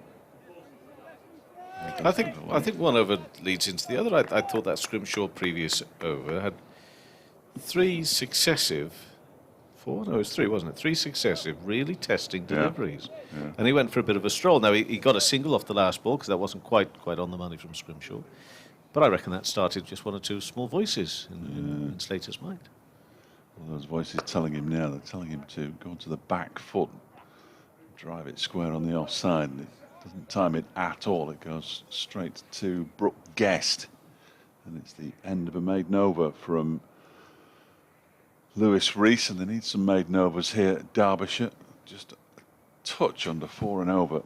Nottinghamshire going at 143 for 2 after 36. Giving me the impression, now I'm got the impression, even this last 2 overs, that not to take your eye off what's going on out there, because there could be a wicket. Now, I've not felt that much since quarter past 10 past 12 or whatever. 11. Well, possibly, yeah. But certainly in the second part of the second hour of the day, yeah, no question. Very disappointing from a Derbyshire perspective. So, Scrimshaw, like what he had to offer last over, let's see what he can do this time. And he's into ball to Clark on 52, and that's wide of the off stump, but Clark allows it through and through to the keepers. There will be no further addition to the score. So you mentioned the importance of the game there at the Oval for Surrey. And as I say, there was a little bit of grumblings about how flat the pitch was at the Oval for their game against Leicestershire. So I wonder whether the groundsman there, Lee, has thought, right, well, I'll show you what I can do then. Or whether it's something that they've had a joint discussion about. He's got his plough out. Yeah, well... Scrimshaw in again. I'm liking this again. It's just past the off stump. Keep it there.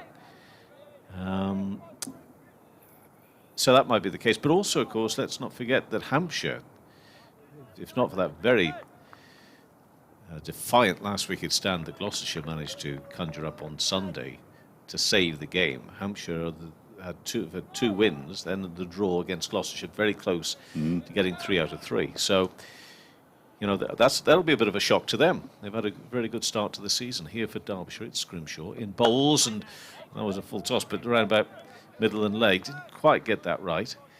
But at the same time, it sent Clark on his way for a bit of a thought, because that was coming at quite a pace at him. But it's not a question I've posed to the club yet, and I really should do, but we speak to them so little these days, which is a real shame. But Scrimshaw looks to me like he needs to bowl to get some rhythm. He hasn't played, this is only his second game of first-class cricket. The first was last week, and he hadn't played a first-team game since 2017 before that, down at Worcester. Well, it was here for Worcestershire. Yeah, I like his approach. It's a tall man, Scrimshaw, that's past the off-stump. And I don't mind that. I just maybe come back in a little bit more, a little bit tighter. When you think they're going to have Billy Stanlake for the game down at Essex in 2 weeks' time, we have a bowling attack with 6'4" Ben Aitchison, 6'7" George Scrimshaw, and 6'8" Billy Stanlake. That could be quite interesting if he's found some rhythm by then. So we all say big Billy Stanley. We said big George Scrimshaw yet? It doesn't quite have the same ring to it, but he's in the bowls, and I like that straighter, and it's defensively played into the offside. I think he'd be gigantic, George. Well, it's quite a difficult word to say, though, isn't it? Gigantic George, Giant George. Giant George Scrimshaw. Big Billy and Giant George. But he's a tall lad here. He's a tall lad, and that's exciting.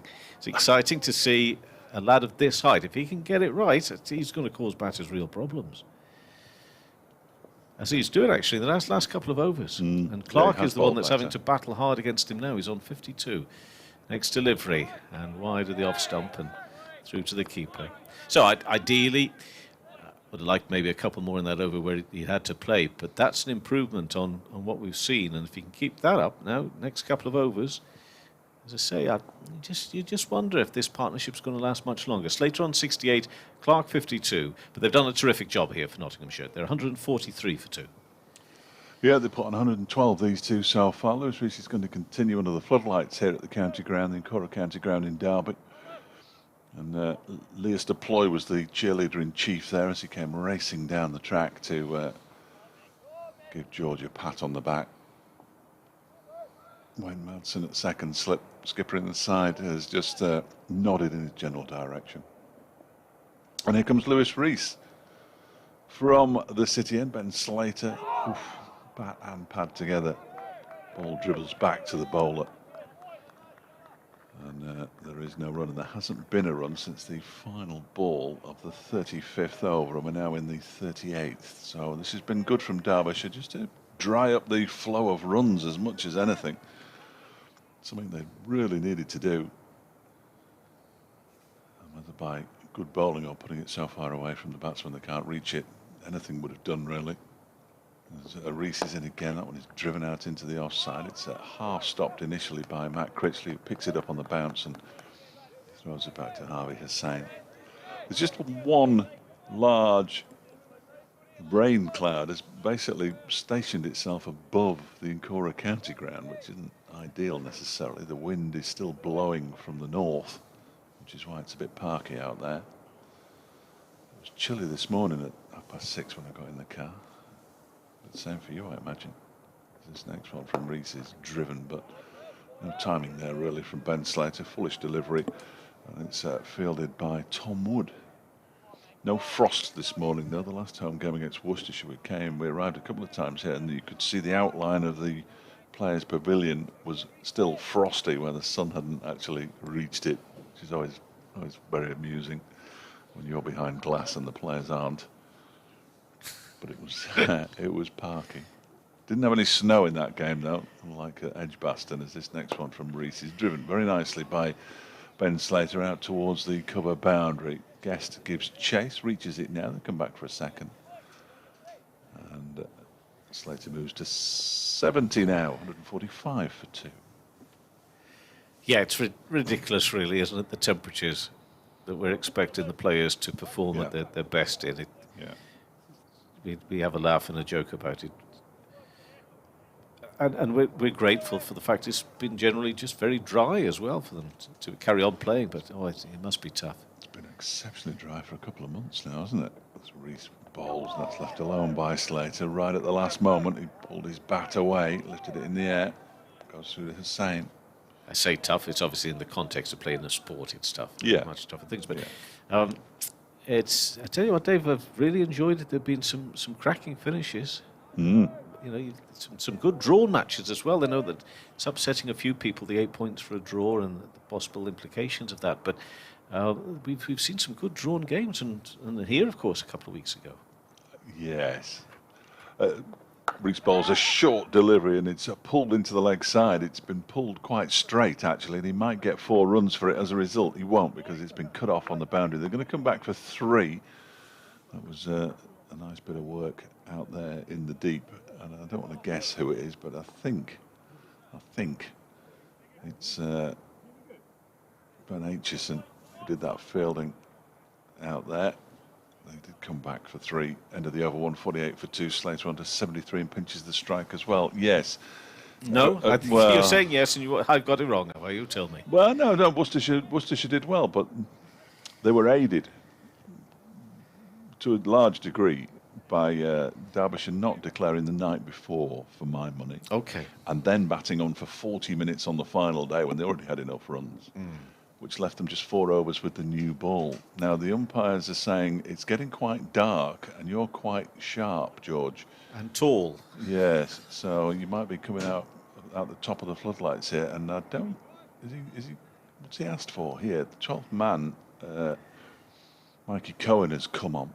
Oh, he's wearing a wristband or a watch or something, and they reckon that I think there'll be a glint from the floodlights off his watch. How about that? I like it. Do you think?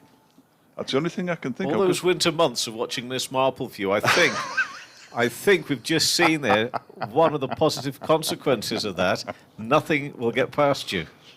That can be the only thing, really. He took something off his I wrist, agree. certainly. I totally agree. Yeah. Slater's on 73. Scrimshaw now, without his watch or whatever it is, bowls and pushed into the offside, and there will be no run. The strangest of things. You might have to instruct Mikey Cohen to run alongside the boundary with him. These steps aren't going to count towards his 10,000, are they? Eh? They're not going to count. I've got a boy who insists on counting, because how can it be that at the end of the day you haven't got the truest, most accurate picture of how many steps you've done in a day? I don't know. Very important. I don't know how we Very survived important. when we were growing up, not knowing how many steps we'd done. Scrimshaw in, bowls full, and that's carved and cut away for a very powerful, racy 4 behind square on the offside. Just sat up nicely. We've seen a couple of those that Slater is very quickly onto. In fairness, he plays them very well. He's got a boundary. He's moved his score to 73, and the score up to 148 for 2 on this first afternoon of round 4. We're not out of April yet, and we're into the 4th round of the championship season, but it has produced some entertaining matches from both the perspective of the teams and some lovely individual stories as well along the way. Matt Critchley being somebody that really has stood out here, I think, for Derbyshire. Hamid, of course, for Nottinghamshire last week at Worcester. Scrimshaw here for Derbyshire, in and bowls, and a good delivery of a good length over the off stump and through to the keeper. So just to correct the score, it's now moved on the board. It's 152, so 150's passed. 152 for 2, and Slater is on 77. We're playing under the lights. There's got a big dark cloud immediately over the ground here. There is some lighter skies. I barely call them blue, really, further away, but it's a dark cloud over the ground at the moment for Scrimshaw, coming in past umpire Billy Taylor. In and bowls and forces Slater up onto his toes. And there will be no run. And a reminder that earlier today it was Derbyshire who won the toss and decided they wanted to put Nottinghamshire into bat. It looked like the wisest of decisions, with 2 pretty quick wickets falling. And then perhaps just not getting the accuracy and the length of bowling that they were after to trouble this Nottinghamshire pair. But I think improving since lunch, improving the last 15 or 20 minutes, the bowling, and it's 152 for 2. Scrimshaw in and bowls and driven into the offside, but straight to the fielder. And there will be no run. Tom Ward it is, looking after matters here in the offside. It's almost like they didn't read the pitch correctly, isn't it? Oh, it's green. It's green. But the last one was green against Worcestershire. We were right in front of us, really. Yeah. You could see the pitch that was used in front of us, and that looked green. In fact, you could, if they hadn't put the stumps in at 10:30, we wouldn't have known where we were playing, in all honesty. That's a good call, yeah. It's fair enough, that. But, Scrimshaw, again, runs away from us here, in and bowls, and tucks Slater up a little, but he still manages to get something on it to run it down to fine leg, and it's a single, and it's the completion of that over. So, Slater 77, Clark 52. No, they've got one there. No, it's added. 153 for 2. Slater 78, Clark on 52. I shall stay just for a little bit longer, but then I'm going to give you a break. Oh, okay. In a few minutes' time. Well, Dave can sit here then, can't he? I'll Yeah. take my headphones away with me. Okay. Yeah. I'm slightly confused at the moment because I can hear Ian Sky in my ears, and he finished at 2 o'clock. It's on delay.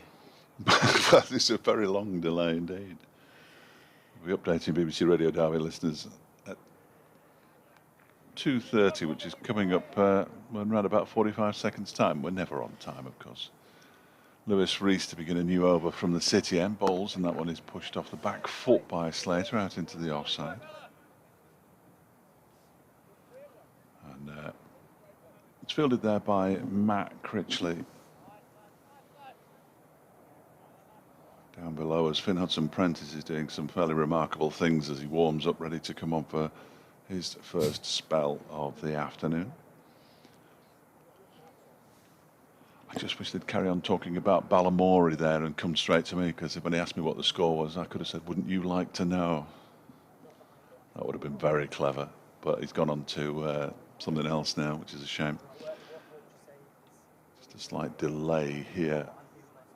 Not sure entirely what for. Ben Slater's ready. Lewis Rees is actually asking Ben Slater if he's happy that that chap sitting at the far end is getting in his eye line. He says no, bowls and pushes it out into the offside. Elias Deploy throws it in with his left hand. And there's no run.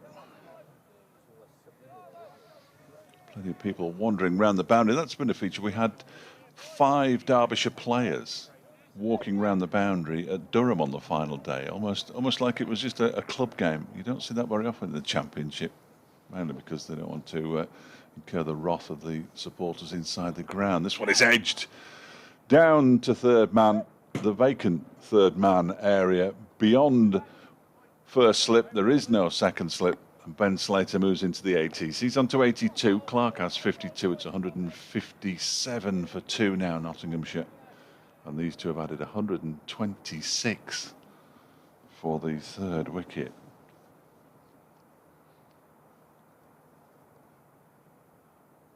Sounds like very much a celebrity interview to me. I can't work out who the celebrity is though. Here's Rees again, bowls, and that one, well, it was a good leave by Slater because it was taken by Harvey Hussain, diving to his right behind the stump, so it's come back and missed off stump through to the keeper. I still don't know who this celebrity is. Do you know who it is? Oh, no, you can't. Sorry, no, you can't hear it. That's right. No, Miles Joe.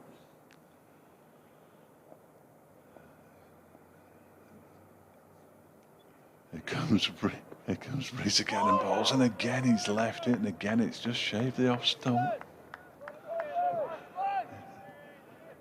Another good leave from Ben Slater. We're going to see Finn Hudson-Prentice very shortly indeed. He's already removed his cap. So that's the end of George Scrimshaw. 5 overs since lunch, 0 for 19. He's putting his hairband back in. All the modern accoutrements of the 21st century sports personality. I'm still here for the update, just in case anybody's listening back at base. Here comes Rees again in bowls, and this one is off an inside edge out into the onside, out towards the mid-wicket boundary. It's Ben Aitchison who picks up. He throws it back, and the over comes to an end with that single. 158 for 2. Slater moves on to 83. Clark has 52. They've added 127 so far for the third wicket. If he plays a song after this, I shall cry. Yeah. Well done. Yeah. Anyway.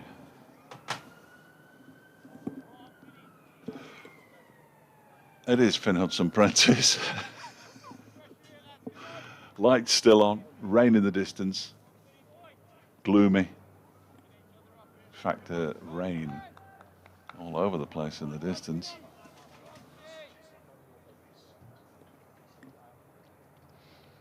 And Hudson-Prentice. Who is this?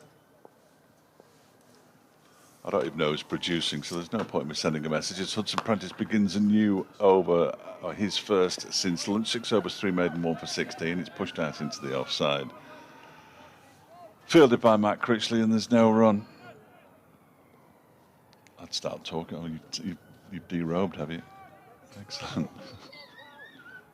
Kevin Howells is he's hopping up and down on his left foot at the moment. Is Finn Hudson-Prentice. I've no idea when they're coming to me, Kev. Even if they are. He's in again around the wicket. Bowls to Slater, who defends it up to mid-on this time. Lewis Rees does the fielding.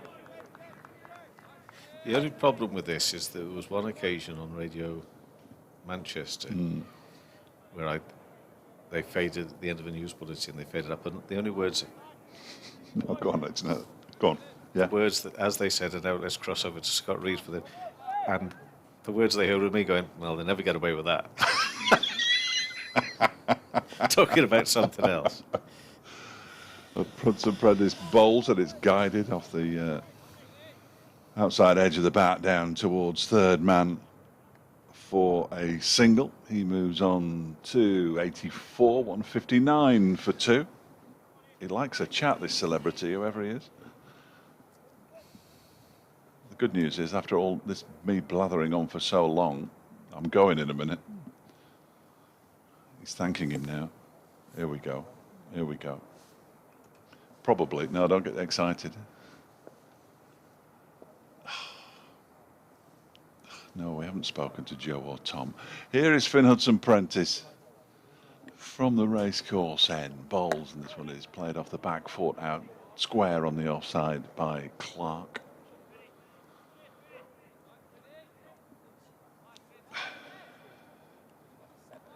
Good. Get it on the web, apparently. What the hell are they talking about?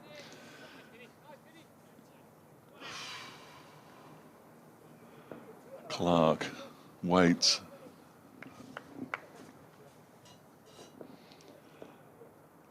Hudson-Prentice is on his way in. Bowls, and that's pushed up towards Lewis Rees. And there's no runners. It's fielded there by Lewis Rees. I don't know what to say, really. I can only apologise to everybody. I don't know why Ian Sky's on. You see, that's a pre-recorded interview. They've not even picked up my... Yeah, you take over. You take over. I'm gonna make a phone call. Next delivery is pushed up to mid off. I mean, I don't want to whip this up any further, but you never get this problem at Radio Nottingham. Yeah, no, I've just been listening to a unbelievably. For those watching the stream, we will be filming this now. I don't know how many pieces of equipment are going to hit the back wall right now, but I think that we all need to get out of the way. Let Fletch just have his moment, because I think that these moments have come before, and I think they'll come again. But he's on his way. Dave Bracegirdle will come in and sit alongside me as Fletch sorts himself out. In the meantime, 159 for 2. Slater on 84, Clark on 52. And trying to slow the runs down, get the wickets, break this partnership, and that one is pushed into the offside from the left-handed bat of Slater. And at the moment, both Slater and Clark are going along very well. It's been just a little bit more challenging, possibly, in the last 20, 25 minutes. A little bit more pressure put upon them, asking them to play shots maybe they're not quite so comfortable with. Once again, it's Rees in, and bowls a shorter delivery. It's up in the air, but it's going to be safe, square on the offside. And just a couple of bounces, that's going to be 4 runs. So having to reach for it a little, but very easily clearing the field. And the boundaries, Dave, I haven't got the stats in front of me, but they've been quite some number, haven't they? That's the thing, and it's what is, at the moment, really causing Derbyshire the pain. The deliveries that haven't been on the money, the likes of Slater and Clark are very quickly onto them, and they play them with strength, and they play them well, and with timing. Rees will come in and bowl again, and again carved away. There is a fielder down there, at least I'm expecting one. There is. It's Scrimshaw, and they will go through for 2. And the score moved to 165 for 2. But your thoughts really on Nottinghamshire. I think of this period been made to work a little bit harder in the last half an hour. Very much so, yes. The no balls have been cut out. The short and wide stuff has by and large been eradicated. And I guess the Derbyshire coaching staff would have asked them to tighten things up at times this morning. The two batsmen were fed a diet of loose stuff. Next delivery, played away on the onside, and actually played very well. I mean, very quickly onto it, Slater there on the length. You know, that's the thing. The bowling, it's perhaps not been quite as Derbyshire would have liked at times, but you know, Slater and Clark, in fairness to them, they're very quickly onto it, and that was played brilliantly. To bring his score up to 94 here, Slater, this is really encouraging for the Nottinghamshire opener against his former team. 169 for 2. I thought he played that really well. I do indeed, yeah. You were just mentioning his boundary count. 16 fours he's hit so far, and Clark 6 fours and 2 sixes in his 52. Yeah, he's looked in good nick. I mean, he's off the back of a century at Worcester on Sunday, but it was a different sort of century. It was dig in and grind and leave and block and leave and block and just manipulate the strike as and when you could. But there were long periods, long passages when they went without scoring runs, let alone boundaries. So a very different innings here from Ben Slater. This is Reese's 14th over. He's in and bowls a little straighter this time to Slater, who pushes the ball to mid-off. That's not the end of the over. There's more to come. 169 for 2 then. Hamid caught deploy of the bowling of Rees. Just 2 balls faced. Failed to score, and then Duckett was called by Madsen of Hudson Prentice for 14. Bringing these two together, that's 31 for 2, but it's now 169 for 2. And Rees again, the left arm of Rees, in and bowls full and driven, but can't get it past the fielder on the offside, and that does complete the over. And looks a frustrated Lewis Rees at the moment. With a score of 169 for 2, frustrated Derbyshire with Slater on 94 and Clark on 52. So runs to be found here, but Dave, quite extraordinary around the country. That Hampshire 92 all out, and Surrey in no time at all, a 20 for no wicket. Yeah. In that game, and then Warwickshire's 51 for 8. Durham delighted to have Mark Wood back, but you know, it's not just the Wood story there, is it? His 315 is clearly very impressive, but Ben Rain 5 for 7 from 8 overs. You had them a few weeks ago there at Nottingham. You know, they look a useful outfit to me, Durham. Do indeed. Here's Finn Hudson-Prentice starting a new over to Joe Clark. Leaves this alone. Bryden Carse, I thought, bowled particularly quickly at Trent Bridge, and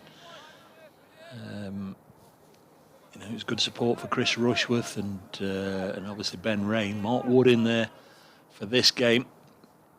So they've just started to get the batting right as well with David Beddingham. 2 huge scores in the first 3 matches. 169 for 2.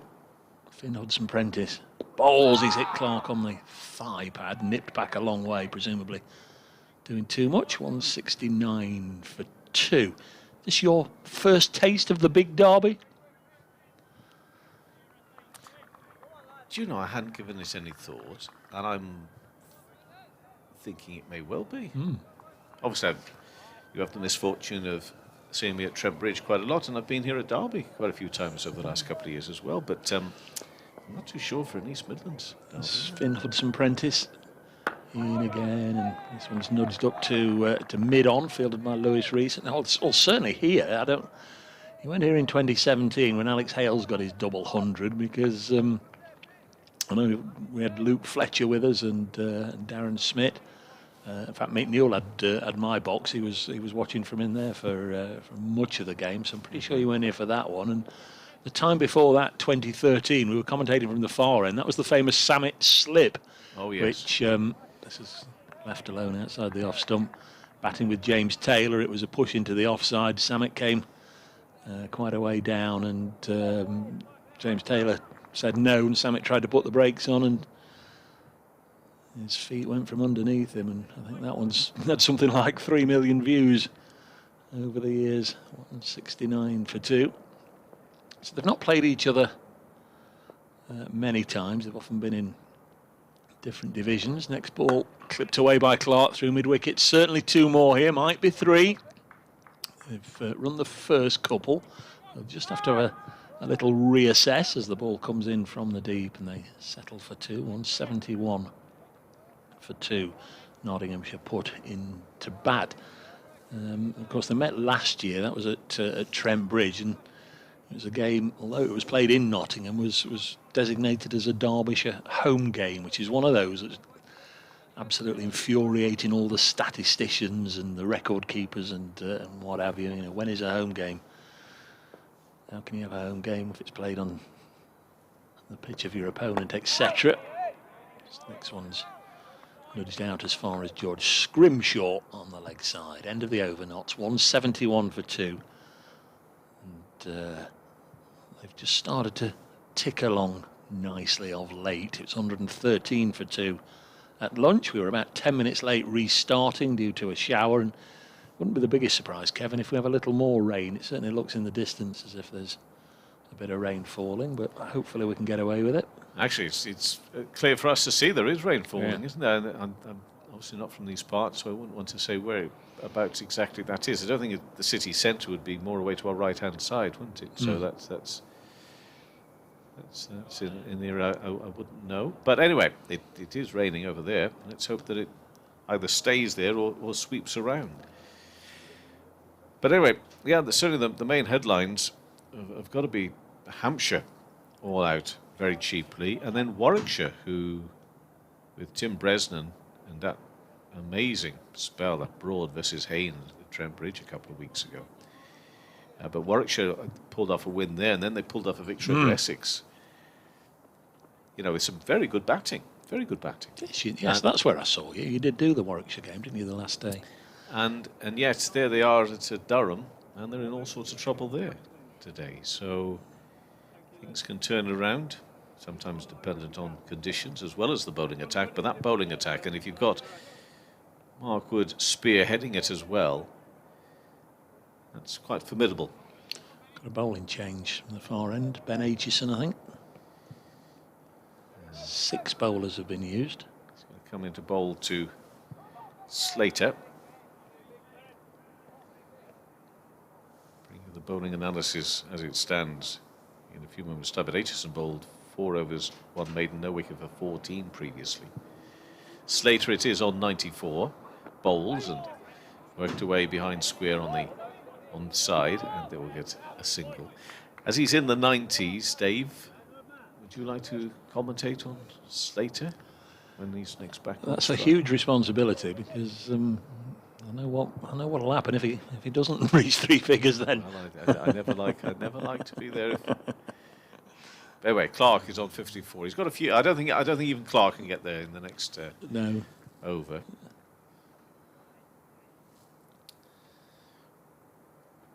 Clark just has a bit of a look around. Still two slips. Sorry, I was just going to say, it looked a little bit of an anxious start again from Joe Clark, but then he got into his stride. It's bat raised now and worked away. It's uppish, but it's going to be safe. And it's going to be 4 runs because it's perfectly placed behind square on the onside. There's a man down there at fine leg, and there's a man at square or in front of square, and he found the gap perfectly. It's a 4. So Joe Clark moves to 58, and the Nottinghamshire is to 176 for 2. The lights are on, however, it does seem naturally to be quite a lot lighter here now. But whether that will remain the same for the entire afternoon is hard to tell. Clark's highest score of the season now. 58. Slater This on being his 95. second half century, Dave? Yes, yep. And of course, Slater got the century at Worcester in the second innings on Sunday, so he'll be looking to make it back-to-back hundreds, of course. This one will be sweet against his former county. So once again, bowler is in, and very wide, really, the off stump through to the keeper for no run. Connors has bowled 7 overs, no wickets for 37. Rees 14 overs, 4 maidens, 1 for 68. Hudson Prentice 8 overs, 3 maidens, 1 for 19. Matt Crishley 3 overs for 7 runs. And George Scrimshaw, who bowled, I thought, some really good deliveries. His overall analysis, 7 overs, 1 maiden, no wicket for 25. Aitchison bowls now full, just on the off stump and driven to a wideish mid-off for no run. But they haven't been able to exert any real consistent pressure upon a batting pair here in Slater and Clark, who do not need much persuasion to go for something if it's there to be gone for, and they've done so. You can understand the decision to have a bowl because they were certainly a greenish tinge, but well, definitely. Aitchison bowls on middle and leg, and not taken cleanly by the keeper down the leg side, but no harm done. And the trouble is, if you do insert a side, you've just got to continually keep taking wickets, haven't you? Not let partnerships develop, and this one has certainly put Nottinghamshire back, certainly with their noses in front, you'd say, at this stage of the game. So Alistair Cook is 64 not out in their game at Worcester. Essex 106 for 1. Having suffered their first class defeat in an awful long time last weekend. Edged, just falls short, I think, of Madsen at second slip. Just falls short. Would you agree, Dave? Yes, yeah, certainly looked that way. Genuine edge, nothing he could do about it really. Pushed at the ball, and Derbyshire really could have done with that, but it fell just short of Wayne Madsen. Did his level best to make something happen, threw himself forward, but couldn't scoop it up before it hit the deck. They need a lift, don't they, Derbyshire, it would seem. Yes, and that is exactly what they needed, because you can understand shoulders dropping a little.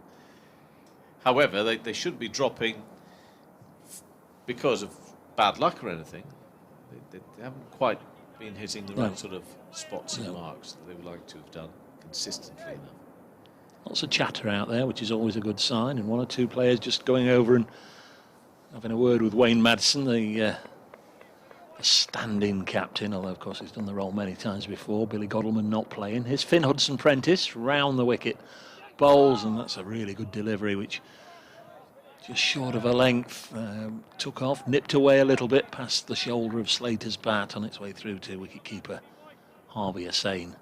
BBC Radio Derby, BBC Radio Nottingham together for this latest round of LV County Championship matches.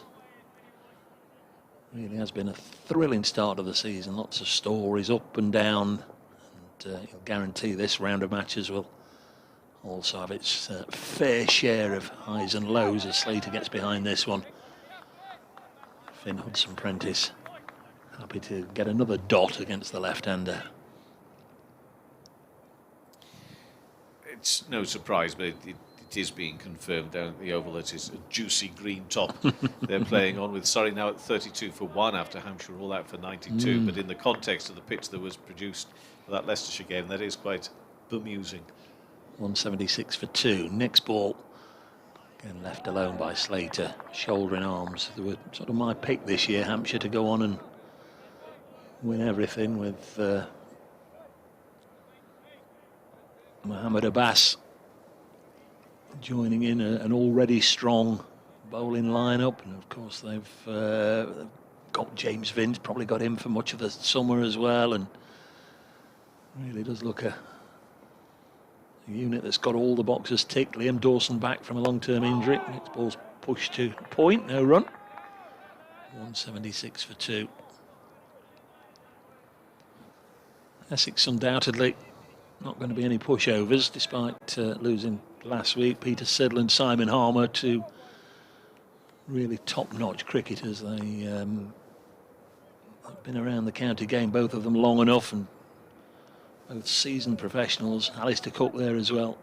They're going to take some toppling, but Hampshire the side for me, even though they've been scuttled out for 92 today. Square leg been dropped out on the fence. It's short. It's pulled away by Slater in that direction. It's in front of square and it should be cut off, but two more to the 29-year-old left-hander, taking him to 97, 178 for 2 knots. And they came together at about 11:30 at the fall of Ben Duckett's wicket when the score was 31 for 2.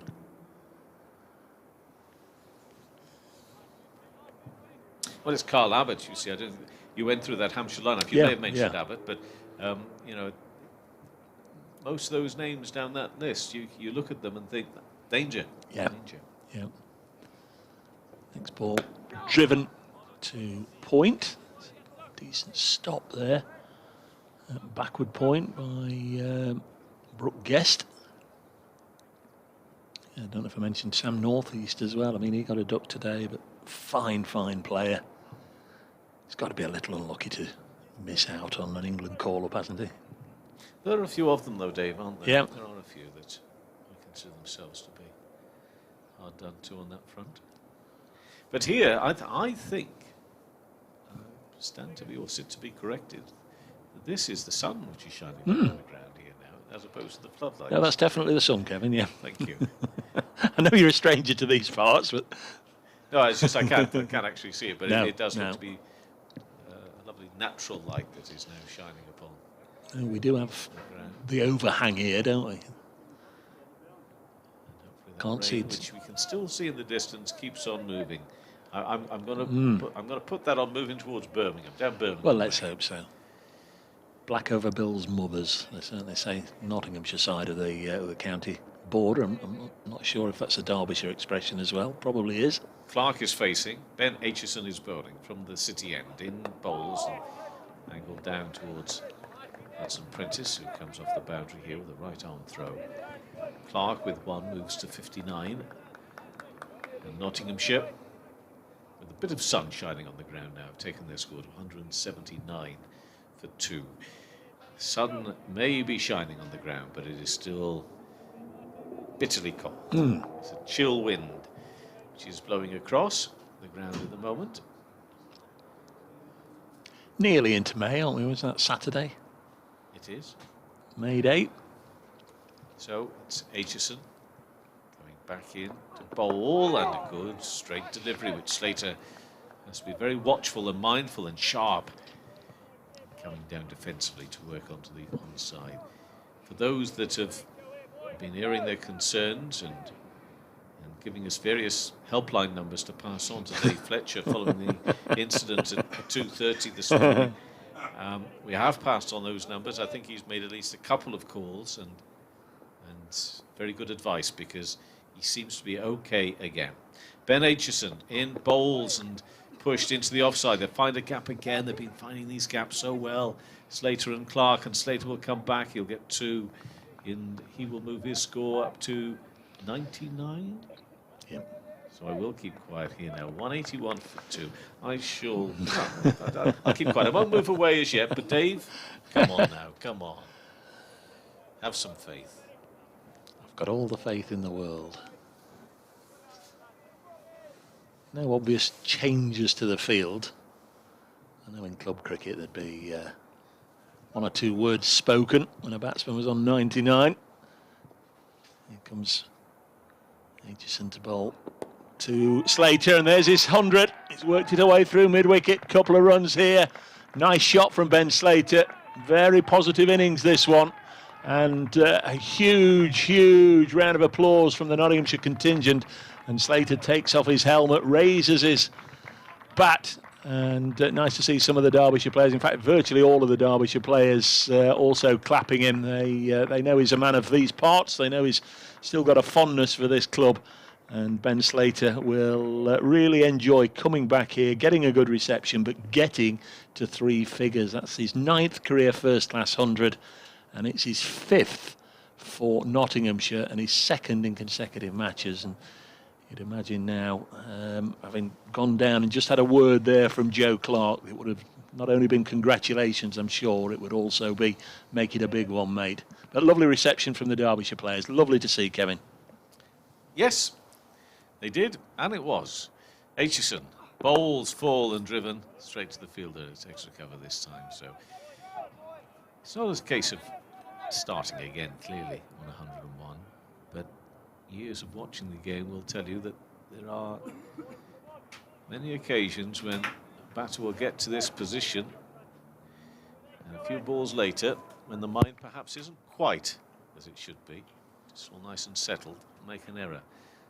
Let's hope not for Slater, but for Derbyshire, they'll be looking for that. And I want to scan down the leg side. Just tickled away, got bat on it. And it's going to be 4 runs and 4 more to Slater, so no danger of him getting into trouble there. I mean, sometimes you do see keepers taking catches, but that just flew away to the boundary. It completes that over, and it's 187 for 2. Perhaps he was signalled as buys there. I didn't actually see the. Did you saw the signal? I missed it. Anyway, For what? Slater's on 101 still. Oh no, I didn't. No, I thought he touched it. Yeah, I didn't see a signal, but no. anyway. Been giving us 4 buys. Clark on 59. 187 for 2. And Fletcher back, and it's great to see you. Great to see you. The person back at the station answered the phone and said, "Dave, I know what you're going to say." So that sort of cut me off at the pass, really, which was slightly disappointing because I had both barrels ready. But were they able to answer the big question, which was, who were they talking to? No, he wasn't, because he's the guy I spoke to is producing the program that's actually going out. No idea. Yeah, no idea. I might have to We'll listen to it. never know. Might have to listen. Well, I might have to listen to it again tomorrow now. When Hudson Prentice begins a new over from the racecourse end, driven out into the offside by Joe Clark, fielded by Matt Critchley. So these two have added 156 now for the 3rd wicket. Derbyshire in spot bother here with the floodlights on at the Incora County Ground, the sun shining brightly. Chief Executive will be counting the pennies. Oh, get those lights Get off. the lights off. Next delivery is driven very nicely, and it's got through as well, and it's going to go all the way to the boundary for 4 runs. Matt Critchley gives chase. Brooke Guest couldn't get down in time to pull off the sliding stop, and it's 4 more to Clark, who moves on to 63. 191 for 2. Somebody sent me a message saying, "Are they bowling poorly?" Only required a 1-word answer. Maybe. No, that wasn't necessarily the one. Ben Slater has batted beautifully today. I would say that both Clark perhaps a little bit more unsettled right at the beginning, but I think both deserve where they are on the board right now. Yes. But at the same time, Derbyshire will be disappointed. 160 balls, 16 fours. It's Clark on strike, and he turns this one into the leg side for 4 more. It's just holding up actually, and it's going to be caught there. Just about caught. Well done, George Scrimshaw. Had a long way to get down, and he did get down and then come back for a 3rd. So 3 more to the total. 194 for 2. Clark on to 67.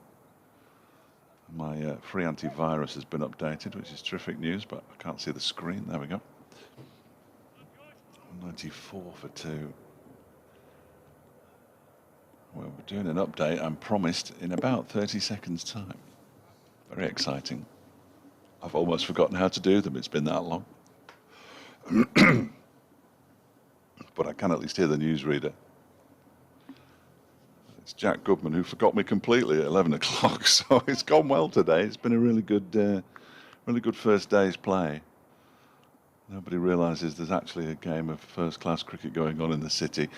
Around the wicket goes Hudson Prentice. That's left alone outside the off stump.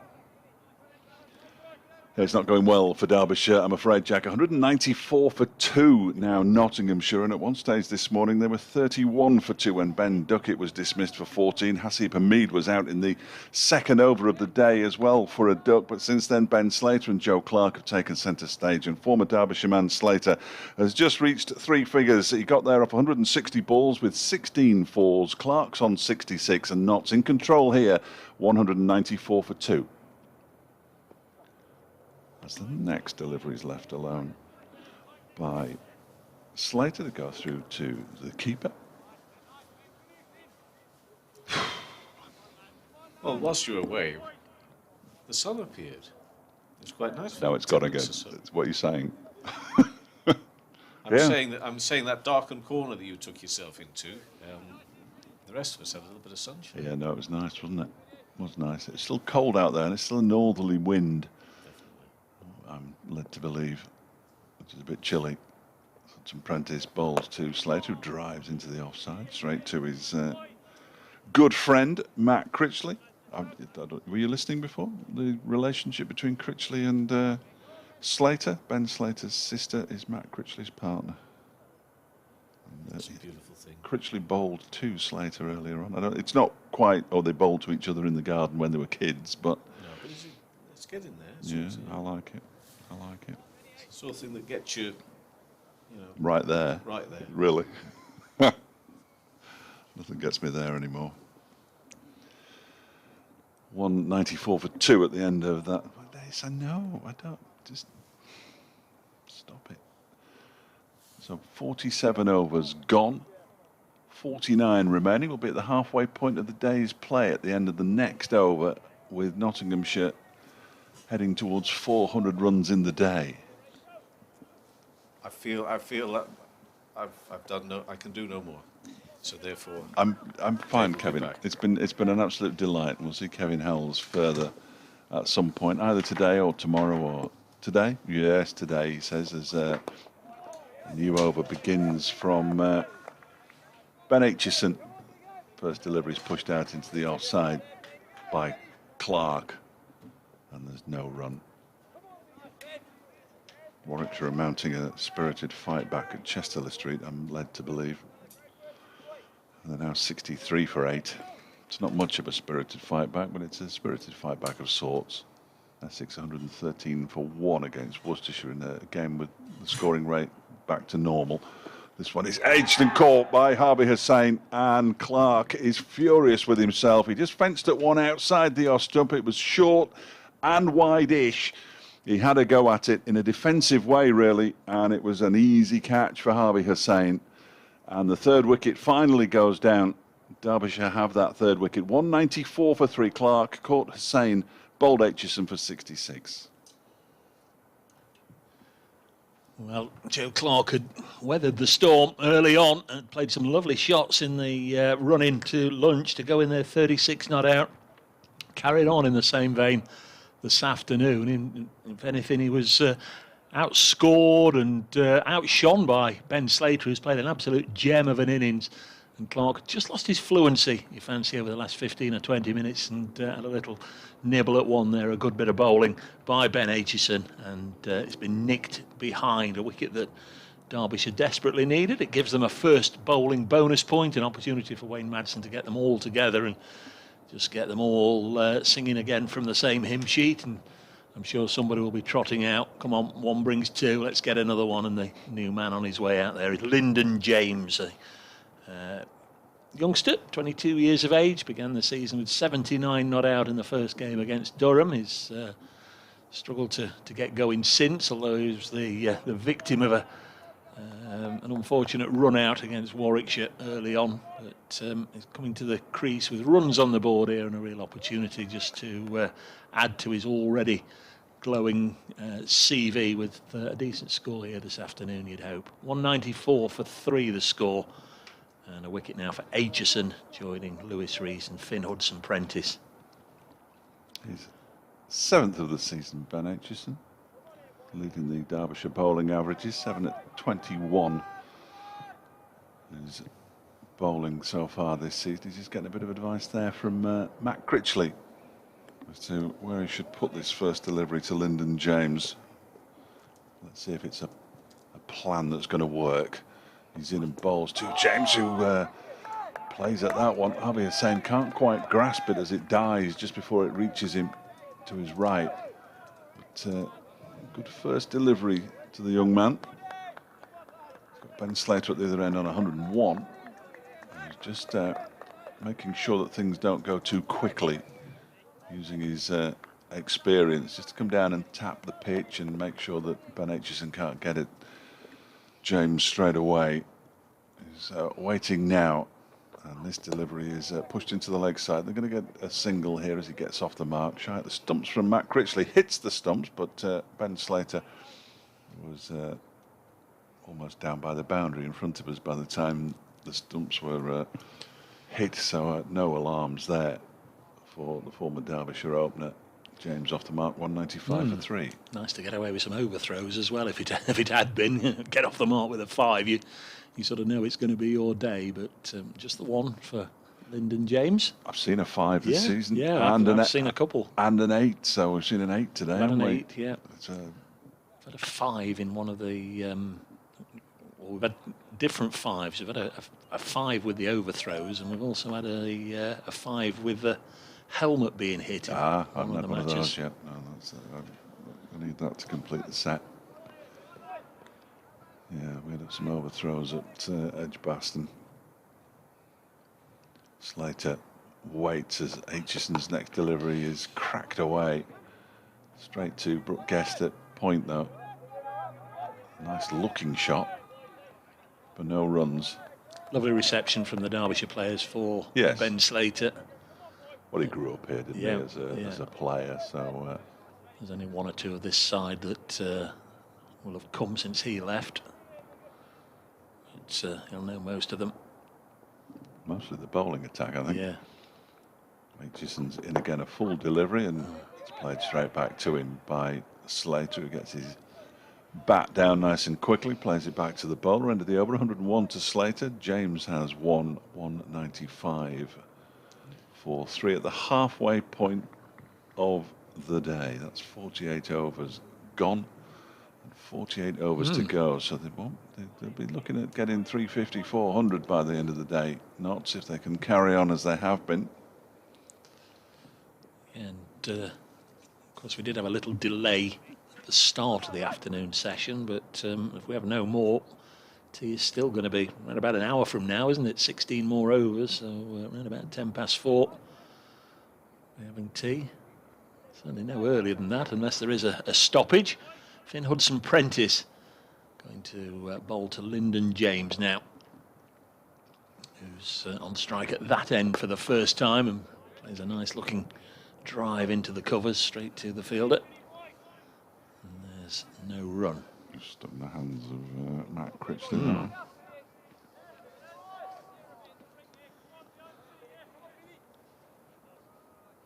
Come on, Finney. Well, certainly they're all G'd up again now, understandably, having got the wicket. We're pleased to see the back of Joe Clark, because he can just have one of those little spells. He can score 20 or 30 in next to no time. This one's hit Lyndon James on the pad. They're asking and he's gone. Lyndon James has got an LBW. Decision going against him, and Notts a 195 for 4. And one did bring 2 indeed. Lovely straight delivery, full and straight. Our umpire at this end, Billy Taylor, had his hands behind his back, had a good long look, and then suddenly whipped his left hand out from behind his back and sent Lyndon James on his way for just a single. So hugely disappointing there, but 2 wickets going down in consecutive overs. That's a shame for the young man. Nottinghamshire still have 1 or 2 in the hutch. Stephen Mullaney should be due in next at 6. Tom Moores and Liam Patterson-White will follow him. 195 for 4. Look full and straight. We're not in line, but you can understand from here certainly why it was given. Yeah, very full, wasn't it? It seemed to hit him direct on the pad without bouncing, which sort of gives the umpire the opportunity to take any guesswork out. 2 wickets in 7 balls for Derbyshire, by my reckoning. So Lyndon scores 28 and 79 not out against Durham, but since then 11, and that was the one he was run out 31 and 4, and then today just 1. But he's a fine player, and I'm sure he'll get a chance as this game goes on to show what he can do with the ball, and obviously in the second innings a little later on. 195 for 4 as Notts captain Stephen Mullaney arrives in the middle. Won the first 2 tosses of the county championship season, but has lost the last 2, including today.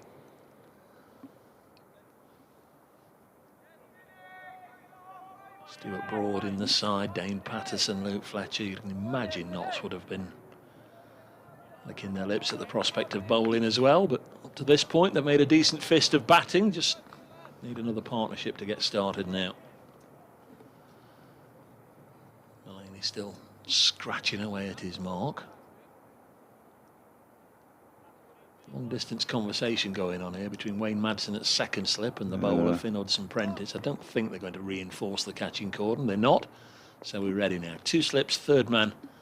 3 more on the off. First ball to Mullaney is whipped away behind square on the leg side. There'll be just the single, so the Notts captain's away 196 for 4. And that brings Ben Slater back onto strike. So things have changed very quickly in the last 2 or 3 minutes. There's 2 wickets going down. That's the joy, though, isn't it? Nothing better than watching 4-day cricket, the way it swings one way and the other. You can be in the depths of despondency, searching and searching for a wicket, and if you get a couple in quick succession, the whole atmosphere just lifts. Always nice to get somebody holding their hand up and taking responsibility. That man is Simon, as Finn Hudson-Prentice comes in and Slater bowls. Sorry, my fault, I'll turn off again. I just turned on and saw 2 wickets fall. Thank you, Simon, for taking the rap for that one. Joe Clark caught Harvey Hussain from the bowling of Ben Aitchison for 66. That was 194 for 3. And then Lyndon James, LBW to Finn Hudson-Prentice for 195 for 4. Just can't finish a Warwickshire off, Durham. 73 for 8 now. 196 for 4 here. Hudson-Prentice bowls edged. That's gone down. Second slip, low down. Madsen throwing himself to his right. Wouldn't have carried to first slip. Madsen had to go for it. It was a case, I think, of handball and ground all being in the same vicinity. It was very low down, but I'd say he probably got a hand to that. Well, like it, didn't he? Couldn't hold on. No. Very, very low. Yeah. And the first chance he's given. Just taken a step forward. Oh, he's not sure where to stand. Wayne Madsen getting a little closer to loose deploy, maybe a little closer. Next ball, Slater solidly behind it. No more errors, says he. 196 for 4. Good over from Finn Hudson-Prentice. Caused problems. Got a wicket with the first ball. Might have got a wicket with the 5th. Up at Durham on last week when Derbyshire were at Chester Street, Wayne Madsen, because the pitch there was no bounce in it at all, and he was actually fielding at second slip in a helmet because he was creeping closer, and he obviously felt he was too close for it to be entirely safe. So I wonder if I can't imagine he'll do that here because this pitch has got plenty of bounce in it, but completely relayed square at Durham, and nobody was certain how it was going to play. And it was a little bit up and down. That'll sort itself out over the course of the next few months, I'm sure. Looking at David Griffin congratulating Finn Hudson-Prentice on his second wicket down below us. He went out to make sure he captured the moment when Ben Slater got his century back at his former home. He's got his shorts on, so I should imagine he'll be inside fairly shortly because it's, as I say, it's a bit brisk out there. Ben Aitchison to continue from the city end. He's going to be bowling to Mullaney, who defends this one immaculately out into the onside. It just about has enough energy on it, the ball, to reach Lewis Rees at mid-on. We're having quite an in-depth conversation down there now. Just about eavesdrop on it, so I'll just turn it down a touch. Critchley warming himself up or keeping himself warm, one or the other, at mid-off, as Mullaney leaves this next delivery wide of the off stump from Aitchison to go through to Hussain. Mentioned a couple of times that Notts have continued to rotate the side, make changes. It has gone on for a while, even longer than the run of matches without a victory, but it's all been in the bowling unit, 9, 10 and 11 each time. That's where the changes have come. Numbers 1 to 8 have played in all 4 matches so far this season, so Tom Moores and Liam Patterson-White to come, their ever-presence. Next delivery just nips back, and that's heard. It's got him on the inner thigh, and that's never a good place to be hit because there's no protection there. He's down on his haunches now, and that one will sting. He'll be checking out the mark later on at tea when he gets off. Just sharp intake of breath. In fact, now he's dropped his bat. That's a nasty one. That he thought he'd front up and not show any pain, and let's get on with it, lads. But then suddenly find he'd got the inability either to gulp down air or to get the pain away. He's ready now. Stands over his bat, just waiting. This next delivery is off an edge, but guided into the ground off the edge, down to a wide third man for a single by Mullaney. He moves on to 297 for 4. Radio Nottingham Sport are being a bit naughty on their Twitter feed, and it's having an impact on mine now. I was going to say they're getting Yeah, they're getting the reaction. absolutely. They've gone fishing and caught something.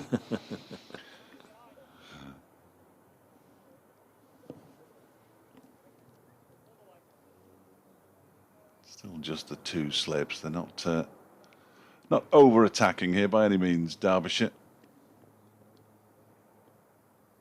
As Slater waits and he plays at that one. Goes for a little wander as he plays and misses at one that goes through to Harvey Hussain. He's walked around his stumps and he's now heading off towards square leg just to clear his head, get that one out of the system and refresh himself. Keith says, afternoon, Dave. Notts going along nicely. Well, they were until a few minutes ago. Let's hope the hoodoo doesn't hit again and they can get maximum batting points. Well, they're still on course. They're effectively 200 or so, aren't they? 197 for 4. Plenty of time yet. Yeah, Slater waits and cuts that one. Have to reach a long way, and again, he's not happy with himself as he puts the ball straight into the hands of Brooke Guest. He's down on one knee and he smacks his bat into the ground in annoyance with himself as much as anything. It's the end of the over, 197 for 4. Slater 101, Mullaney 2, but he had a little spell probably about an hour ago now when he just seemed to lose concentration momentarily. Then he got it back, got through to 3 figures, and he needs to ask Hasib about concentration. When you're as well set as he is, though, anything short and wide, you will feel you've missed out, won't you? Yeah, yeah. Pipey walking past. Yeah, and Ant Boat also of these parts. Yeah. Distant past. James Pipe, the Notts physio, Ant Boat, part of the coaching crew, as Hudson Prentice comes in to bowl to Stephen Mullaney, who shoulders arms. He shouldered arms at Worcester last week to Charlie Morris with devastating consequences. He lost his off peg. Morris just nibbling one back. So you just have to make sure he's got that off stump all nicely lined up. The Notts skipper, who of course then forced the follow on at New Road. No, he didn't. Notts were forced to follow on at New Road. Goes through to the keeper, so he only got the one chance to bat there with Hamid and Slater batting all through Sunday. Seems to have gone out of fashion, hasn't it? To a large degree, the follow-on, but I think in certain circumstances you can really pile the pressure on, can't you? Yeah. Notts openers coped with that pressure brilliantly in the end. Again, it depends how many, how many bowlers you've got as it comes in. Oh, that one's come back and they've got him. And Stephen Mullaney's again shouldered arms and one ball has nipped back and got him LBW. And Finn Hudson Prentice, he knew straight away he was running off down towards the far end before Billy Taylor had even raised the finger. And Notts have lost a third in this really good little mid-afternoon patch for Derbyshire. 197 for 5. Stephen Mullaney, LBW, Finn Hudson Prentice for just 2. And that's 3 wickets now to Hudson Prentice. Yeah, if you don't offer a shot, you lay yourself open, don't you, to that decision. And he had a look down to see where his leg was. Didn't expect necessarily the finger to go up, but he must have known in the back of his mind that he might have been in a spot of bother there, Stephen Mullaney. And it's been a good little spell of bowling this from Finn Hudson Prentice. He has a knack. He has something about him. He's one of those cricketers. Oh yeah, he can bat a bit. Yeah, he can bowl a bit. Decent enough fielder, but there's just something about him that means the captain's happy to turn to him. He can either block one end up if he's asked to do that. He can pick wickets up. He can stay out there and get runs if required. He's a very, very useful cricketer, and unfortunately, the shortened 2020 season, he didn't play an awful lot of cricket after picking up that injury at Trent Bridge in August in the first game, and it was a real shame for him because he was desperate to play and got himself in good shape, apart from his hair, obviously, for this season. And he said he'd only remove the hair if he didn't think luck was going his way. Well, that hair will be growing even longer over the coming days, I'm sure. New man is Tom Moores, left-hander, of course. So for the second time in the innings, two lefties out there together. Ben Duckett was with Ben Slater a little earlier on, not for too long. Moores began the season with an undefeated 96 in the first innings at Trembridge against Durham. Just ran out of partners as Luke Fletcher and Jake Ball hung around for a while, but not quite long enough for the left-hander to get to three figures. 197 for 5. I remember him picking up a Man of the Match award in a T20 here, Tom Moores, 3 or 4 years ago. Good delivery first ball as it goes through to the keeper. The home sponsors gave him the Man of the Match for a very decent innings. It's always a bad sign, isn't it, when the home sponsors are giving the Man of the Match to an opposition player or a visiting player. Good cricketer, though, isn't he? Good cricketer. He spent some time this winter playing in one of the franchise leagues, hasn't he? Was he in Pakistan? He went to the T10 T10 league. Yes, he did, didn't he? I remember. Next ball is played out to the offside by Tom Moores. 24 years of age now. Only played against Derbyshire once in first-class cricket, and that was the match last year at Trembridge when he got scores of 15 and 7. Of course, the last time Notts were here in red ball cricket, Chris Reed was still skipper in the side back in 2017. Tom's breakthrough year, really, the year after. He defends this one, did play a handful of games in 2017. End of the over, 197 for 5. Mark says we can only hope Stuart Broad will drag us back into the game. I think Back into the game? I think there's a wee while to go yet, Mark. Don't worry too much. I need to pull up and look at Finn Hudson-Prentice's figures because he's been mightily impressive. 12 overs, 3 maidens, 3 for 29. In fact, 4 maidens, it now turns. 12 overs, 4 maidens, 3 for 29. He's done all right, hasn't he? Got Ben Duckett, Lyndon James and Stephen Mullaney. But the Notts captain for the second match in a row, shouldering arms. Yes, he'll be ruining that clearly as he sits in the players' room away to our left-hand side. Ben Aitchison continuing from the City end, left alone by Slater outside the off stump, goes through to Hussain. Not scored for since he reached his 100, has he, Ben Slater? No. Been marooned at the non-strikers end for a while. Watch 3 wickets fall the other. Clark was with him when he got his 100, definitely. It just puts a bit of pressure on him as well, doesn't it? Because, right, I can't get out now because if he gets out, there are 2 fresh batsmen out there, then Derbyshire think they're right back in it. Aitchison is in and bowls, and that one is squirted into the offside by Slater. You're absolutely right. I mean, he won't want to get out anyway, as you said, when he took a fresh guard, having reached 100, he'll be looking to make this into a big one. Does have a healthy appetite for batting. I think that 170 when he went to Leicestershire last year did him the world of good. Yes. He waits now.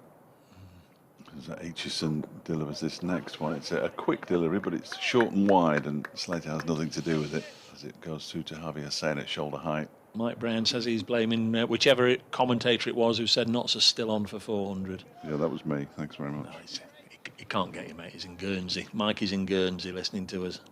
Well, as I often say, if I could actually affect things in that way, then I wouldn't be doing this. I'd be in Guernsey as well with all that money in the bank. Argentina's with us as well. Aitchison bowls, and that's well kept out by Slater. Howard's in Buenos Aires. Afternoon. Guys, just tuned in to see Mullaney go. A terrible leave that was. Hope all well your end. It is Howard in Buenos Aires. Lovely to have you with us. Are you big in Buenos Aires? I'm not actually big anywhere, to be brutally honest. Sadly. Slater waits. And This one is guided very nicely down towards third man. There is a third man, so he'll just pick up a single. He'll move on to 102, and he'll be quite pleased to move off 101. Graham's been looking at the replay. I've just been looking at the replay, he says. Stephen Mullaney's dismissal. Looks very harsh. It hit him almost on the hip and would definitely have been going over the top. Thanks, Graham, for that. Fair enough. Didn't go a long way to find a worse decision than the one that was given against Leas de Ploy up at Chester Street, but You get them, don't you? oh, you yeah, get them. yeah, you do. Time for meeting it next door. They become talking points for a brief while, don't they? And then you look back in 12 months' time and say, oh, yeah, he was out LBW. It'll even itself out, as they say, in professional sport. Hopefully an update coming up shortly on BBC Radio Derby as Aitchison bowls down the leg side. Good take by Harvey Hussain. Diving away to his right-hand side, Finn Hudson-Prentice, Frisbee style, throws his cap over the boundary's edge, and unlike at Durham, where twice he failed to do that, and it landed short of the rope, he's managed to get it all the way to his sweater this time, and you're going to do well to get the ball out of Hudson-Prentice's hand here. This spell, 6 overs, 1 maiden, 2 for 13. And overall, 12 overs, 4 maidens, 3 for 29. Ben Aitchison, 9 overs, 1 maiden, 1 for 27. Nottinghamshire, 198 for 5. Slater on 102. Tom Moore's yet to get off the mark. Still to come, Liam Patterson-White, Luke Fletcher, Stuart Broad, and Dane Patterson.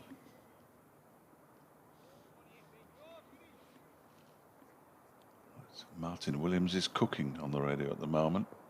Here goes Hudson-Prentice around the wicket and bowls. Oh, and that one keeps low. That definitely kept low. That's the first one we've seen keep low, and Ben Slater looks around. He was almost on his knees as the ball went past him. He's got to maintain that concentration.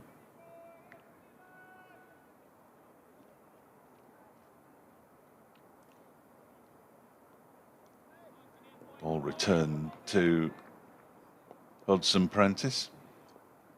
There are 3 slips for him, and he is moving it through the air as he bowls, and that one is an absolute beauty. Played at that one, Slater. Didn't get the edge. He goes off for a walk towards square leg.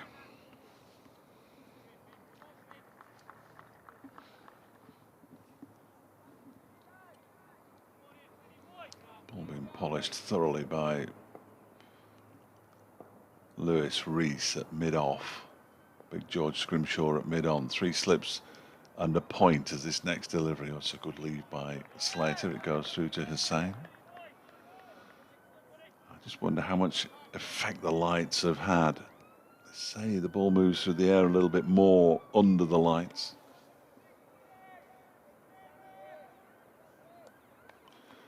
Since the lights came on, Joe Clark, Lyndon James and Stephen Mullaney have all been dismissed. Hudson-Prentice around the wicket bowls. This one is guided by Slater down to third man. 199 for 5. Be an update coming up in the next couple of minutes, which is good news.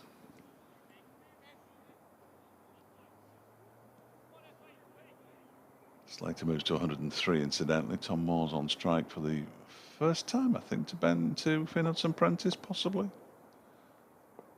No, he's faced 3 deliveries from him already. Of course he has. He's on his way in now and leaves this one alone outside the off stump.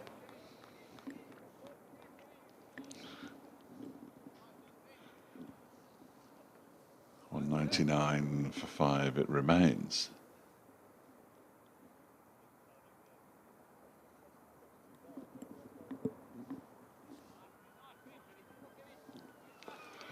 Hudson-Prentice back to his mark then. He's bowling from the racecourse end here at the Incora County Ground. He's on his way in around the wicket to bowl to Tom Moores, who leaves this one alone outside the off stump to go through to Harvey Hussain. End of the over. It was a good over, only 1 run from it. 199 for 5. 3 wickets in the last half an hour. It's been a good half hour for Derbyshire. Update coming up. There won't be a song, I hope.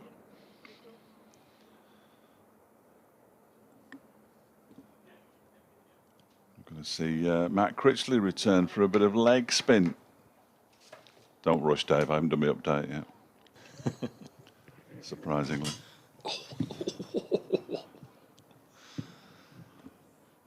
Could be now. Here we go. Here we go. With Sally Pepper. There we are.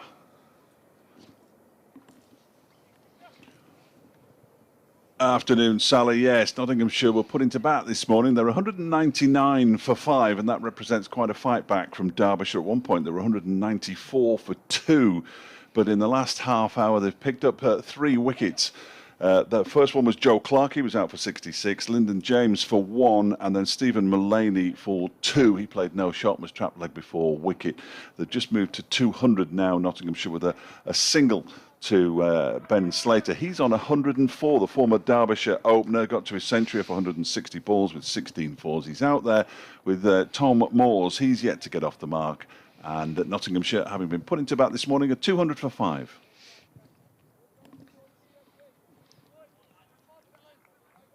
So they got to 200 with a single into the leg side from Ben Slater. First ball of the Matt Critchley over, and now the second ball has been played back to him by Tom Moores. It is gloomy out there. Very gloomy indeed.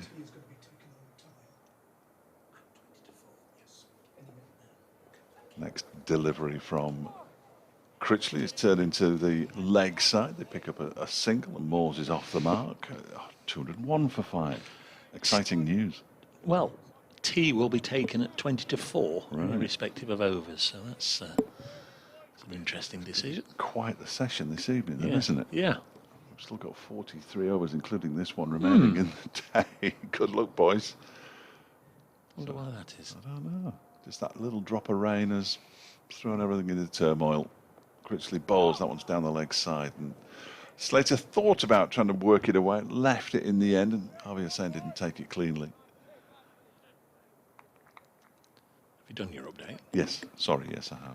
Did you not hear it? I thought it was excellent. I was you were miles getting away. the information on the tea rate. Critchley bowls a full toss to Ben Slater, who plays it out towards the mid-wicket boundary for a single. 202 for 5. Slater on 205. Always need to know when it's time for cake. Well, we would do if there was any. Isn't it? Oh dear. Oh. No. Hot food at lunch, but nothing. Delicious. Yeah. Next delivery from Critchley's down the leg side, and not taken cleanly again by Harvey Hussain. Might see one final over, perhaps 2, but certainly one final over from Finn Hudson-Prentice from the racecourse end before the tea interval. I'm being held captive. Send cake. 202 for 5 with Slater on 105 and Moores on 1.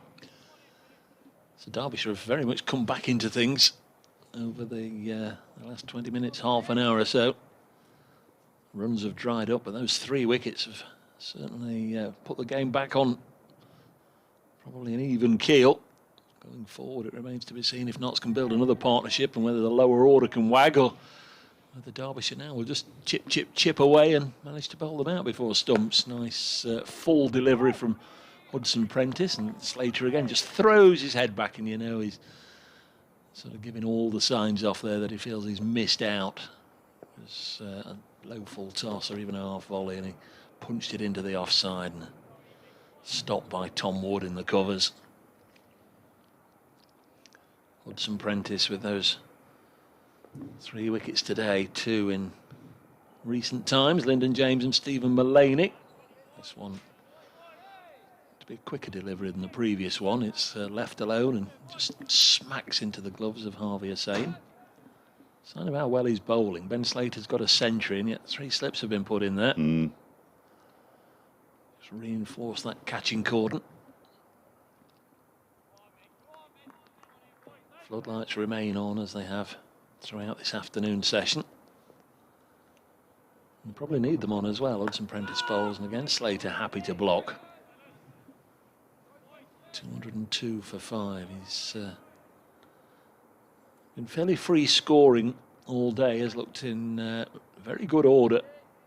Ben Slater.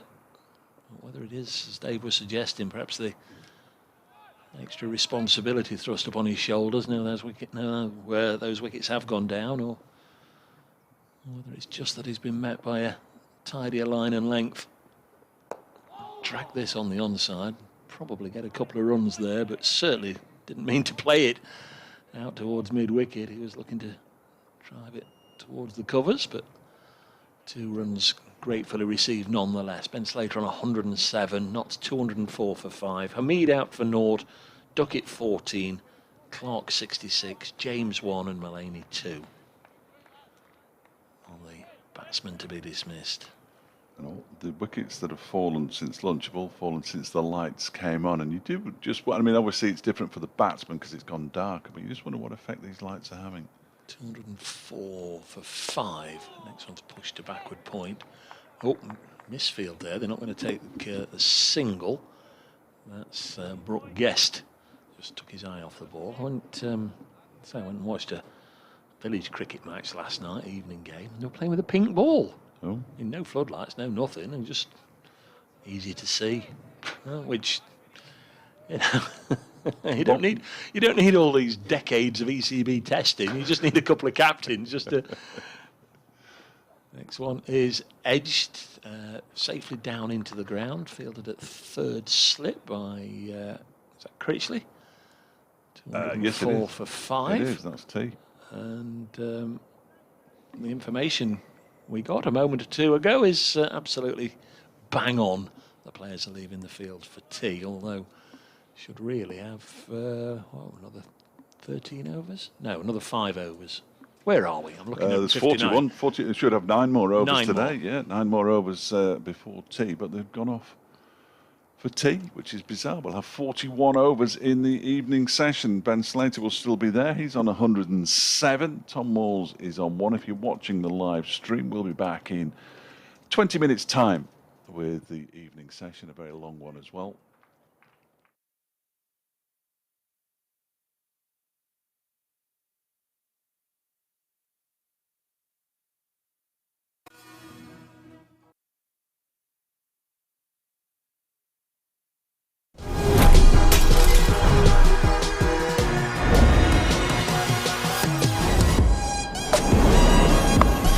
That's the spot.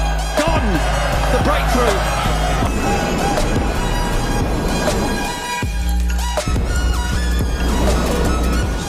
All gone. Bowled him off stump. Straight to him. It's Alex Sale. Rocketed through point. They're going to go all the way.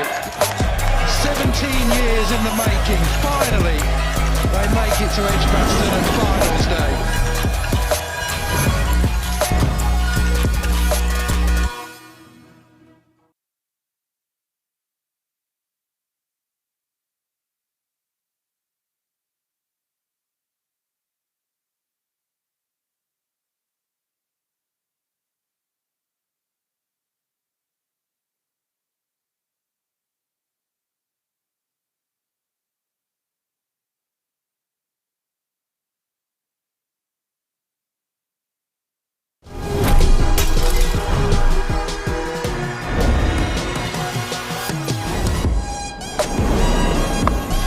That's the spot.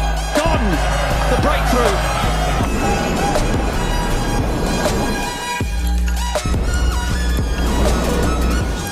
All gone. Bowled him off stump. Straight to him. It's Alex Sale. Rocketed through point. They're going to go all the way. 17 years in the making. Finally, they make it to Edgbaston and finals day.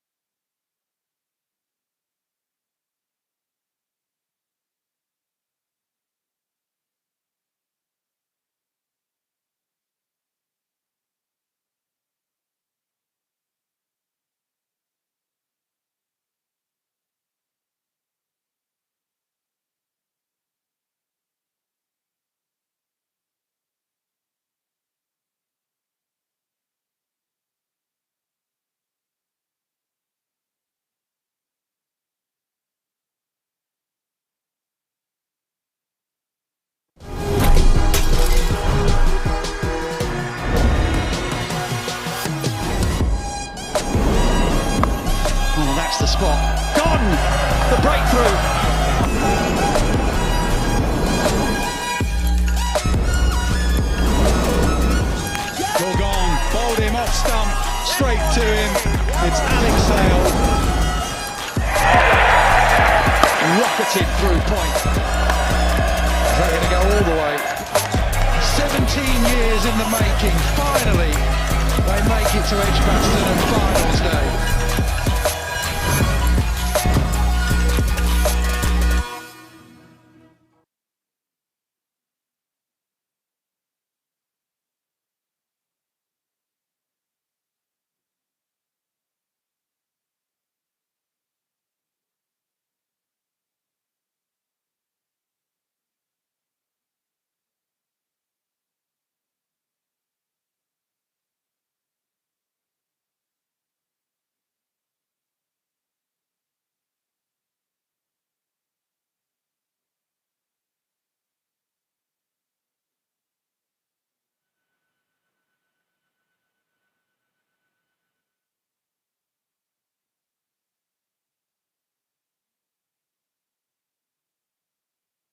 Five for 5.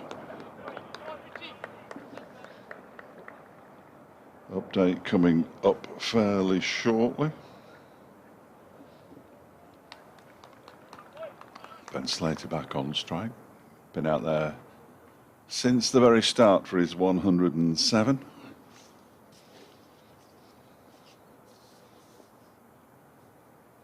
Critchley is in and bowls a full delivery, and it's hit him on the pad and he's gone. Ben Slater's gone. First ball he's faced after tea, and the man who's got him is Matt Critchley. Leg before wicket, finger went straight up, and he's gone for 107 off 191 balls with 16 fours. A terrific knock from Ben Slater, but he's gone. And Derbyshire have got Nottinghamshire at 205 for 6.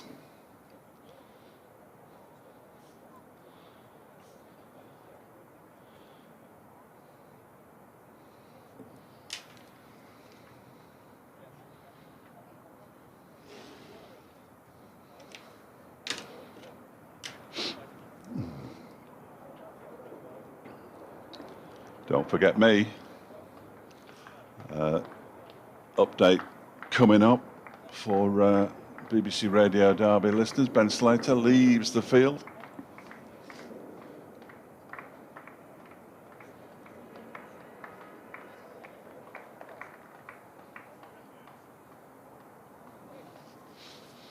The new batsman is Liam Patterson-White, whose name clearly won't fit on the scoreboard. Bless him. Finn Hudson-Prentice has led the fight back. He's now got 3 for 32. First wicket of the match for Matt Critchley.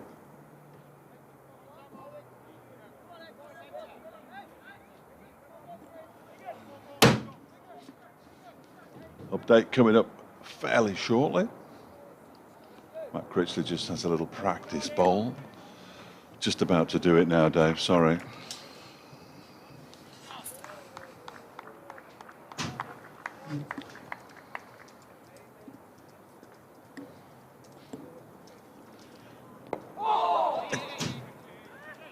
And happy birthday to you, Sally. I know I don't look a day over 49, do I? Yes. Good news from the county ground on Radio Derby's birthday. Ben Slater, who formerly of this parish, of course, has just been dismissed for 107. The first ball he faced after tea, in fact. He'd got through to tea very nicely indeed, given just 1/2 chance when he edged a ball that fell short of Wayne Madsen at slip. He was trapped leg before wicket by Matt Critchley. And the backstory to this, and you'll enjoy this, is that Ben Slater's sister is Matt Critchley's partner, both Chesterfield based, so they'll be chatting about that one long into the evening. An appeal from Critchley for another leg before there against Tom Moores, not given by the umpire. It's been a good fight back by Derbyshire. At one point today, Nottinghamshire were 194 for 2. At the moment, they're 205 for 6. So a second bowling bonus point for the home side as Critchley bowls and Tom Moores forces this to wide-ish mid-off, takes a single. Liam Patterson-White, then the new batsman out there. Again, 2 left-handers. There'll be another one to come in. Stuart Broad, who probably will come in next. Then Luke Fletcher at 10 and Dane Patterson at 11. Critchley comes in wide of the off stump. This one not inconveniencing. Liam Patterson-White, 207 for 6, and Notts were 194 for 2. 13 for 4 then effectively either side of the break, with Joe Clark out for 66, Lyndon James for 1, Stephen Mullaney for 2, and now Ben Slater for 107th. The last 3 wickets have all been LBW shouts.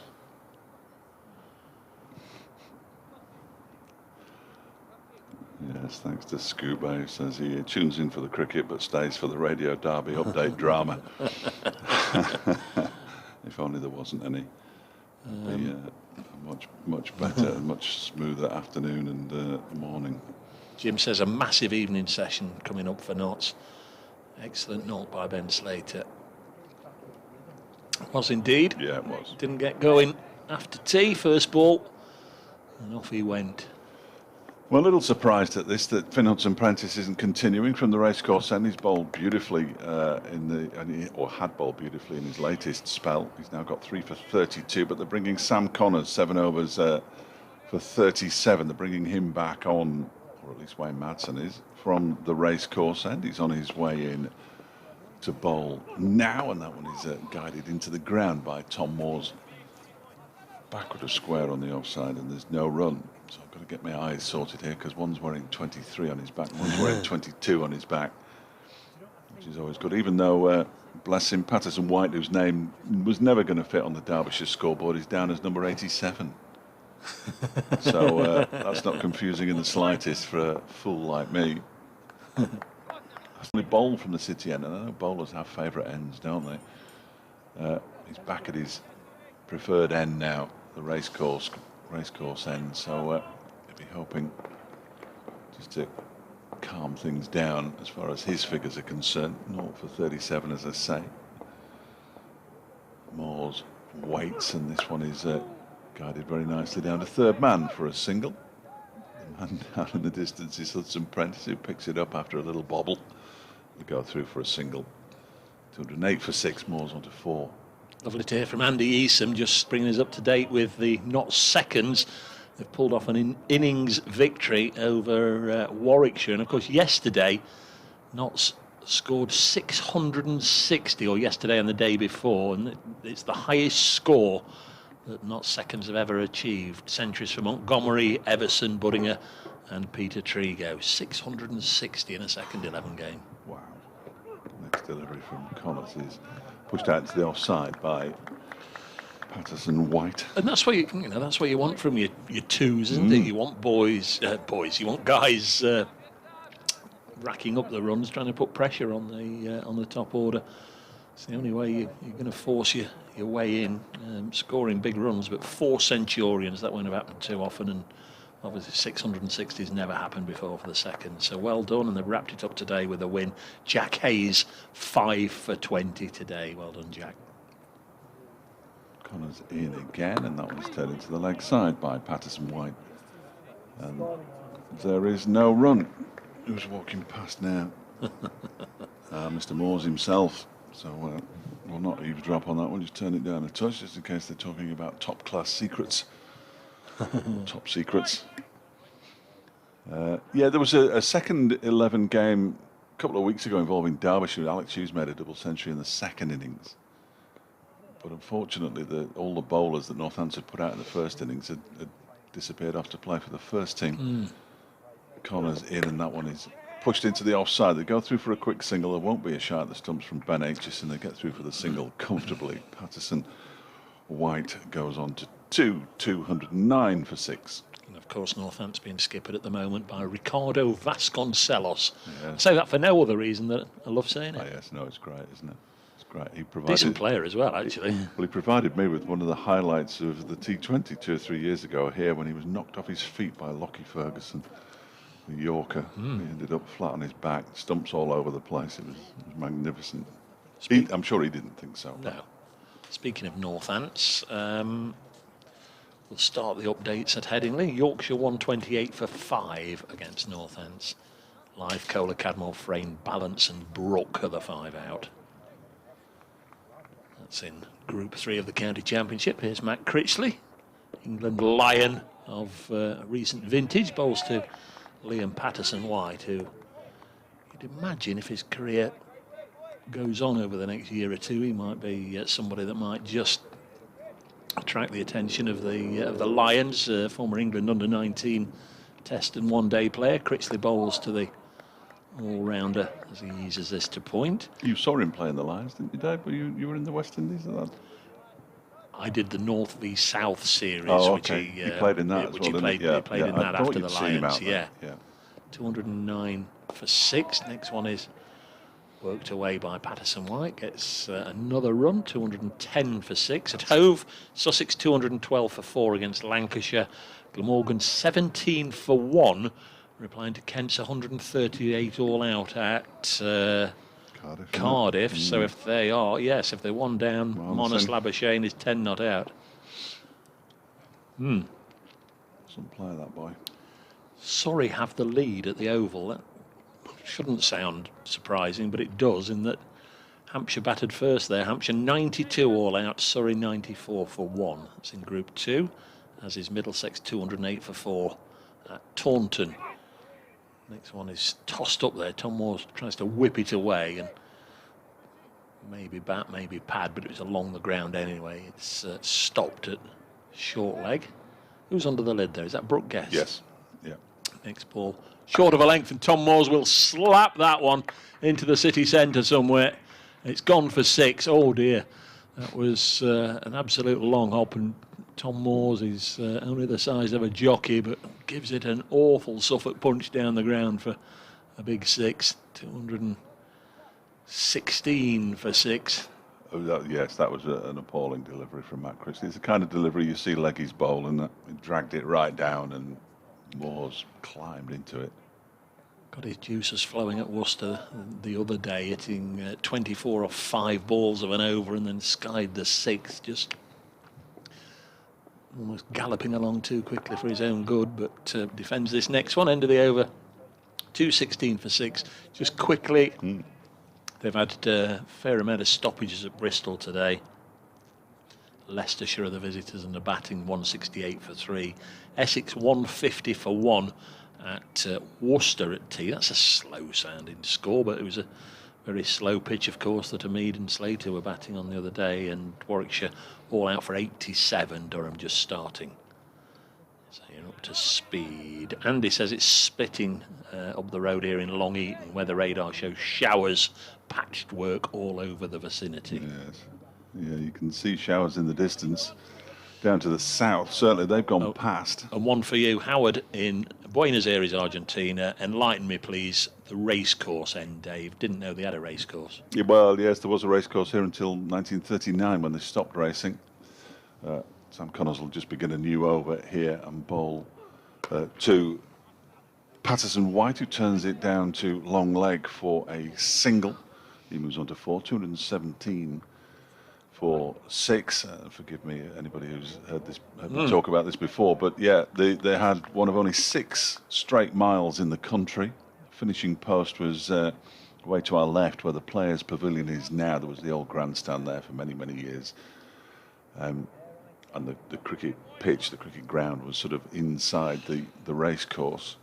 And in 1945, when they went to the council and said, we'd like to start up again, please, now the war's finished, they said, no, you're not getting a licence. It brings the wrong sort of person into the town, as it was then, as this one is left alone outside the off-stump by Moores to go through to Hussain. And that's when racing ended in Derby. Must be only 10 or 12 years ago since the racecourse stand, Yeah. what was left of it, was eventually put out of its misery. I mean, it was dropping to bits for 25, 30 years. Slightly dilapidated. Of course, where we are, there was a little hill where people parked their cars, and then where the members' pavilion is, behind there were the jockeys' quarters, where the players used to get changed for cricket for many, many years.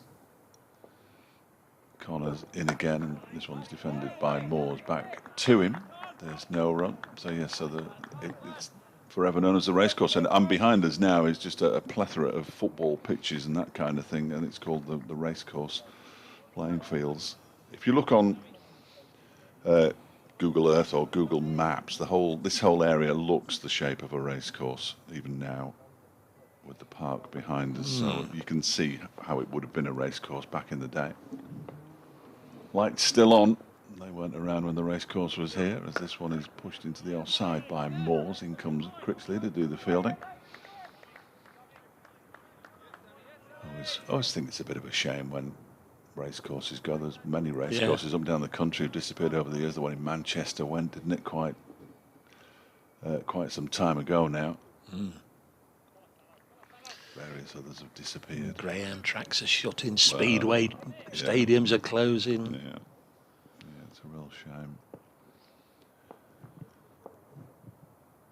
Man being dispatched into a different postcode away. Ben Aitchison's gone miles out backward square leg boundary. It's a long, long way away, and it's a short delivery, so he'd rather telegraph that one, Sam Connors, and Moores had nothing to do with it. He just dropped his knees a touch and let it sail over his back. That's one for the over. Says umpire Baldwin. Billy Taylor Baldwin. Umpire Baldwin was at Chester Street. Billy Taylor. They're slightly different statures, those two. One of them isn't here, so it can't be him. I think Billy was a better bowler. He stands with his hands behind his back as Connors delivers this one and beats Moores on the outside. Goes through to Hussain. End of the over. Decent one run from it. Moores 10, Patterson White 4, and Nottinghamshire 217 for 6. 2 bowling bonus points for the home county, and 1 batting point for Nottinghamshire. Yeah, Billy Taylor, the umpire at this end. The umpire at the other end is Tim Robinson. Just pulling up his figures. Tim Robinson played against Derbyshire 28 times in first-class cricket. That's it's 2 seasons, isn't it? Yeah, 2 seasons. Tim Robinson played against Derbyshire 28 times, 50 innings, 6 not outs, 1,575 runs, at an average of 35. Just the 1 century, though. I seem to think he'd got a better record against Derby than that. This one's bowled by Lewis Rees to Liam Patterson-White, who defends it. And umpire Tim Robinson here at the county ground. 10 first-class matches. He did get that 145, an average of 42.9 over the years. The pitch would have been 90 degrees the other way, It would, yeah. when he was playing here. Yeah, definitely. 217 for 6. There's Lewis Rees, former Lancastrian, opening bat. We'll see him when Derbyshire begin their innings at the top of the order. Bowls outside the off stump through to the keeper. Chris Morley, talking about Derby's ground. I've played there a few times. Football. There was a lovely football pitch right at one end a few years ago. Derby's amateurs used to play there. Is that the pitch behind where we are? Yeah, now? there's a lot of pitches there. There's a lot of grass, isn't there? Just watching the kids enjoying the roundabout and the playground and that behind. So we're having a cuppa in the interval, nicely slapped away by Liam Patterson-White for runs. He'll be pleased just to get a bit of a start here, Liam Patterson-White, because he got a duck at Worcester at the weekend in his only innings, so always nice just to get the board going again for yourself, and he's doubled his total on to 8. Tom Moore's on 10, 221 for 6 knots. On Saturday and Sunday, the playing fields behind us will be absolutely full of kids playing football. Love it, absolutely love it. Next ball off the thigh pad. Don't think there's been too many leg byes today, has there? But there's definitely one there. Tim Robinson, the black-gloved Tim Robinson, tapping his knee. Sounds like a Marvel superhero, doesn't it? Black glove. It's only the second leg bye. You're right. We've got 222 on the board. Double Nelson, 222 for 6. The visitors from over the border. In fact, it's gone back to 221. Why is that? I don't know. Perhaps they gave it to the wrong batsman, I think. Now it's gone back to 222. Yeah. Ooh. Just teasing you. Yeah. Lewis Rees comes in. Tom Moore's a lovely clip through mid-wicket here. Certainly 2. Bit of a chase for Tom Wood. And because the ball just kept on going. No sign of it slowing up there. It had to be a diving stop on the boundary edge, and whilst Tom Wood was doing that, they came back for a third. That's good running. It was nice placement there, wasn't it? It was a nice little shot there from Tom Moores. Just kept going down the hill, didn't it? It's a slight slope. Call it a hill, really. 225 for 6. Moores on 13.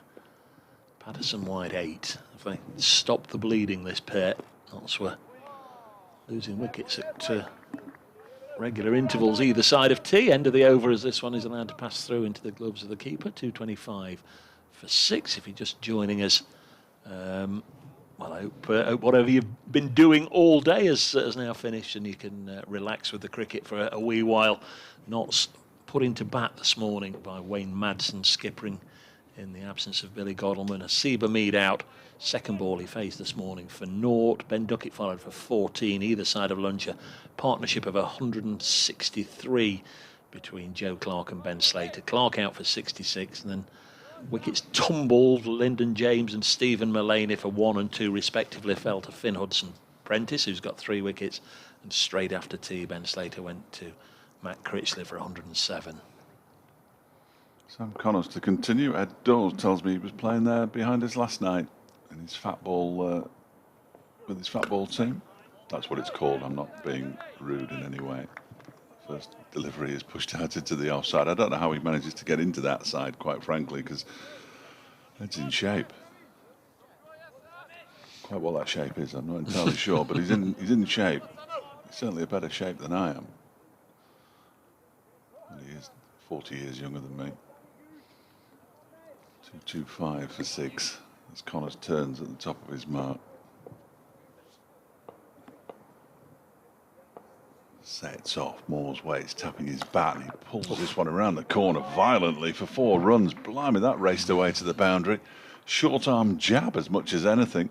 Backward of square, leg side. Thank you very much. 4 more runs to Moores. He moves on to 17. And Nottinghamshire to 229 for 6. Generally stays hit when he hits it. Raced away, didn't it? Yeah. Across to the bookshop. Be good to have that back open again, won't it? Yeah. Yeah, won't be long. Won't be long. Fingers crossed. Touching wood and all the rest of it. Need to be getting there. Connors sets off again. This time he's beaten him, and it goes through to Harvey Hussain. Moore's had a little go at that one defensively. Might just have played inside the line.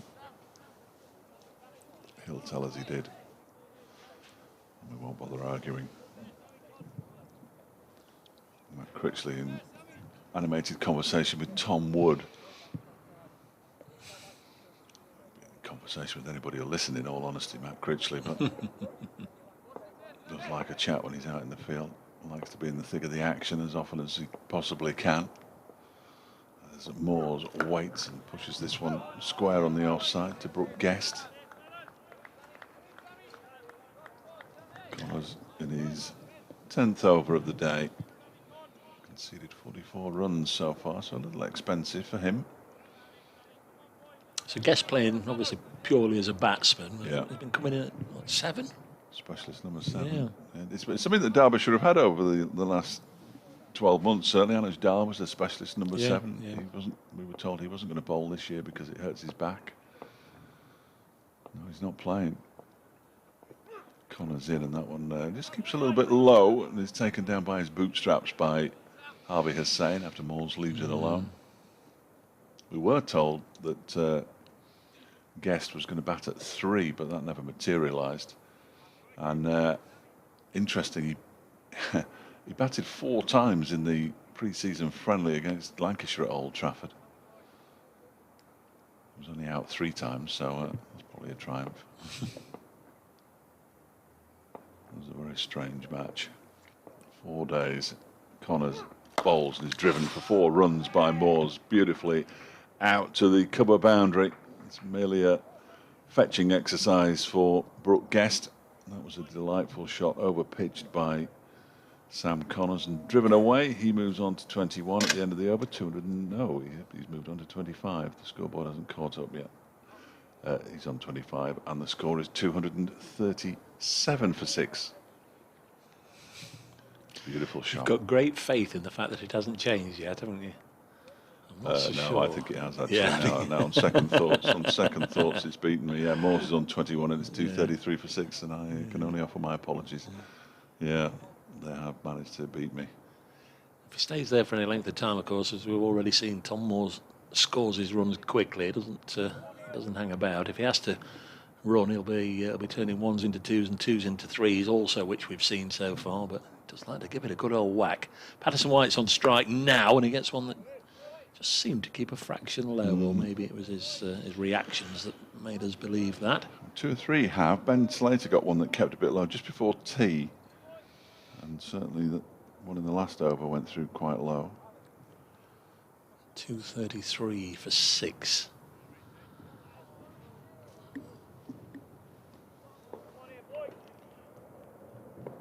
Just do this delivery and then I'll have to pop next door as Lewis Rees comes into bowl. Left armour to left-hander who leaves it alone, and Patterson White remains on 8. Moore's 21.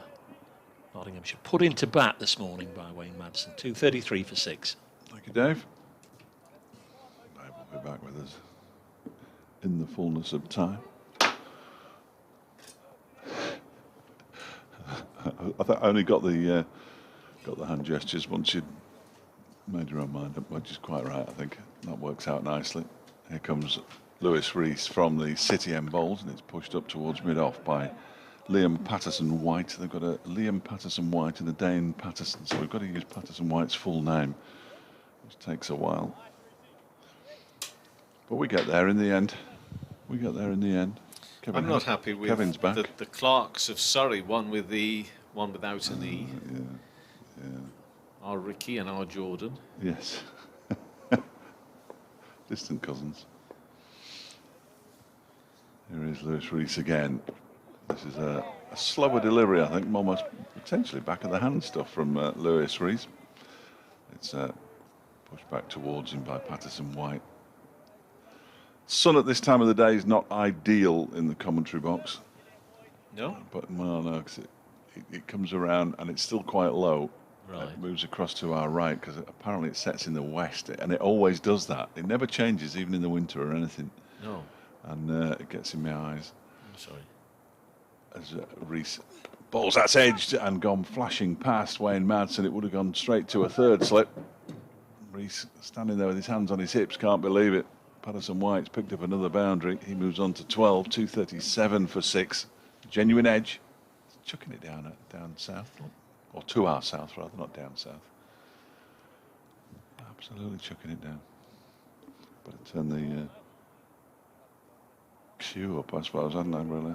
I'm on shortly. Well, You're about to lose well, in about 4 minutes' time, I think it'll be. I'll give you we'll have a flashback to the Cali hand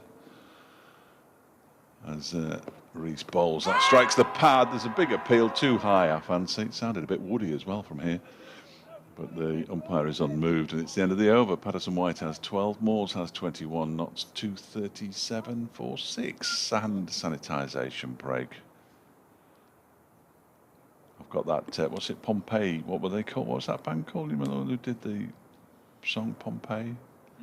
Can't remember the name. Began with a B. Yeah, can't remember the name. They're on in my ears at the moment, and it'll be the news headlines and weather, and then me. Unless Derby County get top billing in the sports news, which I shan't be very happy with that. My timeline is still filled with whoever tagged me into the Radio Nottingham sport tweet.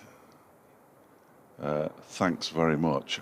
I can see nothing but replies to that now on my timeline. Bastille. I thought, yes, you're right. Thank goodness for that. You're going to use a word for the people who on my timeline. Here is Connors running away from us at the racecourse end, and that one is defended by Moores. And there's no run as it's fielded there by Tom Wood. Pompeii, it was good, but we got there in the end between us. I know you wouldn't. I know you wouldn't. I know you wouldn't. I know you wouldn't. This wasn't the Fratellis.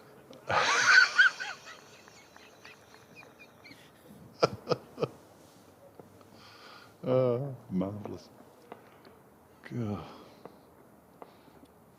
I just suddenly started sweating.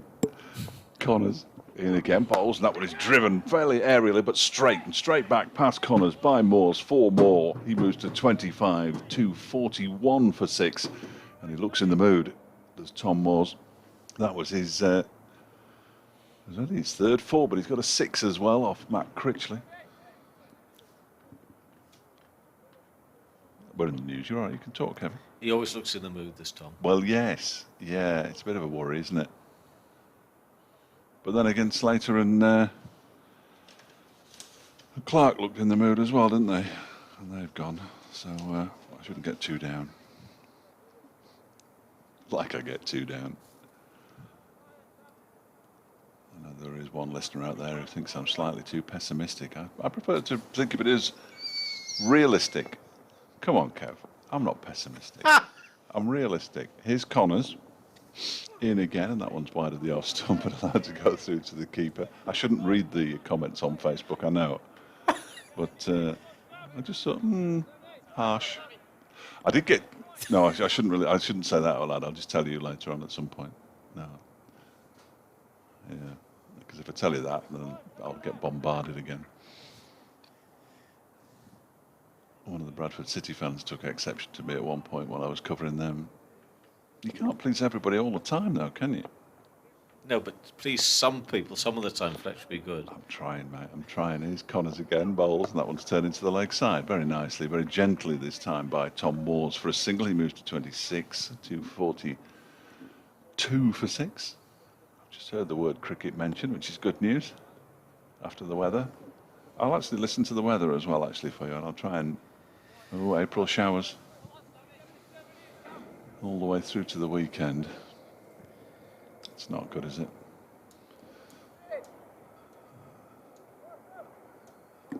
Oh, 0 degrees. Doesn't get any better, does it? Here's Sam Connors.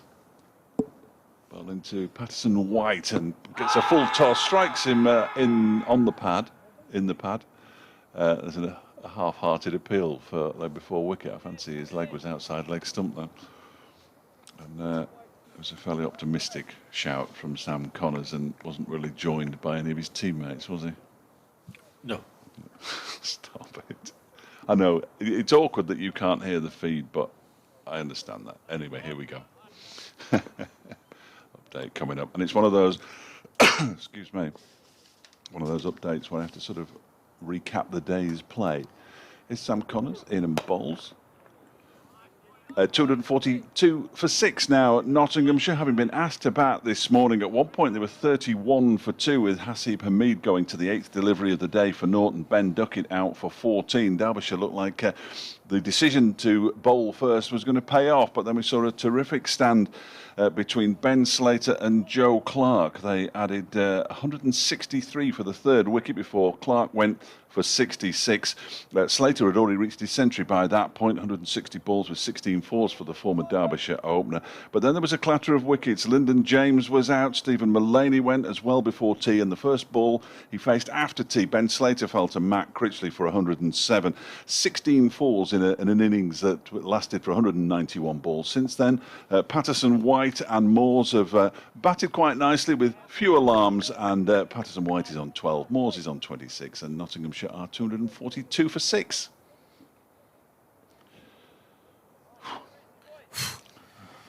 There we go. That latest delivery from Lewis Rees went past the off stump and through to Harvey Hussain. Kevin Howells. Quality from you, Flex, that quality. People now, of course, coming back from work to listen to you, which not many have been doing for the last 12 months. Yes, indeed. Just been at home. Rees bowls another one outside the off stump that's left alone by Moores. I think there are still some people who are... Well, so there might be, Fletch, but just look at that road out there, whatever. That's not busy. Sir Frank Whittle. That is Sir Frank Whittle Road, isn't it? Yes.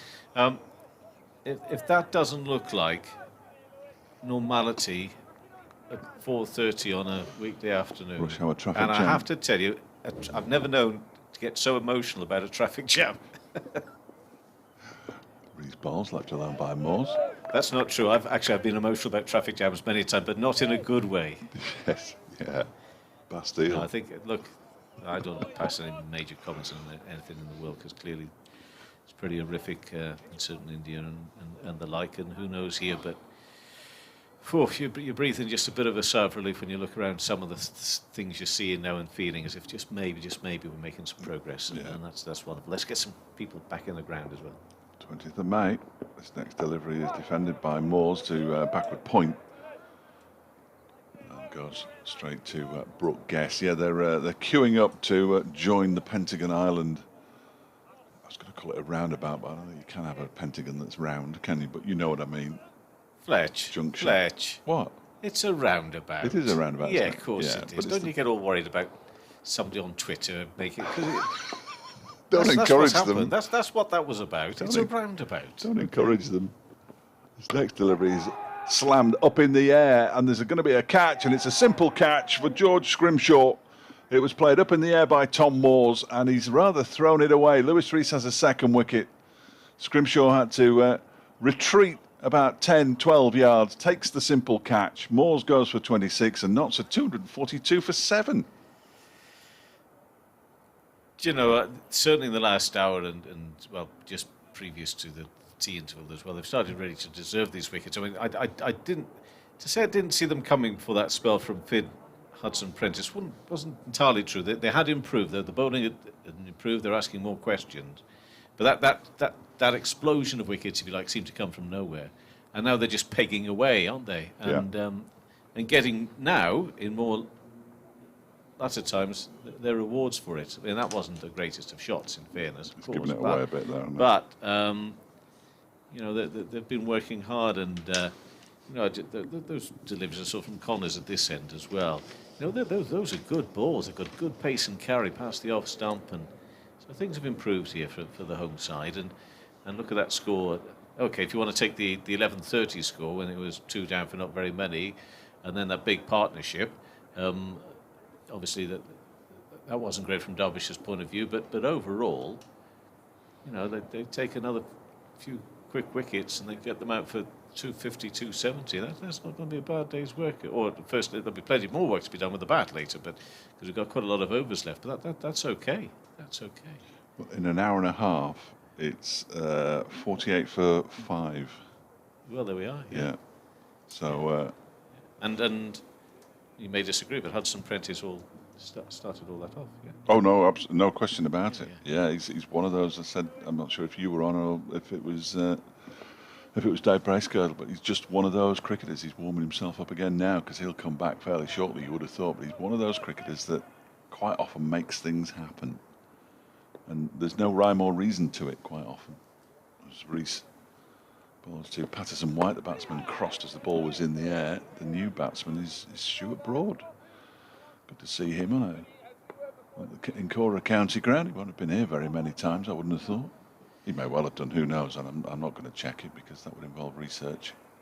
You say rhyme or reason, and you probably would go on and say what I'm about to say, that the reason has to be still backing himself, still believing that, you know, there's something here, I can do a good job. But despite the fact we, what was it, 160 odd runs, that third wicket partnership? 163, yeah. You know, you've got to back yourself, got to keep at it. He's a good cricketer. He's a good cricketer. Well, you know, the notable thing from the batting point of view of Notts and that partnership was the way they found the gaps as well. It was something that was served up for them, but they found the gaps perfectly. That, you know, sometimes you'll see that and they just pick out fielders, but no, the placing was really good from both Clark and certainly from Slater. So we have started the next over. It's the boy. Now it's Finn Hudson-Prentice coming into bowl and angled down. Didn't know too much about it. A good stop there. Gully as well. Stuart Broad back in Nottinghamshire shirt and team today. He was rested last week. I saw him in action against Warwickshire a couple of Sundays ago, and well, Fletch, he was fired up. He was wonderful to watch, and that over against Sam Hain, it's been seen by many a person. That's that's good not only for Stuart Broad for England, but for the game as well, to be having people watch just an over. But it's Broad with a bat in his hand right now, and he'll find runs here on the leg side. Just turn it around behind square, down towards. Well, really. No, they don't. They've not used those as dressing rooms for quite some time down there. No, That's the members' pavilion now. Pavilion, Yeah. Downstairs is where the umpires are at the moment. They're being housed over there during these COVID times. Derbyshire on the top floor of the players' pavilion, with Nottinghamshire on the middle floor, if you like. Yeah. I should imagine that's a lovely. I mean, it's not beyond the bowler's arm, but I imagine it's a lovely viewing height over there in the members' pavilion as we see Patterson White facing, and it's just, well, it's run away fine, but not going to go for one. Maybe offered a shot. Anyway, it's 2:43 for 7. Patterson White on 12, Broad on 1, and certainly things have improved for Derbyshire. Just before tea.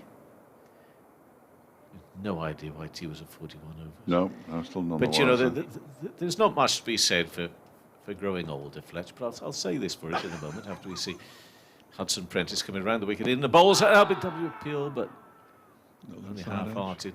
Now, the one thing to be said for growing just a little bit older is that those sort of issues, like why did they come off for tea at 41 overs, the sort of thing that if that had happened 20 years ago, Fletch, I would have been stomping, not just walking.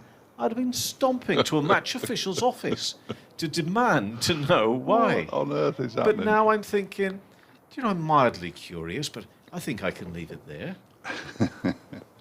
Well, we didn't get a... Hudson Prentice coming around the wicket into bowl again. Oh, and a play and a miss. What a lovely delivery. It's a poor shot, though, wasn't it? Well, so it might have been, but I thought it was a good ball. And that's why we are the two Roddies here this afternoon. I'm going to talk from the bowler's point of view. I thought it was a good delivery there. It was a good delivery. 243 for 7. Floodlights are on. Have they actually been switched off since they were switched on early this afternoon? Because we've had some sunshine appear since. Right now it's sort of 50-50. It's still a little bit of cloud around. Next delivery on middle and leg, and worked away square on that onside by Patterson White. They'll come. Oh, they were thinking about coming back for 2, and then Patterson White thought better of it. Thankfully, told Stuart Broad of his intentions early enough, and it's the end of that over. 243 for 7. Then Patterson White has moved to 13. He'll keep the strike. Broad on 1.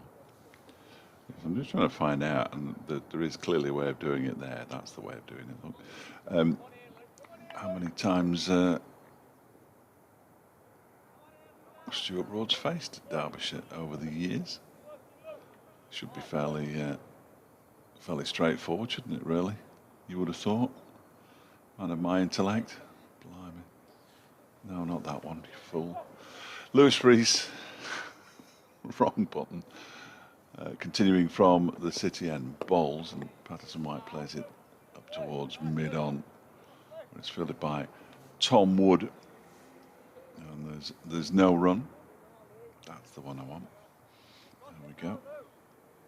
Yeah, it's sort of uniformly grey in the distance, isn't it? Which is a real shame after all the glorious sunshine that we've had. But having said that,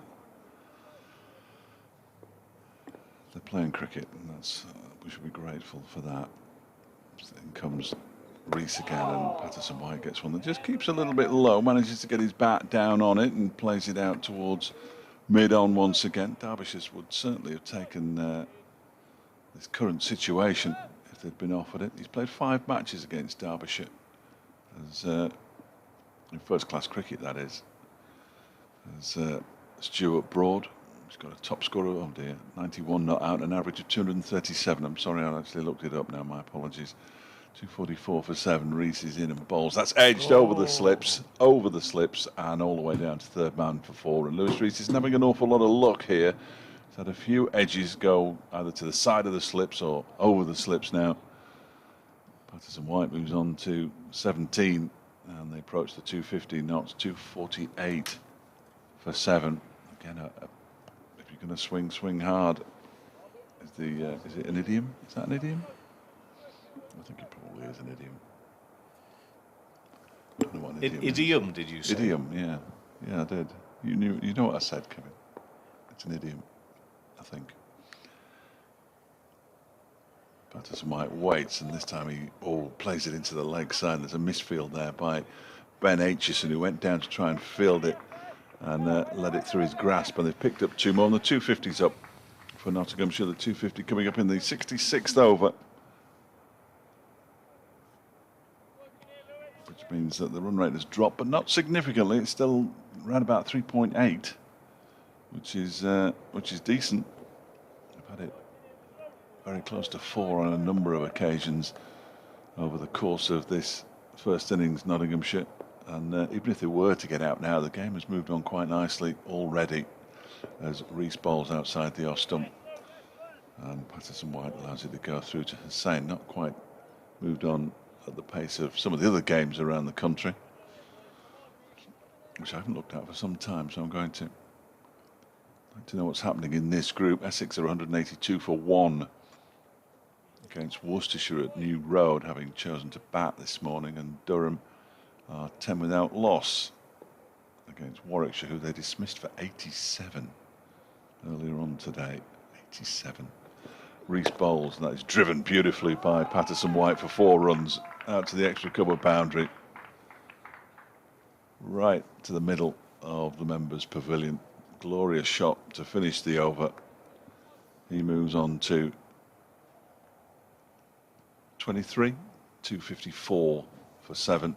Broad has 1. Sussex 258 for 4 against Lancashire at Hove, having chosen to bat in that game. Down at Bristol, Leicestershire are 179 for 3 against Gloucestershire. Taunton, Middlesex at 239 for 5 against Somerset. Glamorgan are 30 for 1 in reply to Kent's 138 all out at Cardiff, or in Cardiff at Sophia Gardens. Yorkshire are 137 for 5 against Northamptonshire at Headingley. And at the Oval, Surrey 110 for 1, having bowled Hampshire out for 92.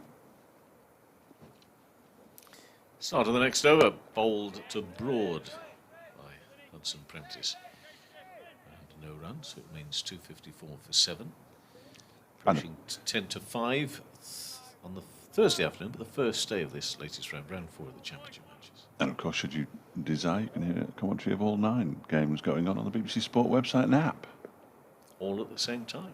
No, you probably can't. I don't think you can no, do you it. Need No, 9 different. I think you can only choose one at a time. I think, yeah. That would be some sort of art project, that would. Oh, and a beautiful delivery. I love this ball. And he just pitched it up and a little bit of movement away, and that wasn't too far over the top of the off stump.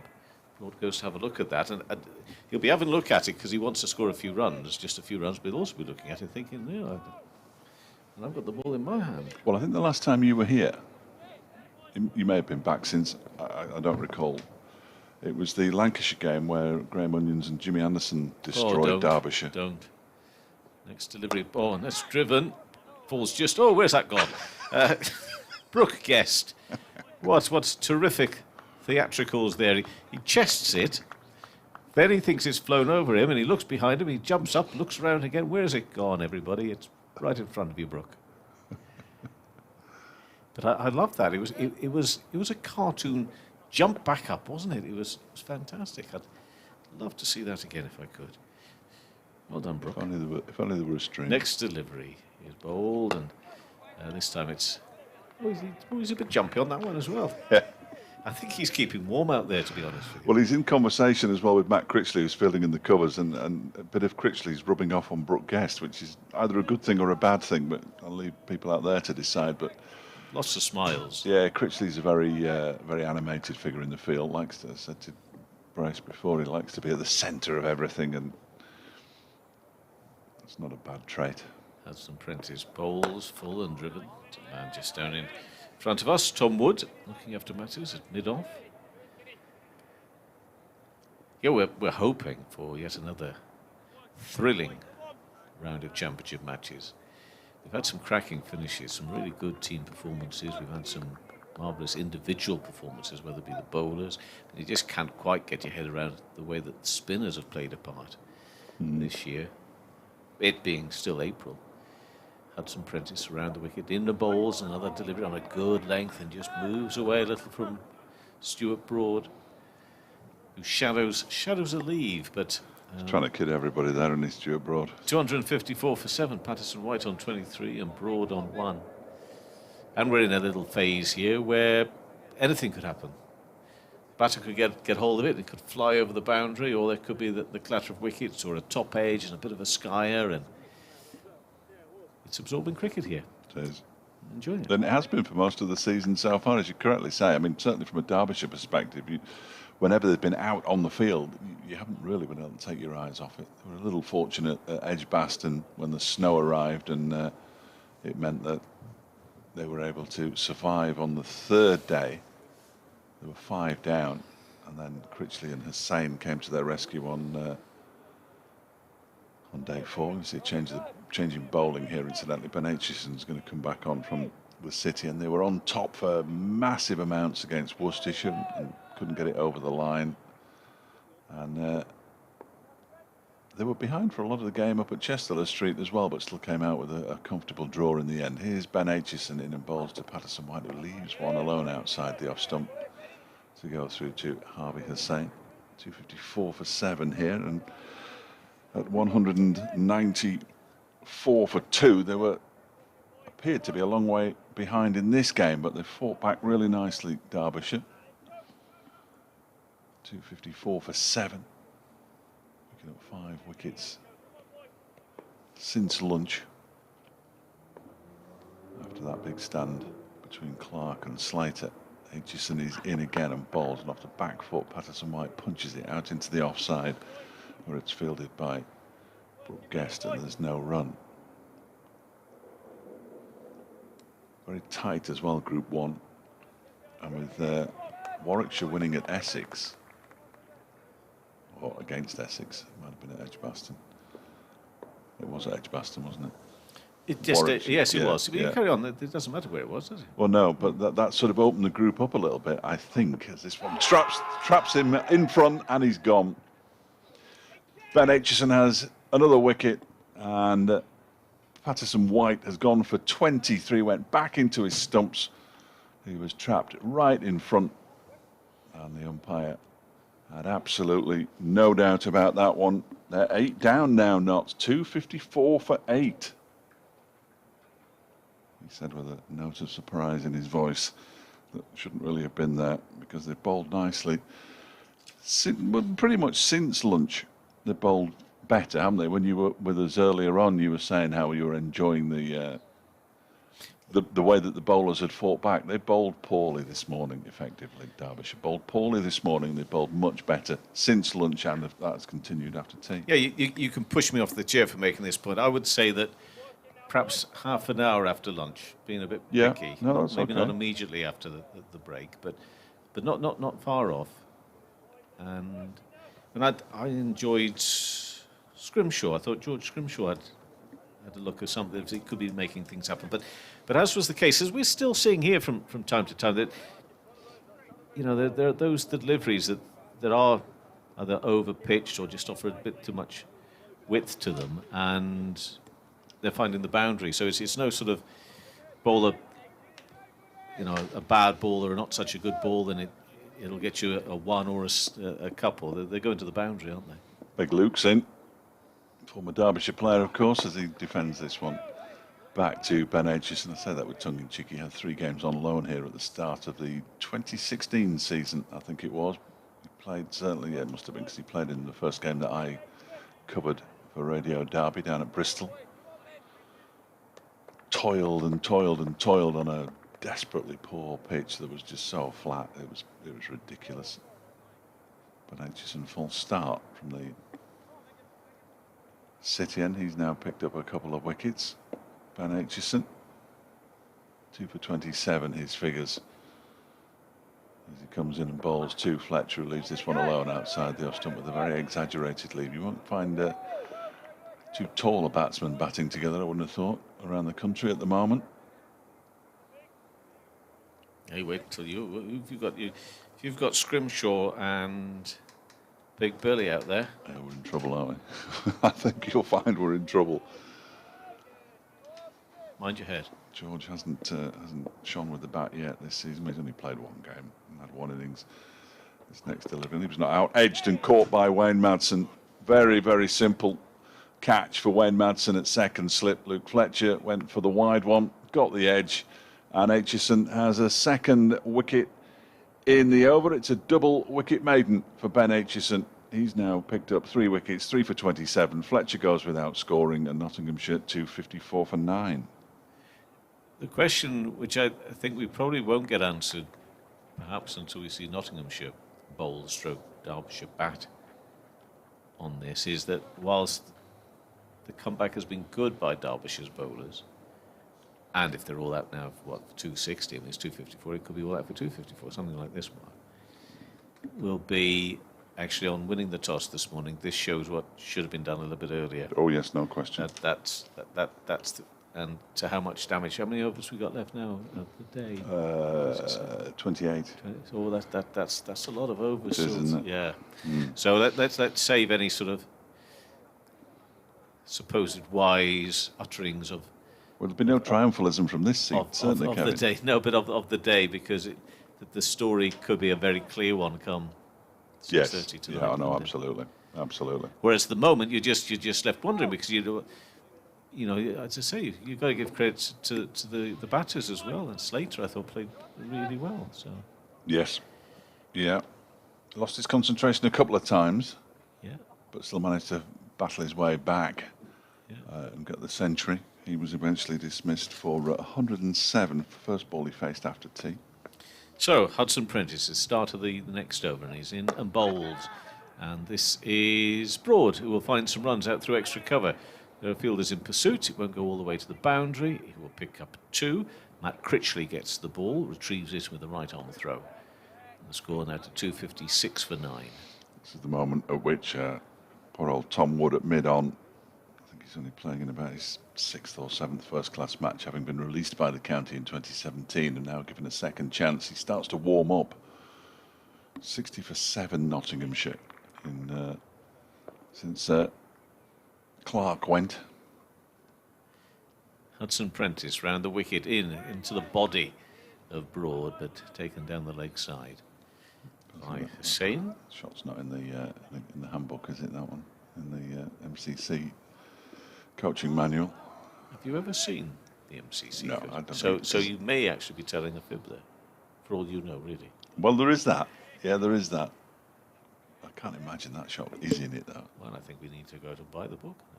Well, if anybody's got a copy and they're watching the stream, just let me know. Hudson Prentice around the wicket to Broad, and Broad again looking to try and find a gap on the offside, but can't do so. And then there's just a little underarm throw from Critchley, which I think it does. It hits the stumps of the bowler's end, goes running off just by a few yards. David Griffin stat for you. You like David Griffin's stats? He's got some belters, hasn't he? Yeah. George Scrimshaw, when he took the catch to dismiss Tom Moores, became the 556th player to take a catch in first-class cricket for Derbyshire. Yeah.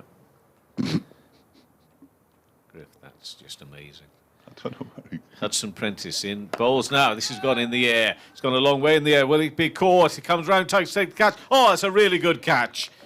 That is a very, very good catch indeed from Tom Wood. Moving to his right-hand side, comes over his shoulder, doesn't quite know where it is. To start off with, when it left the bat initially of Broad, I thought that had got plenty on it.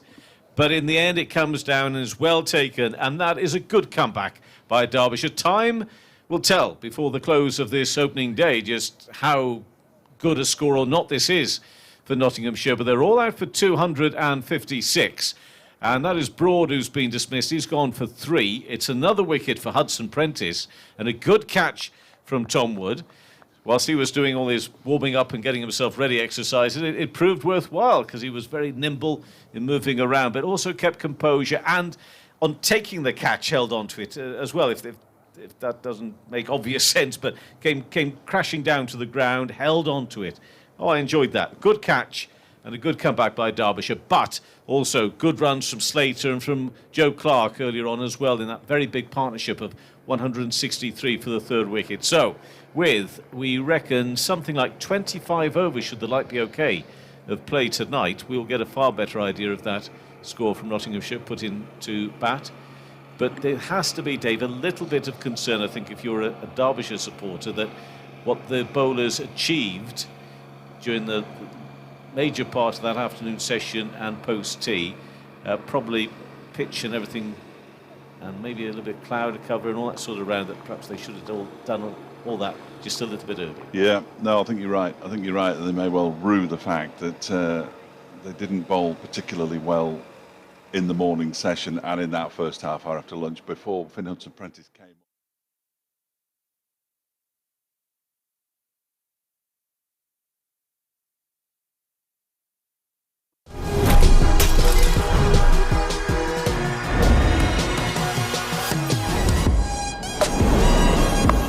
Oh, that's the spot. Gone! The breakthrough.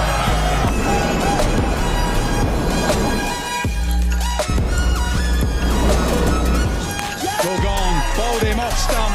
Straight to him. It's Alex Sale. Rocketed through point. They're going to go all the way.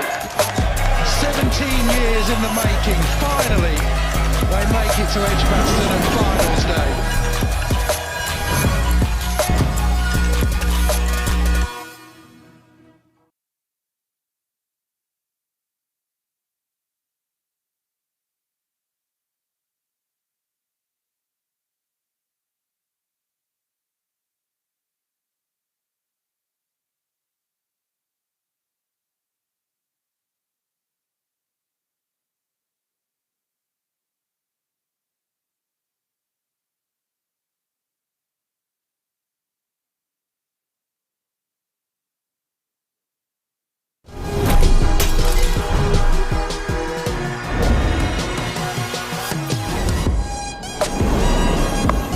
Oh, that's the spot. Gone! The breakthrough.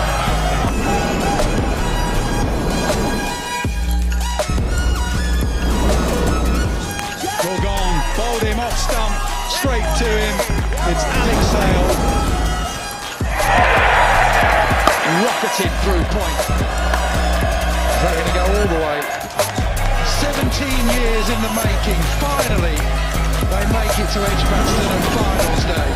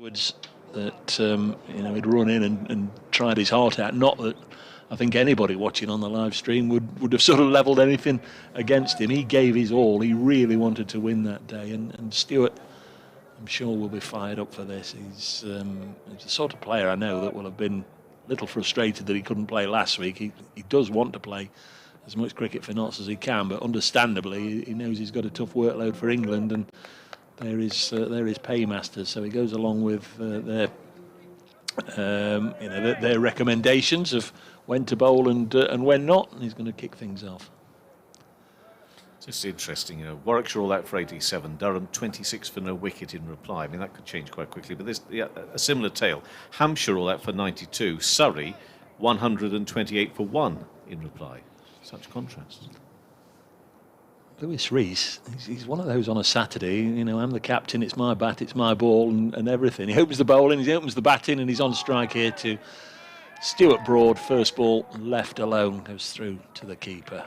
And Nick is going to, no doubt, bring a little bit of a problem for Lewis Rees, because there's 4 there in a row lined up to try and catch him. Lyndon James, Ben Duckett, Asiba Mead, and Liam Patterson-White.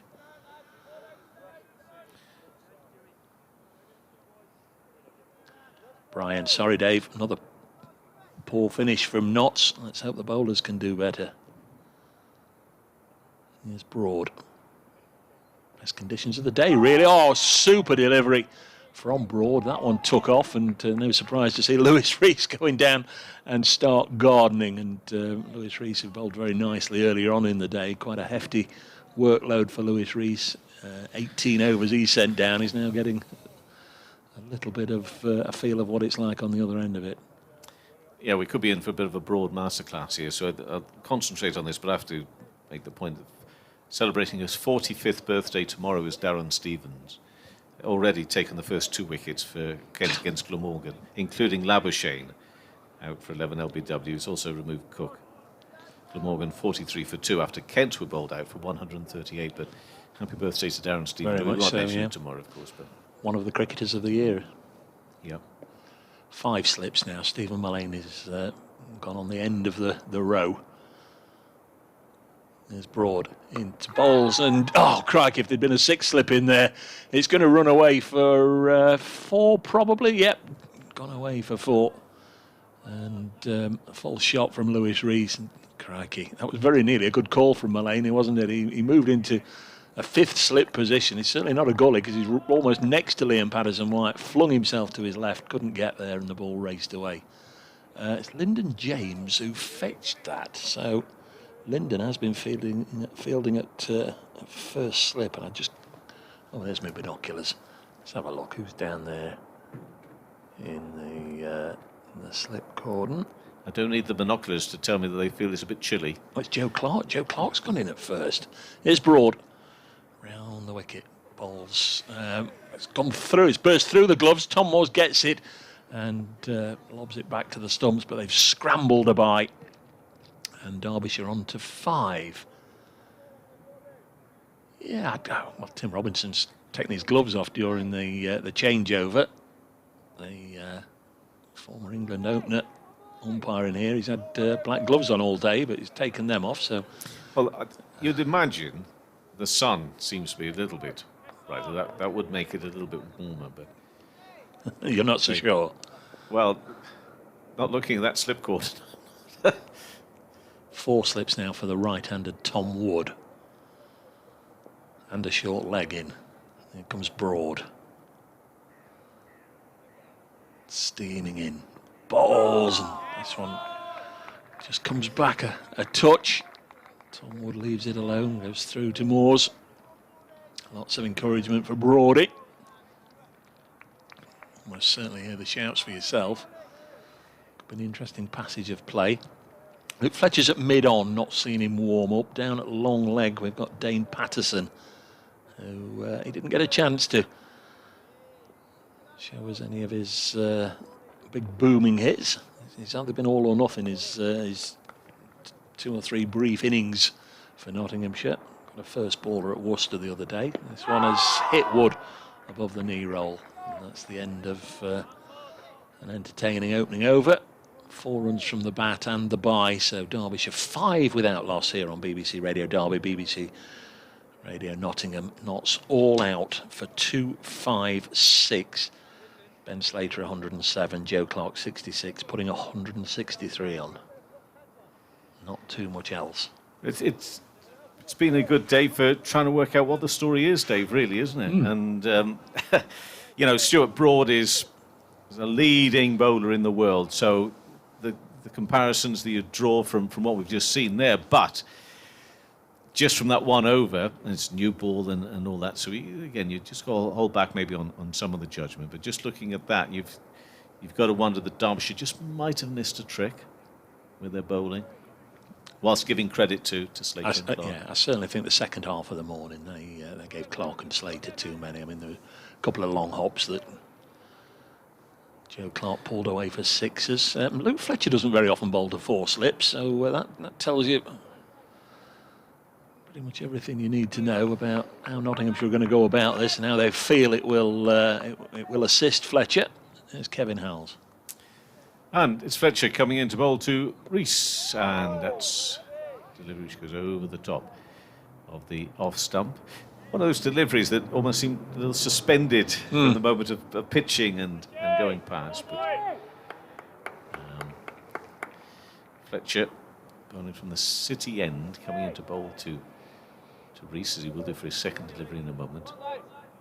Wood yet to get off the mark, so 5 for no wicket after Nottinghamshire made 256, and it's Fletcher powering in again, in and bowls, and another lovely. That's a lovely delivery, that, because the bat just had to be withdrawn inside the line, wasn't too far away from the off stump, finding a good length early on here, Fletcher.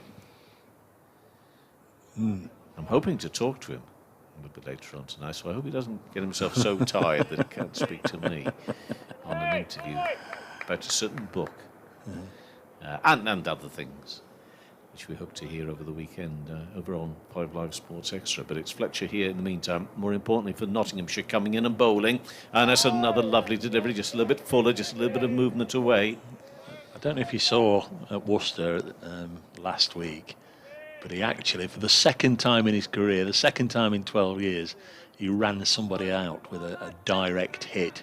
Brilliant bit of work to throw down the stumps, and his celebrations were something to behold as he ran off towards the cathedral, arms waving, and all his teammates running after him. And there was a great line from the cricket writer Paul Edwards. Fletcher bowls again, getting it just a little bit straighter every time, Dave. It is indeed, yeah. But through to the keeper. Well, this is Fletcher, you know, he's told to run in and hit the top of off, and so he's not quite doing that, but he's putting the ball very, very close.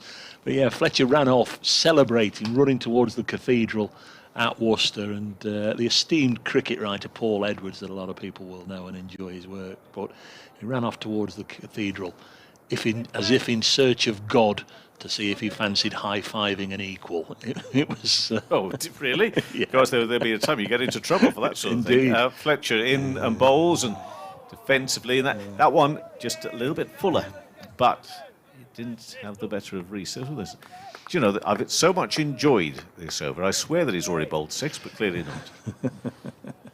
I think we must be getting towards the end of it. Catcham says 250 having been put in. Seems okay. 4 slips now, so game on. Just wonder how many wickets people think Notts have to take tonight to get the game back on, either on an even keel or in their favour. Fletcher bowls again, and that one, a good length, just moves away from Rees, but through to the keeper. So 5 for no wicket. It's a maiden, isn't it? I'm sure it's Yes. a maiden. Yep. Rees on 4, and good start from Luke Fletcher as well. In terms of overs remaining, I think it's 23 left in the day here now. And the light, well, it's okay, actually. Well, to be honest with you, never mind the okay person. It's probably as light and as bright as we've had it most of the day. At Worcester, of course, Notts didn't take a wicket on the first morning. The 2 openers there, Jake Libby and Darryl Mitchell, got off to a flyer, put 100 on and whatever. Notts opened with Zach Chappell and Dane Patterson, and a little bit like this morning with Derbyshire. There were just too many 4 balls sent down, and you're always playing catch up. Here's Broad starting a new over, and Wood goes for the drive, but inside edges it onto his boot, and it runs out on the offside. At least with Fletcher opening the bowling, generally there's not going to be too many 4 balls unless you try and manipulate something yourself, playing something out of the orthodox, or you have a very fortunate snick or two. So he will keep it tight from one end, and obviously Broad will bust and strain every sinew, trying to make a breakthrough at the other end. So it's not going to be easy here for the Derbyshire openers. Here is Stuart Broad again, running away from us. It's a sharp bouncer, and almost as if Wood was expecting it, because he was bobbing down almost as if Stuart was preparing to release the ball. I think he fancied that was coming his way. You say that. I think I'd bobbed down at least 5 seconds before he did. You knew it was coming. As ever, Stuart Broad with that white wristband on, sweatband. Looks fit, looks in good rhythm. Tall young man. I say young, he's 35 now, Stuart. He's in. Balls, and this one's clipped away by Wood. Bat on ball, gets a couple through mid-wicket. Luke Fletcher having to do the chasing. There's not that many fielders around. Obviously, with 4 slips and a short leg, so Fletcher having to do the retrieval work in between his bowling duties. Dane Patterson down at long leg.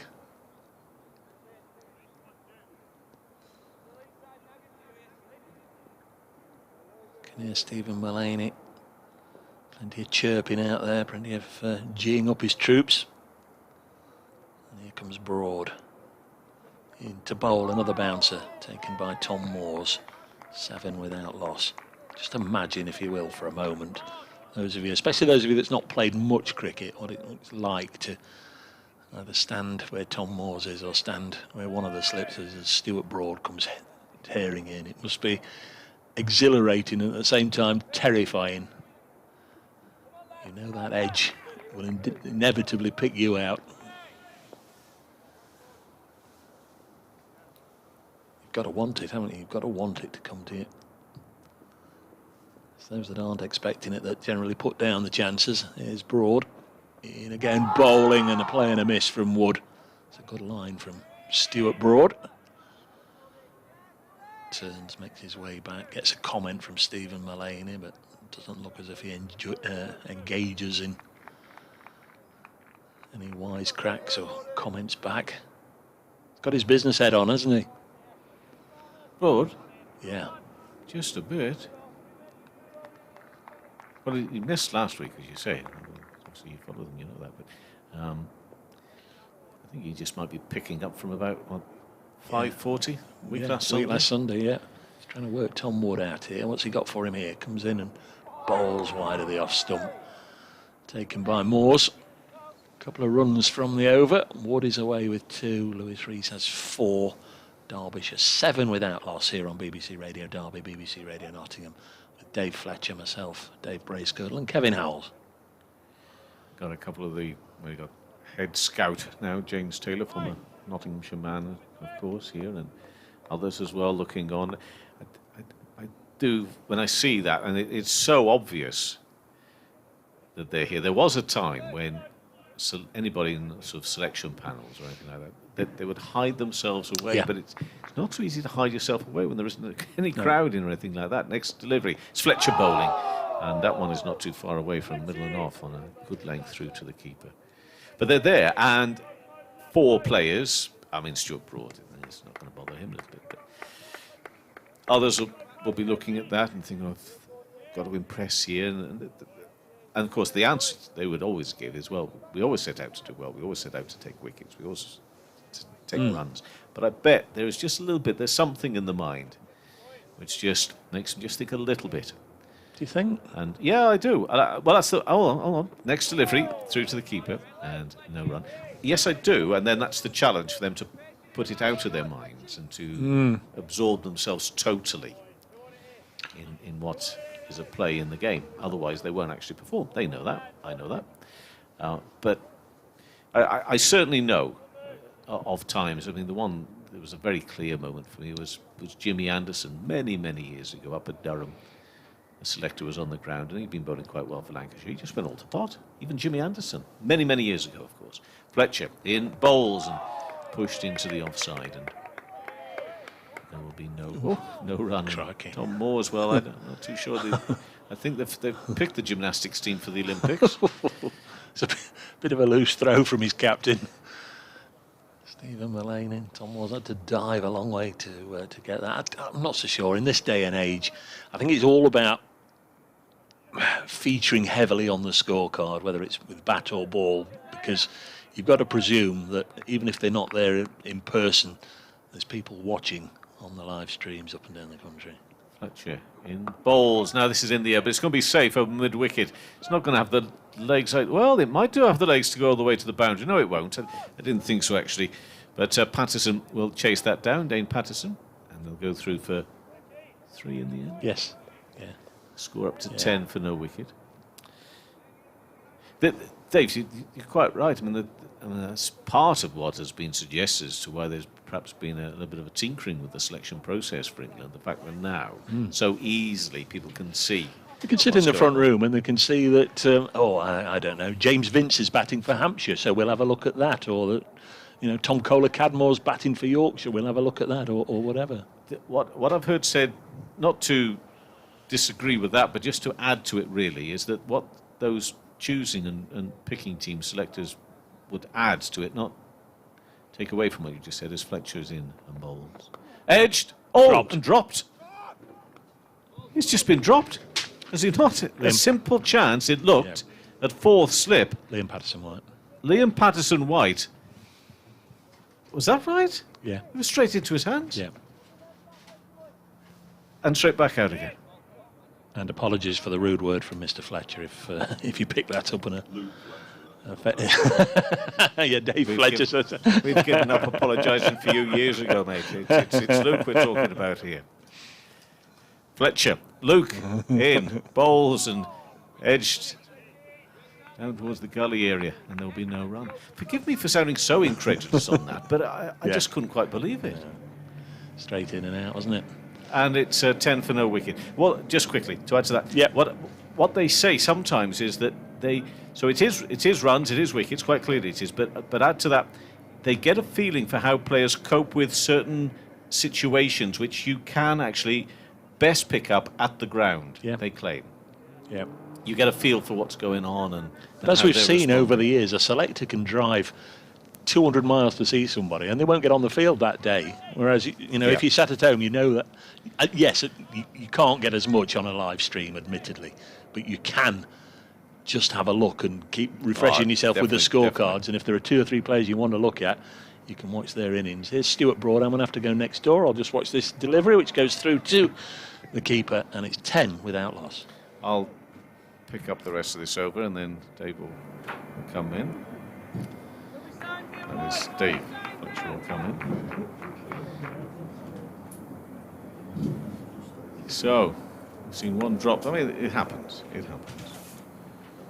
But he was off bowling a Fletcher, but Broad and Fletcher are causing the sort of problems you might expect on this pitch. And with a new ball, of course, we're just, 5 overs in. But drop catches, no, can't be doing that. Runs through to the keeper. And there will be no runner. I'm not too sure if that drop catch means that's the end of my chances of talking to Luke Fletcher tonight for the interview when he gets home or not. We wait to see. I'll be thinking of it, should he be able to get some wickets perhaps with his next over. They can quickly put these things to the back of their mind, Dave, but otherwise they can also hang around in their mind for a little while, can't they? Just do this one delivery, and I know you've got a bulletin to do as well. Stuart Broad is in and bowls, and past the off stump of Reese goes on 7 through to the keeper. So, some news headlines to come before. Wow. Some news headlines to come. Yeah, Why not? So. Yeah, I can't hear myself, that's all. Which is a good thing. Before anybody else pipes up. Yeah, I just wanted to make sure it was perfectly clear that it was Luke Fletcher and not Dave Fletcher that alerted something. In case just at that moment, Tim Davey, Director General of the BBC, was listening. Yes. Yeah. Is that Fletch, as he calls you? Is that Fletch been swearing again? That's why I couldn't hear myself, because his next delivery is left alone by Lewis Rees. I'd been switched right down. So Dave's been on really quiet. Yeah, well, that's the way he likes it. Yeah, well, it's what everybody would have wanted. Floodlight's still on, glorious sunshine at the county ground. It definitely plays different when the sun is out. And imagine if it had been cloudy, the Derbyshire openers would have been struggling a touch, I fancy. Not that they haven't been struggling a touch. 7 to Rees, 2 to Wood, 10 without loss. Broad bowls, and that one is helped away. It's a no ball as well, so we've had a 6. We've had a couple of those. We've had an 8, now we've got a 6, and the leg byes as well. So Rees remains on 7, Wood on 2, and it's 16 without loss. It's a statistician's dream. Carnage. Can I say that again, just so they can really enjoy it? We've had 2 6s that weren't 6s, but there were no balls that went for 4. We've had 3 6s as well. And what was the rest of it? I can't Well, that one there. 4 and 4. 3. That was a 6. Yeah. We've had an 8. We had a no ball that was played for 6. I've seen a 1-5 this season, which was very exciting.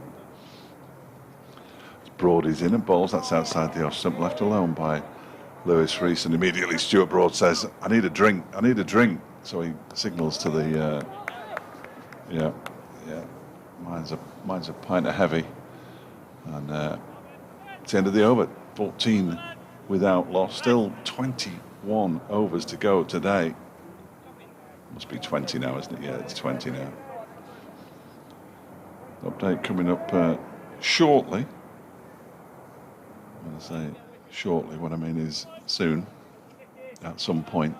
And Luke Fletcher is I'm just talking so there's no dead air. Here's Luke Fletcher bowling from the City end bowls, and Wood guides this into the backward point region where it's fielded there by Ben Slater.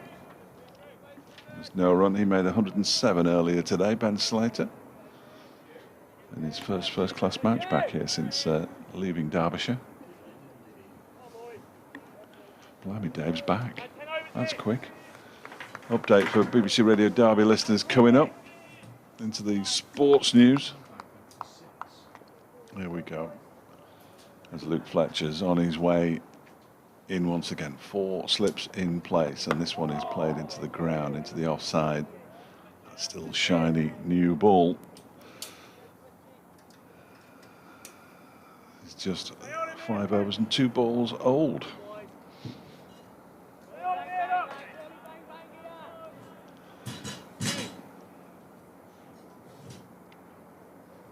Yes, and the openers, Tom Wood and Lewis Rees, are being given a bit of a going over here by Stuart Broad, the England Test player, and by Luke Fletcher, who's currently bowling from the City end there. 14 without loss, and that is in reply to Nottinghamshire's all-out innings of 256. They lost their last 8 wickets for just 62 runs. Ben Slater made 107, the former Derbyshire opener. There was a very nice knock of 66 from Joe Clark as well. They added 163 for the 3rd wicket, but there was something of a procession of wickets after Clark was out. Finn Hudson-Prentice 4 for 36, career best for him. Ben Aitchison 3 for 27. A single there to Tom Wood takes him on to 3. Lewis Rees has 7, and Derbyshire are 15 without loss with 20 overs to go. Next delivery from Luke Fletcher is outside the off stump and left alone by Lewis Rees. I'll just turn Sally off in my ears. We can get back to normality. Yeah, it's been a good opening burst from these 2 bowlers, Dave, hasn't it? Not giving a lot away, are they? Fletcher just trying to hit the top of off repeatedly, or thereabouts. Ask questions of the batsman, and he should have had reward. It was a fairly regulation chance that went down. Broad giving his all at the other end as usual. Rees waits and drives, and that's a nice shot. He's going to get 4 runs for it up towards the members' pavilion at long off. Really nice shot. Slightly overpitched from Luke Fletcher. He's erred for the first time pretty much since he began bowling in this Derbyshire first innings. They've moved on to 19 without loss, and Rees into double figures. He's on 11. That's it. You've got to earn the right to get that sort of delivery, haven't you? By sticking around and just being very selective in what you play at and leave what you can. The ball will get softer. The bowlers will get tireder. The bowlers will be obviously changed and refreshed from time to time. You've got to stick around and wait for the bad ones. Next Fletcher delivery is left alone outside the off stump by Lewis Rees as the over comes to an end. 19 to go today. Then Luke Fletcher 3 overs 0 for 8. Stuart Broad 3 overs 0 for 6. Rees has 11. Wood has 3, and Derbyshire on 19 without loss after 6 overs. Yeah, 25 overs, certainly something like the 3 quicks will probably get something like 7 each, and then the other 4, I don't know, maybe Mullaney, maybe have a look at the spinner.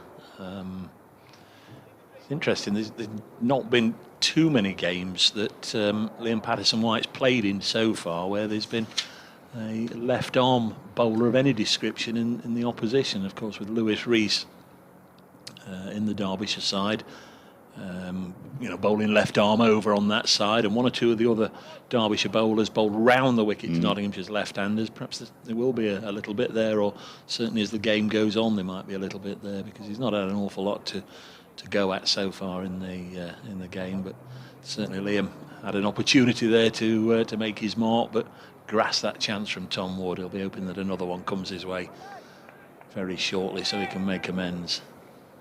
They've had a hand sanitising break, so we'll be underway again in just a moment with Stuart Broad in bright sunshine now, about to bowl from the, dare we say it, the Nottingham end of the ground. Going to be bowling to Tom Wood, who's on 3, was dropped on 2. Here's Broad bowling to him and push into the covers, and Stephen Mullaney does the fielding. It's Nottingham that way then, behind us. Well, I presume so. I thought it was over there. Well, I don't know. no, I don't really, but I'm looking at, yeah. With the Nottingham. Certainly Nottinghamshire is behind us. The race course. I genuinely couldn't tell you where Nottingham was from here. You go left off Pentagon Island here, don't you? So we sort of come in this way, I suppose. I don't know how the road meanders from then on. Next one is on the pads, a rare one from Broad, just straying down that side and helped on its way down to Dane Patterson for a single. So Patterson, who opened the bowling at New Road, is relegated to first choice at best here, with Broad in the side and Fletcher keen to keep a tight lid on things. Ben Slater's in the covers. He's very disappointed to get out first ball after tea, wasn't it? It seems a long time ago, but it was only just the start of this session. Broad into the left-handed Rees, and Slater again will field, and there's no run, and you obviously dotting the I's and crossing the T's, put in the little bit of extra information there that the bowler that got him out, Critchley's almost family. Yes, he'll have enjoyed that. They'll be chatting away over a soft drink, I'm sure, at some point in the near future when they get together. They're good mates as well. 20 without loss. Broad to bowl to the left-handed Lewis Rees, who's on 11. 5 slips in there again for the lefty. Lovely delivery, and he's got the edge. And Broad strikes. Routine catch for Tom Moores, and Lewis Rees goes. Derbyshire lose their first wicket with 20 on the board, and it's just what Nottinghamshire needed, really. It's been a fairly sobering last couple of hours for the visitors, but not strike back. 20 for 1. Lewis Rees caught by wicketkeeper Tom Moores from the bowling of Stuart Broad for 11. This wicket coming in the 7th over. And Tom Wood remains 4 not out. 20 for 1. Yeah, he won't get many simpler catches than that, will he? Tom Moores just feathered through to him, and Rees was on his way. brings out Lewis Deploy, who's got one score of 98 and no other scores at all. So, and he is a notoriously sluggish starter. So, this could be interesting. The South African makes his way out, the South African with the Hungarian passport.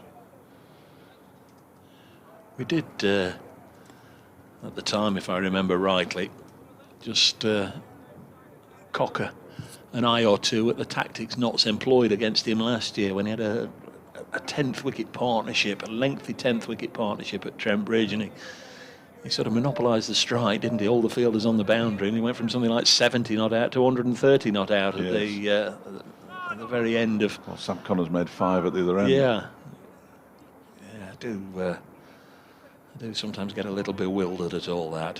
When the captains stop trying to take wickets and put everybody on the boundary, wanting and hoping that they can bowl at number 11, who more often than not, when he gets the strike, plays as competently as the set batsman. Yeah, it was a crucial partnership in that game. It was indeed. It turned out, and the Bob Willis Trophy last year at Trent Bridge. So maybe focusing on memories of that rather than any failures he's had so far this season. So he got 98. Stuart Broad didn't play in that one though, No, he didn't. I'm not sure. Don't think he'll have played against him in his career as yet. So the myth, the legend that is Stuart Broad about to bowl to him for the first time. Left-handed Lewis Deploy on strike. Oh, and that's a lovely delivery. It was, well, we'll give him the benefit of the doubt. He might have been groping at fresh air, but he might also have been very aware that it was wide of the off stump and left it alone. It's one of those where you'll have your own opinion. The former, I would have thought, judging by the reaction of the slips and the bowler, but I think they're going to react to anything that goes Yes. past the bat, aren't they? yeah, that's true. That's true. There is a bit Still of that. in the belief that that it will unsettle the batsman if you go ooh and ah and just missed. 20 for 1. There's a lot of kidology in cricket, and a lot of the game is played between the ears, of course. Lewis Deploy, 26 years of age, born in Pretoria. He's managed to make contact there, as you probably heard. It was quite a sound for a forward defensive push, wasn't it? Out to Slater, wicket for Broad, 20 for 1 at the end of the 7th over. I'll be glad to still be there. Lewis Deploy's got some work to do with the bat after Lewis Rees was dismissed. So far this season, he got a pair against Warwickshire. Lewis Deploy 98 in the first innings here against Worcestershire, but second time round was out for 28, and then up at Durham he made 0 in the first innings as Luke Fletcher begins a new over outside the off stump. That one left alone by Tom Wood. And the second innings made 29, so a couple in the 20s, some ducks, and a 98. A mixed bag, I think that's known as. All or nothing. Yeah, a mixed bag in the business. 20 for 1. Wood on 4, still making his way. It's that sort of position, isn't it? Number 3. You can. Could be there either now or in 2 hours' time. Yeah. Wood gets a thick inside edge on that one. It goes out backward a square on the onside. They think about a second, but there's no chance of that as Lyndon James comes in off the boundary to do the fielding. So Wood moves on to 5. Derbyshire to 21 for 1. Game moving on then. We've had 11 wickets today already and 17 overs to be bowled after this one. I was expecting 1 or 2 quite lengthy stoppages today, looking at the forecast this morning, and certainly the little pitter-patter of rain we had during the lunch interval, but fingers crossed, quite pleasant at the moment. Almost balmy. Fletcher bowls to Deploy, who's playing and missing at that one, going forward a long, long way with a defensive shot, and it flies past the edge and through to Tom Moores. He always says he's an unlucky bowler, Luke Fletcher, that he beats the bat as much as anybody and chances go down, which has been exemplified already in this innings. His bowling's too good for even the best batsman. I think that's how I'd spin that one if I were him.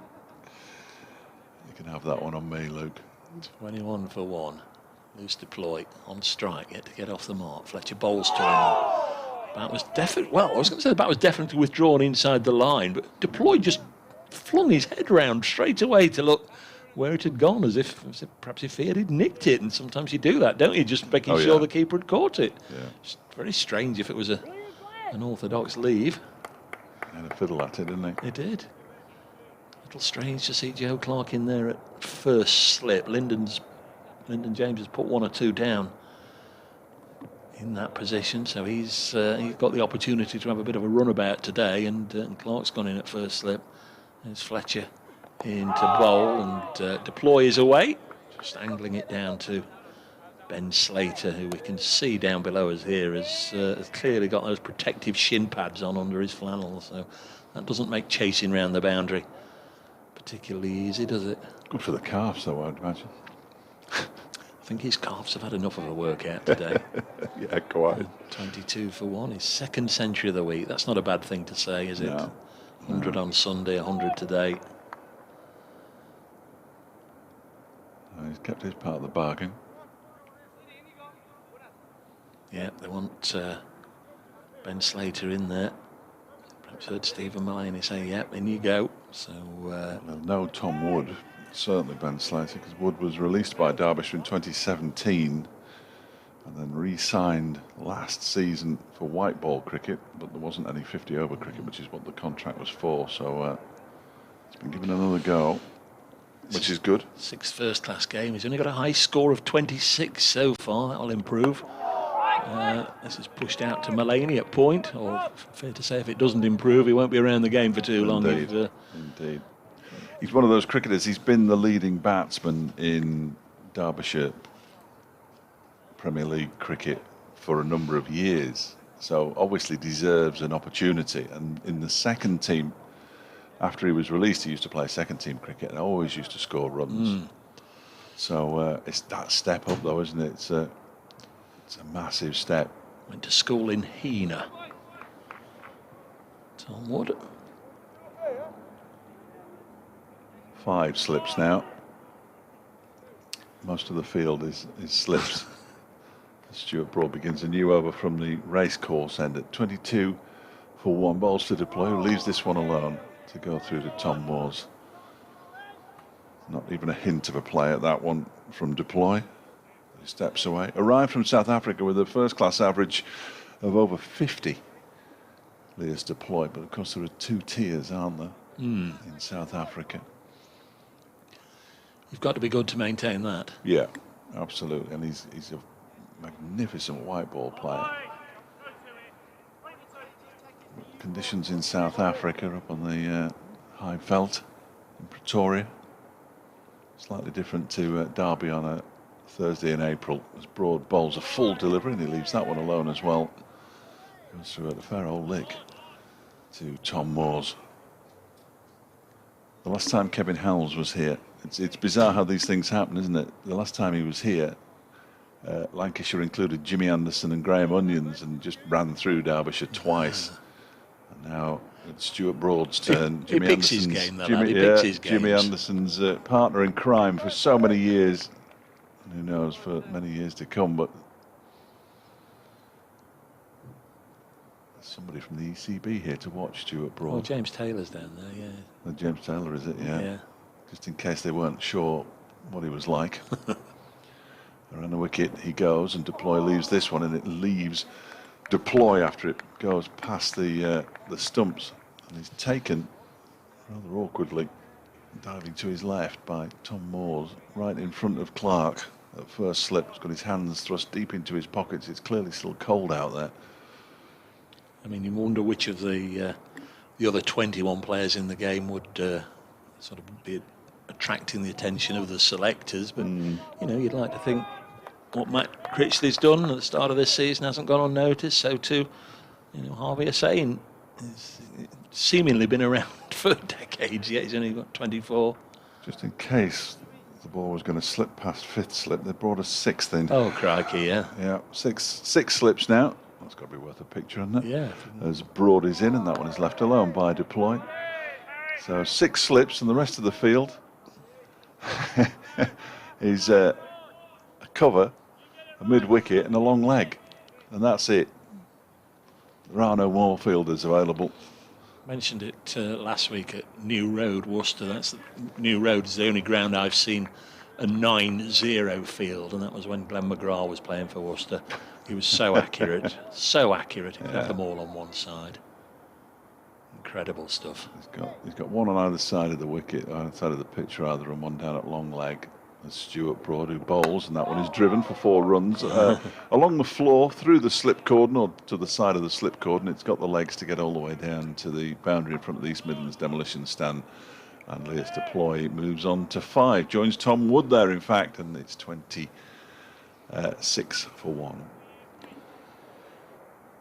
We did have a little bit of rain towards the back end of the luncheon interval. We were sort of about 10 minutes late out, and I don't know what happened then. The umpires decided, well, we're going to take tea at 20 to 4 irrespective, so it's meant we've got a long last session today, and we've still got, well, an hour's cricket after this one, haven't we, certainly?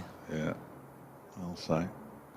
As Broad is in and bowls, that one is driven this time to long on for 4 more by Leas Deploy. Over pitch that time from Stuart Broad, a rare over pitched delivery. Back-to-back boundaries to end the over. Deploy moves on to 9, and Derbyshire are 30 for 1 with Tom Wood on 5. 1 for 11, Stuart Broad. 0 for 10 for Luke Fletcher. 9 overs gone. Yeah, another 16 overs to go. So what have we had? 9, so Broad has had 5. Yeah. Despite going for those 2 boundaries, I would have thought there's probably another couple in him.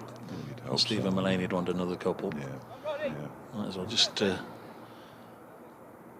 give him a go now rather than ring the changes and try and bring him back. Here's Fletcher then from the City end, bowling to Tom Wood, who defends this one.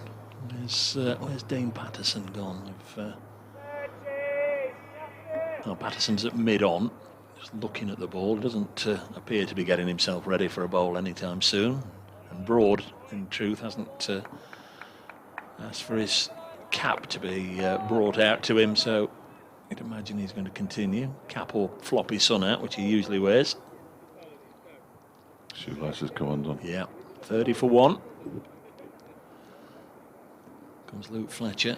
Had one chance go down. He's in again to Ward. Good delivery, and look at Asiba Mead at 3rd slip. He thought he heard something. In truth, many of the Notts players were appealing, but Asiba Mead just seemed as if he was absolutely convinced there was a nick. Now he's cross-examining Tom Moores. I put it to you, Your Honour. I think if I was big Fletch, I'd want another couple of slips in there, really. The 4. Tim Robinson's found his gloves again. Look at the far end. Did take them off for a while. Obviously had them in his pocket. Fletcher in again. That's a lovely delivery from Fletcher. Joe Clark's rolling him out on the ground at 1st slip. So you're very much in the firing line there, aren't you? I'll say. You want it to come to you. You want it to be ready. You want to take the catch, but at the same time, the old adrenaline must be coursing through the veins, especially with Broad bowling at the pace he's bowling. If it just kisses the outside edge, it's going to come absolutely flying to you. A couple of decent catches taken by Derbyshire earlier in the day, the first 2 in particular at the start of the day. Catches for Madsen and Deploy as Wood runs this to backward point to Stephen Mullane in no run. 30 for 1 if Derbyshire can get to the close, and as we say, that's some time off yet. Another hour's cricket, 15 overs after this one. If we can get to the close, just 1 down, I think they'd be very, very pleased indeed. I'll say. I'd certainly take that. Ben Duckett and Ben Slade having a long distance chat about playing forward defensives. Another delivery outside the off stick, which goes through to Moores. 30 for 1. Ploy has 9, Wood has 5. The man out, Lewis Rees, caught behind off the bowling of Stuart Broad for 11. A good day's cricket, though. Thoroughly enjoyable. The game's moved on, Dave, and both sides obviously will feel that certainly over days 2 and 3 they can get into a position of ascendancy. Right now you wonder how good or how poor a score that is. This one's just dropped into the gap on the onside. They take a single, 31 for 1. What is clear is that 62 for the last 8 wickets certainly is very much under par. Having got to 194 for 2, not should have been 350 or above. But they weren't, so they've got to make the most with what they've got, and what they've got is an England spearhead who's going to have another over. Stuart Broad to continue, 31 for 1. Yeah, it was strange, wasn't it? Because Derbyshire didn't bowl well after picking up 2 early wickets. No. They didn't bowl well in the first half hour after lunch, but then all of a sudden started to bowl well, put it in the right place, and the wickets started to fall. So if Nottinghamshire have learned anything from that innings, is if you put the ball in the right place, the wickets will almost certainly follow. Yeah, Slater and Clark did get, I was saying with Kevin, there was a period where they were getting a 4-ball either every over or every other over. And they took full advantage. They did. They took full advantage as Stuart Broad begins his new over from the racecourse end, bowling to Tom Wood over the wicket this time, to the right-handed Wood, and he pushes it out into the offside. Only 4 slips for Wood. Yeah. Broad is 5 overs, 1 for 15. Fletcher 5 overs, none for 10. The only bowlers who have bowled so far. Yeah. There'll be more. They'll be relentless. Nottinghamshire will be looking to try to turn that 256 into a good score with their bowling, as this one is edged, and I think it's an inside edge down towards the fine leg boundary for Wood. He dived away to his left-hand side there, Tom Moores, and he picks up 4 more runs, but a definite nick. The inside edge is very difficult for the wicket-keeper, and it probably went down before it reached him, and he couldn't stop it either. Such was the pace of the ball as it left the bat. Wood moves on to 10, 35 for 1. Not easy, is it? Not easy. Dave Patterson's loosening up at long leg. He's just got the shout from the skipper. I think he's going to replace Luke Fletcher, so maybe Fletch will get another go when Broad's finished at this end. That's how I sort of read those signals. Wood waits, and this time leaves alone outside the off stump. Ball goes through to the keeper. Time for me to pop next up. Dave Bracegirdle will be back on account of the fact that we still have 14 overs to go after this one being bowled by Stuart Broad. He's bowled nicely so far. And Tom Wood, well, it's a real examination for Woody. And at the moment, he'd be relatively pleased with the fact that he's still out there. How long can he cling on as this one is left outside the off stump? No problem on that occasion as Wood just raises his bat out of the way. Durham 59 without loss now. That is sluggish in 28 overs in reply to Warwickshire's 87 in this group, and Essex 244 for 2 against Worcestershire at New Road. And that's the latest in the 2 games in Group 1.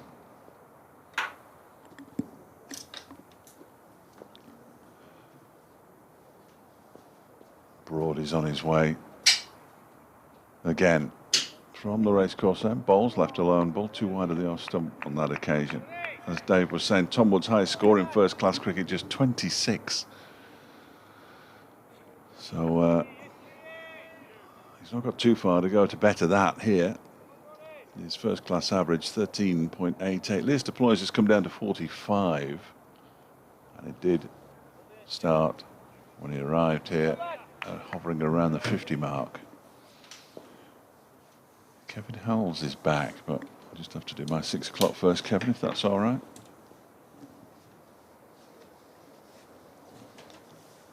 Broad is in, and Bowles, and that one is Oh, now Wood's in trouble here. He's halfway down the track. Can he get back in time? No, he can't. He's been run out. He came for the single, and he was sent back by Lewis Deploy. The throw came in from Luke Fletcher. The bails were whipped off, and Wood has gone. Run out for 10, and Derbyshire are 35 for 2. You don't want to run out when you're in desperate trouble, or not desperate trouble, but when you're battling hard. But Luke Fletcher's throw was accurate, sent back by Deploy. And that is that for Tom Wood, I'm afraid. 10 from 30 balls. You don't want a run out. Blimey.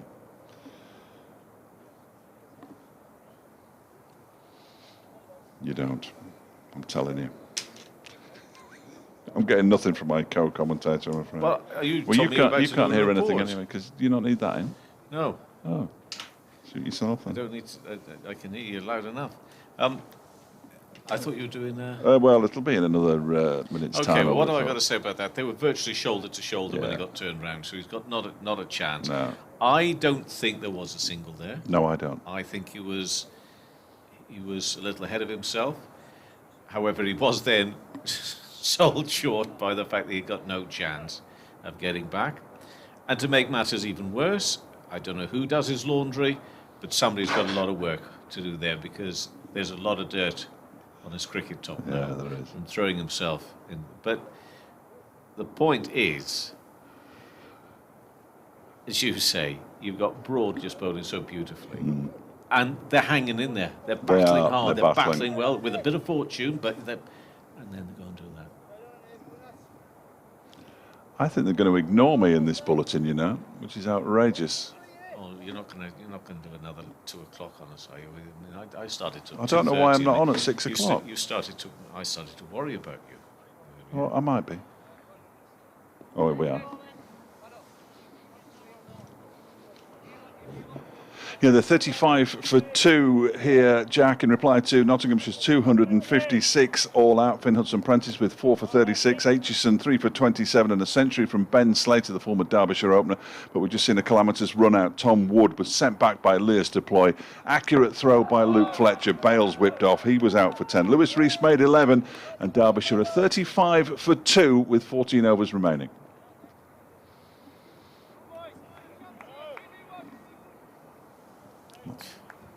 Marvellous. You just need to take a breath after that one, Fletch. That was good. Stop it. Stop it. Nice use of the word calamitous, I thought. Beautiful. Poetry, isn't it? I mean, you've been on since 11 o'clock and you're still getting away with calamitous. Yeah. It is Patterson. Is it Patterson? It is Dane Patterson. Second ball of his first over, I believe. And that one is left alone outside the off stump by Lewis Deploy, the South African, with the Hungarian passport. Dwayne Madsen, one born in Durban, one born in Pretoria. One England qualified, the other hoping to become England qualified, I think. Lewis Deploy. Just batting out of his crease to Patterson, who bowls to him now. He leaves this alone outside the off stump, goes through to Moores. There is no run. So Patterson's a South African as well, as I understand it. I don't know an awful lot about him, if I'm entirely honest with you, but he has played 106 matches, played for he's from Cape Town, played for the Dolphins and for South Africa 8, played for the Talawas in Jamaica in the Caribbean Premier League.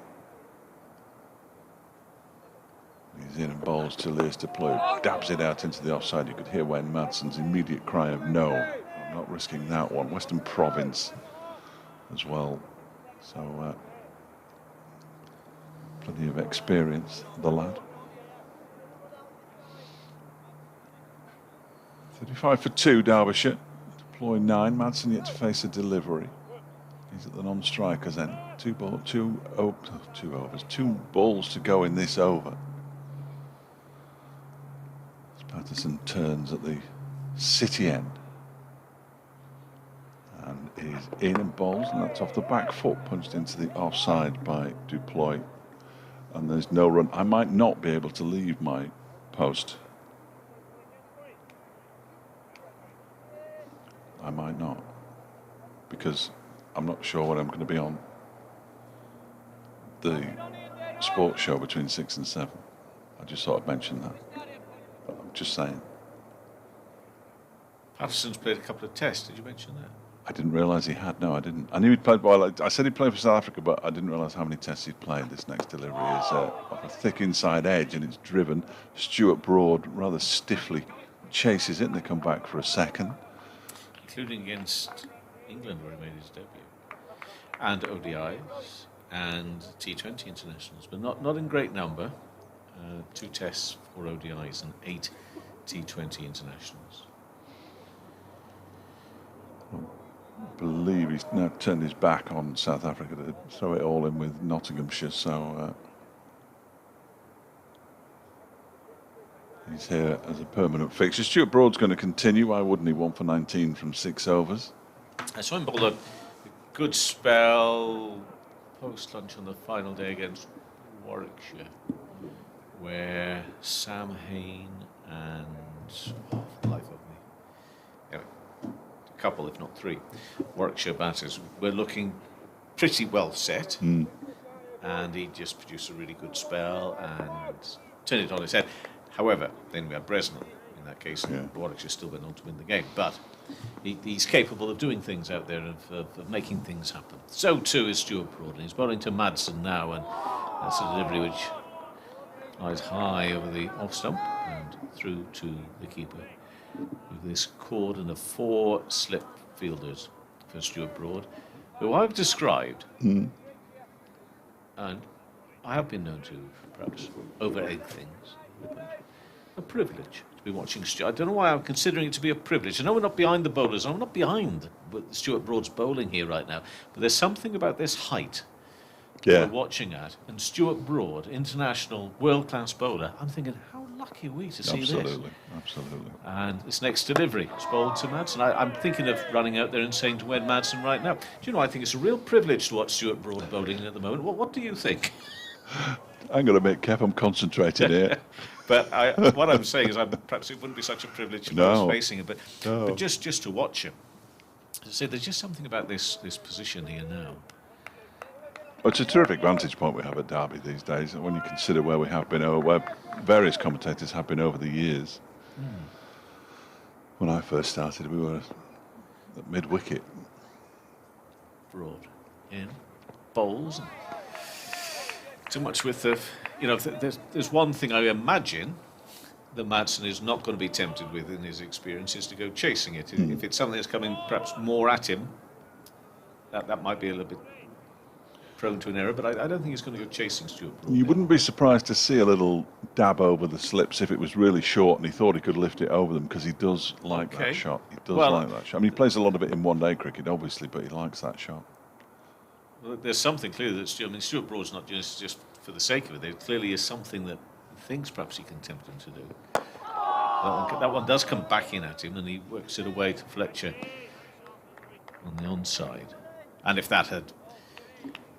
he hadn't made contact with that would have been an interesting shout and possible call there for Stuart Broad. But 37 for 2, plays Nottinghamshire's 256. And Broad is back to his mark. Late spring afternoon sunshine with midwinter temperatures to go with them. To go with it, should I say.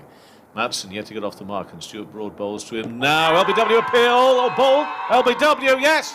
LBW! He's gone, and Broad has struck, and it's Madsen who goes, and he goes without scoring. For one moment, it was the appeal from Stuart Broad which got me, because at one time he wasn't looking at the umpire. And I'm thinking, well, surely he's got to ask the umpire, and eventually he did, and eventually the umpire responded. And that is a 3rd wicket down, and problems here now for Derbyshire. It could have been worse, in fairness to them. Stuart Broad, I think, is bowling absolutely beautiful. Bowling like a demon. At the other end, decent backup as well from the other bowlers. And early problems here for Derbyshire. Nottinghamshire 256, and with that 3rd wicket down, and the experienced Madsen making his way back to the pavilion with overs remaining. 12 after this. Yes. Yeah. Tough 45 minutes or so here for Derbyshire. Very tough. It's not going to be great, is it? You wouldn't have thought. It's not going to be great. This is the biggest test so far of Matt Critchley's batting this season, I fancy. He's making his way out now. As ever, just a short-sleeved shirt on, chest puffed out, walks out, oozing confidence. So far this season has been phenomenal for Derbyshire. With bat in hand, he's got 449 runs at 74, which is no mean feat in itself. 450s and a century in his 6 innings, and his 6th innings was 40. Got a shooter at Chester Street and just left the field with a big smile on his face because he could do absolutely nothing about it. So. Again, much rests on Matt Critchley. He and Harvey Hussain have been the standout batsmen so far this season. Critchley with the only century that a Derbyshire batsman has scored so far. He's 109 against Worcestershire. How's he going to cope facing one of England's greatest bowlers of all time? Delivery is bowled, and that's through to the keeper, and there will be no run to finish off that over. Short-sleeved shirt out there as well. Yep, no, he always wears a short-sleeved shirt, always comes out chest puffed out, looks confident, oozes confidence, and shivers just a little bit. Oh, I imagine he's quite chilly. He's quite chilly. So what's the scores? You'd say 64, 83. Then that Worcestershire 109 and 84, 40 and 69. And it was the Worcestershire game, wasn't it? 5 for 67, 3 for 76. Yeah.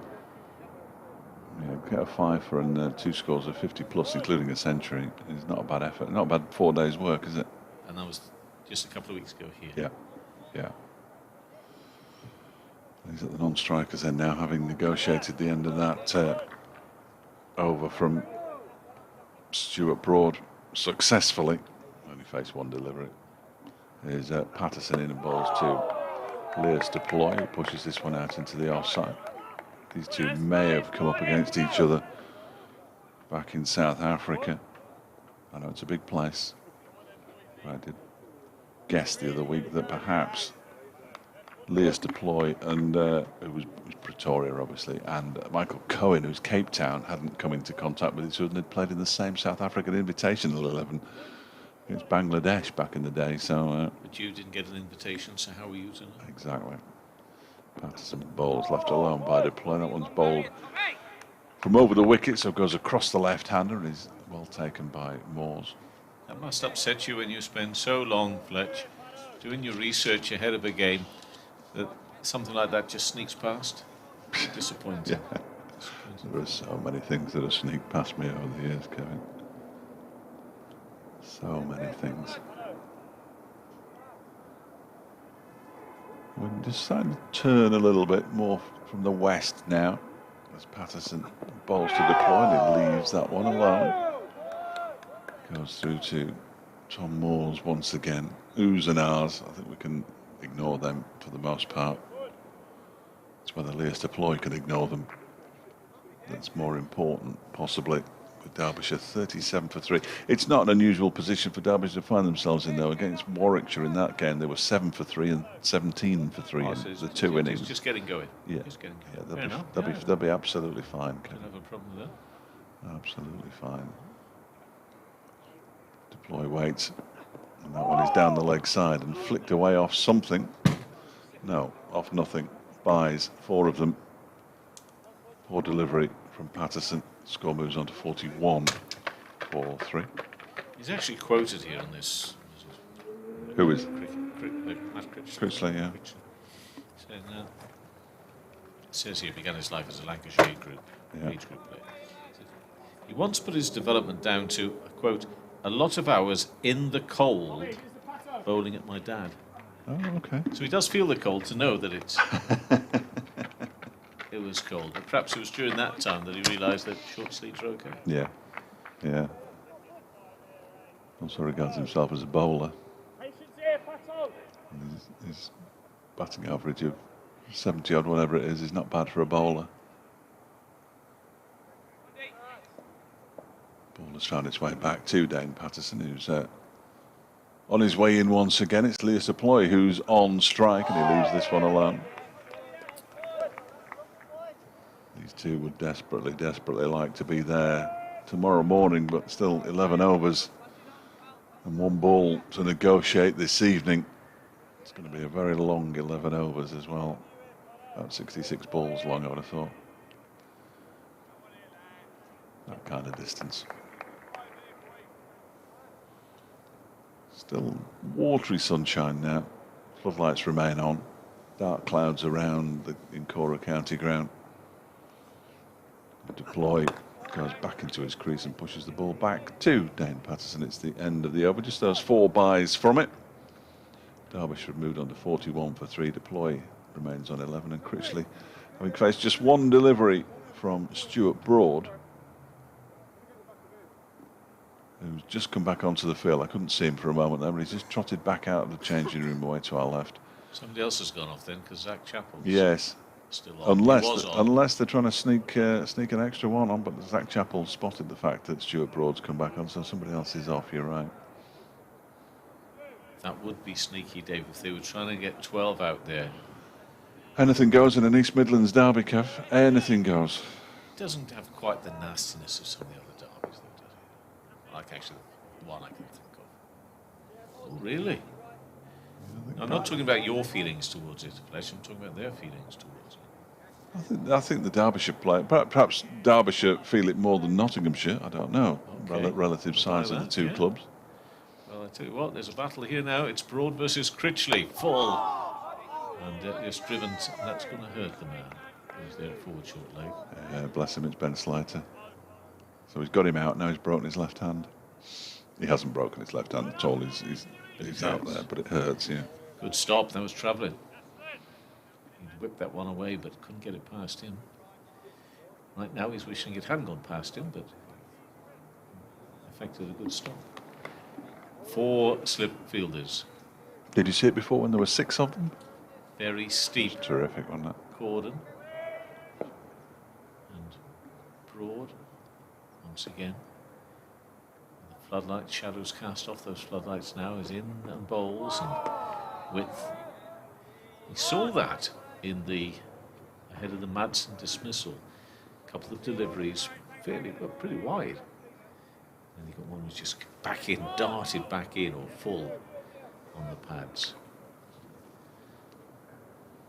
And Stuart did the Stuart Broad appeal. Celeb appeal, isn't it? Just about remembered. Yes. Turned round and asked the umpire. And the umpire wasn't forgiving it until he asked. No, he wasn't. He wasn't. As soon as he asked, he gave it straight away, didn't he? Broad. Bowls. Oh, and a play and a miss. Rather loose from Critchley. And Stuart Broad just stands there as if, well, how on earth he's thinking to himself. No, he isn't. What is he thinking? If I stand here with my hands on my hips, Critchley is going to even be even more concerned about that shot than he already is.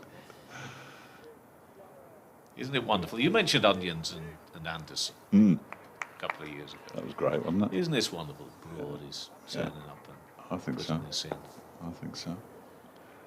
It's the one major plus to playing in early April, isn't it? Yeah, but yet again, I say if I was Critchley, I might not be thinking so. Broad bowls now, Whitway very fine. He'll get that away for 4 runs, and it's signalled as leg byes, but it's 4. So Critchley remains on naught and a score of 41 for 3. Finish off this over and then let you boys sort it out for the rest of you. You can fight over the rest of this final session. I'm just listening to Chris Cole. I've got it on very low, but I'm listening in just in case you have to interrupt me rudely. Well, just in case they actually say, "Oh, well, let's find out what's happening at the cricket," without telling me. Yeah. Because I've no idea really what's going to happen. No, it's quite tense. Broad. Runs away from us now to bowl to Critchley.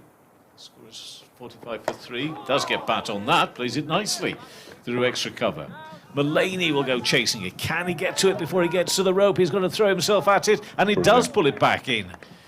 Be one that we'd have to look at the TV if we had. Well, we've got streaming, but I'm not too sure as the umpires are going to look for the third umpire. On Brilliant. We're missing the third umpire. That's what we're missing on that. But anyway, Critchley will get 3, and the score moves up to 48 for 3 in reply to 256. Brilliant piece of fielding by Stephen Mullaney. I Never gave up, did he? Never gave up. Just got there in time. Looking at him now, showing Feeling signs of it. Feeling it a bit He's now. blowing a bit.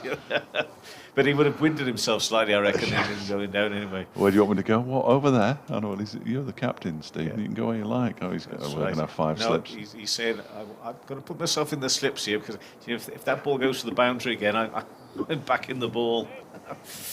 Broad. Right, it's another 5 slip cordon for Broad coming around the wicket, in and bowls, and deploy on 11, defends that into the offside, and that is the end of that over and the end of my spell for today. So thank you for having me, David. Kevin, thanks for 48 for 3, three. deploy on 11, Critchley on 3, and we have 10 overs, maybe, of the day's place. 10 to go, yeah. Thanks for turning up. Kevin Hells, everybody. He's here all week. Probably. Bryce Girdle will rejoin me in the commentary box for the final 10 overs of the day. Could be a very sharp exit at the end of it. I'm warning you now. Not you, Dave, the listeners, because we'll have to switch from this to FM very quickly, I think. Right, what's on FM? Well, I will be. What's the big event at the end of the day? Well, no, they have sports scene, obviously. The sports show between 6 and 7, they're talking about Derby County and the miserable time they're having. Then it's Burton Albion, and then it's the cricket. So hopefully, if they can get off in half an hour, which I'm not sure that they will, we'd be okay. Dane Patterson from the City end bowls. This is just chopped down by Matt Critchley, and it's almost like they were scrapping over it like a couple of seagulls there. Seba Mead at 3rd slip, Liam Patterson wide at 4th, both fighting for the ball as it was jabbed down towards them. Patterson White eventually making the stop, emerging with the ball. 48 for 3, another great moment for Luke Fletcher fans. 2nd run out in consecutive games, and that's the 3rd of his career, I can tell you, as Patterson bowls, and Critchley came charging towards him, Joe Clark-like. He's got a thick outside edge, and he's got 4 runs down to 3rd man Clark and Slater, who had a good partnership earlier in the day, both in hot pursuit.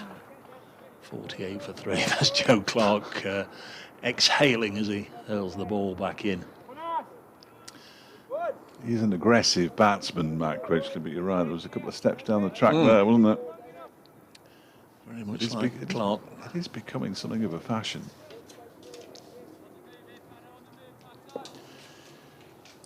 You can hear somebody maybe shout out there, he's on the move, Pato. He's in again, and he's cut this away for 4 through the offside. That won't be stopped. I don't know, he's slowing up. Wrong again, Brace Girdle. Ben Slater will get there and restrict them to 3. 52 for 3 will become 55 for 3. And Matt Critchley into double figures. He's on 10. Loose deploy on 11. Yes, it was a little bit of a self-induced dismissal from Tom Wood. They pushed it to Luke Fletcher and running. Clearly didn't catch up with reports from New Road last week about Fletcher's ability in the field. Well, what do you not want to do when you're being given a good going over by Fletcher and Broad is to try a run that wasn't on. Patterson to the left-handed deploy, who pushes it back to the bowler. Had to make the stop because there was nobody behind him. There's a profitable area, I guess, hitting it straight down the ground. Looks as if Fletcher's getting ready. He's back on the field. He popped off for an over or 2, and Zach Chappell was out there. Fletcher to replace Broad at this end. Will it be the next over or in 3 overs' time? Here's Patterson. To Deploy, hit on the pad, Asking gone. Patterson gets a wicket, and Loose Deploy, who hurt Notts last year, has gone for 11 in this one. And the home county are 55 for 4. Another LBW decision today, and once again, it wasn't the biggest surprise in the world, certainly, to see the finger go up. And again, just reiterate, we're not in line. 55 for 4, but it was a very confident shout both from bowler, keeper and the slip cordon. And Tim Robinson, quick as a flash, sent Loose Deploy on his way. Seemed fair enough. Deploy, who's not had the greatest of times this season, as I said. He's trudging his way back to the pavilion. And I think it'll be Harvey Hussain next. But Brooke Guest's next on the list, but not a major surprise, but a bit of a surprise if it wasn't Harvey Hussain. We're all waiting to see who comes down the steps. Is the game now back on an even keel?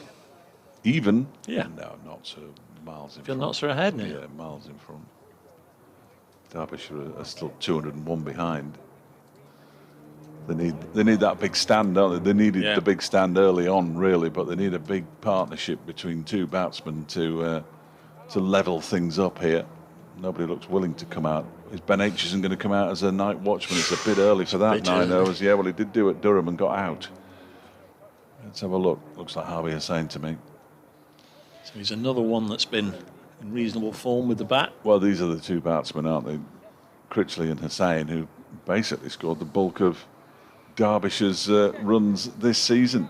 If you look at the stats, Wayne Madson's got 252. Between them, Hussain and Critchley have scored 774. 459 to Critchley, 315 to Hussain, the top two men in the batting averages. I think it's him. I'll wait for final confirmation, but it certainly looks like Harvey Hussain. He was in no rush to get out of there, was he? No, he wasn't. He's on the board now, Harvey Hussain. I thought it was Harvey.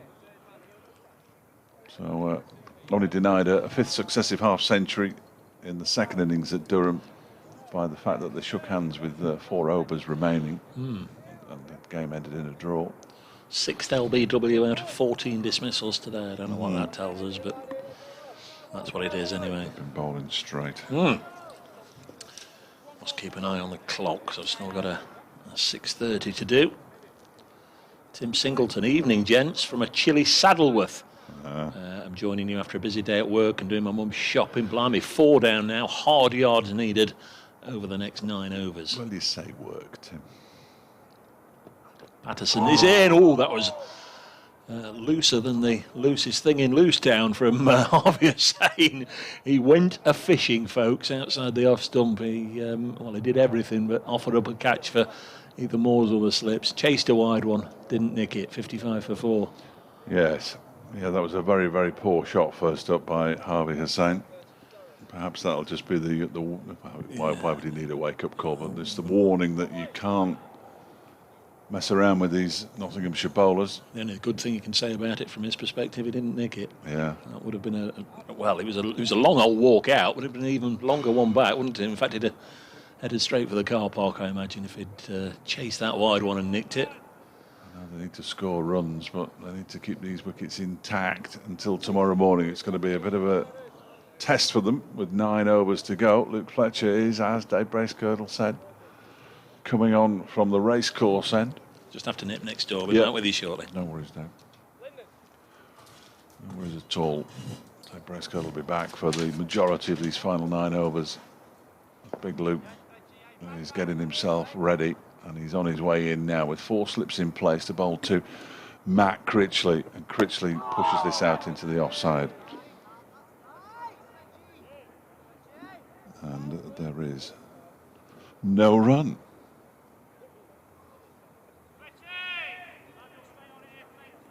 .55 for 4, still trailing by 201.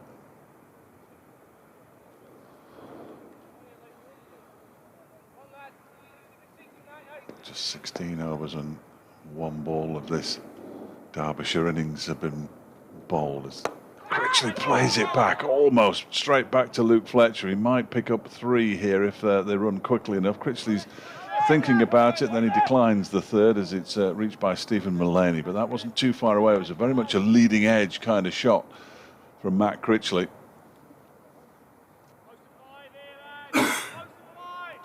And he's got away with one there. Derbyshire's leading batsman of the season. Picks up 2 more, moves on to 12, 57 for 4.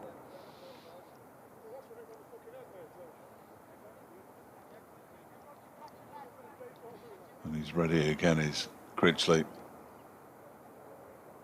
Holds his bat aloft as Fletcher comes in and bowls to him, and he pushes it out into the offside.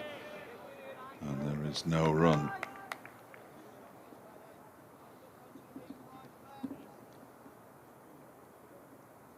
It's likely to be a very important day tomorrow in terms of this match.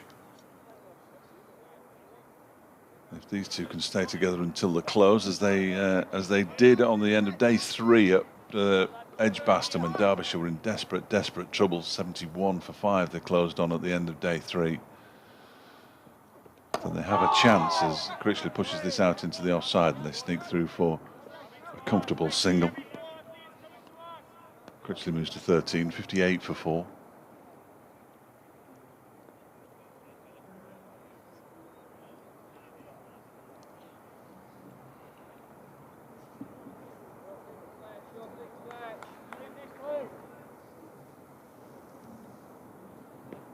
Stephen Mullaney returns the ball to Luke Fletcher. He's on his way in again and bowls to Hussain, and he's off the mark with a couple of runs here, I fancy. They've run one, they'll come back for the second as the ball is fielded by Stuart Broad, moving across from mid-on. 60 for 4. Hussain off the mark with a couple.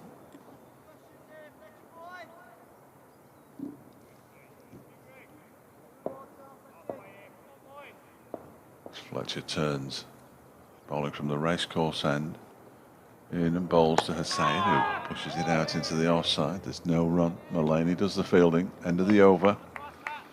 5 runs from it, 8 to go. 60 for 4 Derbyshire, Hussain 2, Critchley 13. The man out, Rees for 11, Wood for 10, Madsen without scoring and Deploy for 11. All sorts of problems for Derbyshire. Can they survive the remaining 8 overs intact? 1 to 4 on the scorecard as well. It's always nice for the bowling team when they can just chip away and keep getting the set batsmen out. Although, as you've quite rightly pointed out, 5 and 6, Critchley and Hussain have scored good runs, really good runs for Derbyshire this season. Here's Dane Patterson, picked up the latest wicket to fall. He's in now to bowl to Matt Critchley, who's had a little bit of luck, it has to be said. He's got a boundary here, down to third man off an outside edge. And it's not the first time he's done that. 64 for 4. The thing is, they need to get as many runs as they can. They need to. I'm not being alarmist and not being pessimistic, but they need to get another 42 runs, because you would enforce the follow-on. Well, I would. Mike Brown, good as this start is, it's vital we don't let the tail wag. That has been Nottinghamshire's undoing. It has indeed, Mike. They're not the only county up and down the country that has been the victim of that. Edge dropped. 4 more to Critchley. Genuine drop. Ben Duckett at second slip. He's looking at his finger end. I think he's okay. Just feared that he'd done some damage there, the way he instantly recoiled. Went very, very, very quickly off the outside edge. But another life. I fancy he had one. I was next door. I fancy he had one in the last over when he chipped that one back to Luke Fletcher and it went through his hands. Oh, did it? I thought it was wide of him, but well, it was. Yeah, it was a leading edge that went straight back to Fletcher the ball. Stuck his hand out, and it. He got away with one, certainly. Certainly an opportunity had it been grasped, but a charmed life in this over, one that's been flashed wide of the slips for 4 and 1 that's gone to Ben Duckett. This one's hit back to Patterson. Good bit of fielding off his own bowling. It's knocked him off his feet. Dane Patterson makes the stop. 68 for 4. It's not without incident, this, is it? No, it's good. I'm enjoying it. It's It's a proper contest. Derbyshire battling hard. Perhaps as well, fourth day tickets haven't been sold for this one. The way wickets have fallen today, but sometimes we see days like that, and then the next one only 2 or 3 go down. I'm not just saying that, but it is often, or sometimes the way, isn't it? But 14 have gone so far. Lovely shot. Now that's better from Critchley. He's had a bit of a charmed life through the last couple of overs, but this is very, very elegant indeed through the onside of straight for 4, and that's right up there. If you had a highlights reel of shots of the day, that's going to make the top 10 comfortably. Lovely shot. Well, they always say, don't they, if you can play a straight drive like that, you're obviously in some sort of nick. And he has played a few of those over the course of this season. Top scorer in the innings already on 25, 11-10, 11-0 the scorecard reads, and then Critchley 25 not out, Harvey saying just a couple.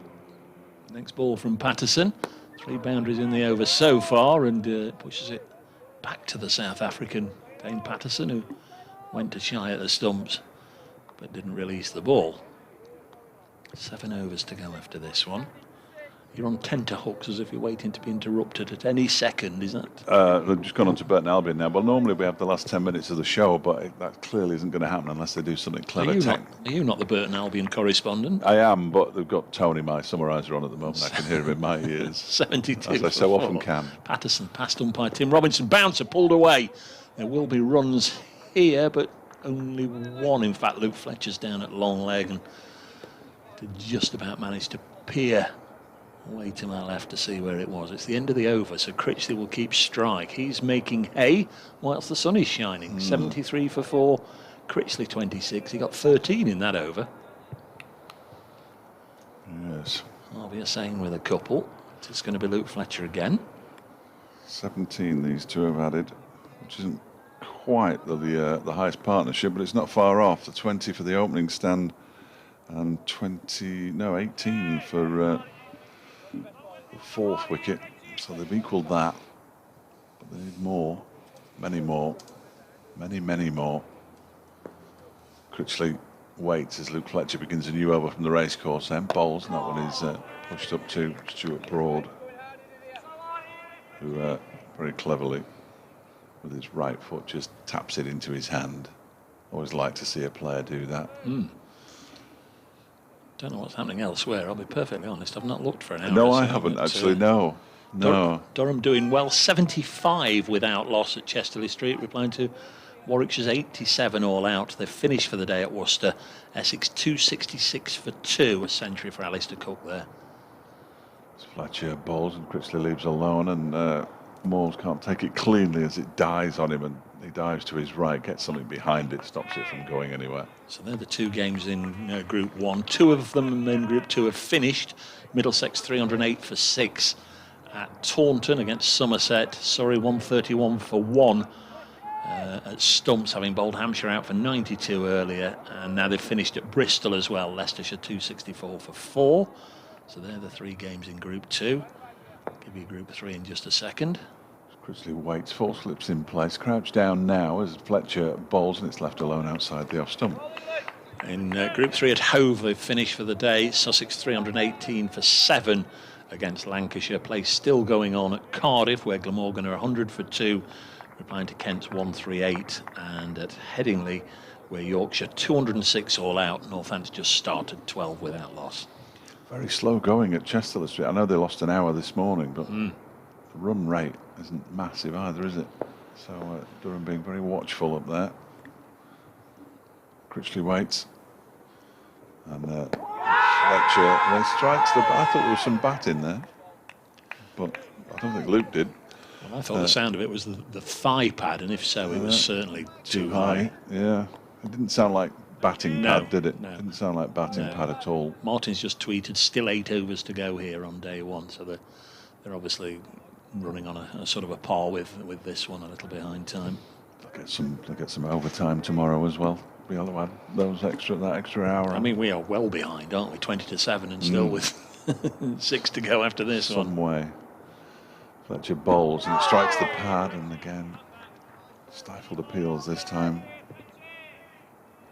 Ball dribbles out into the offside. Mulaney picks up, polishes.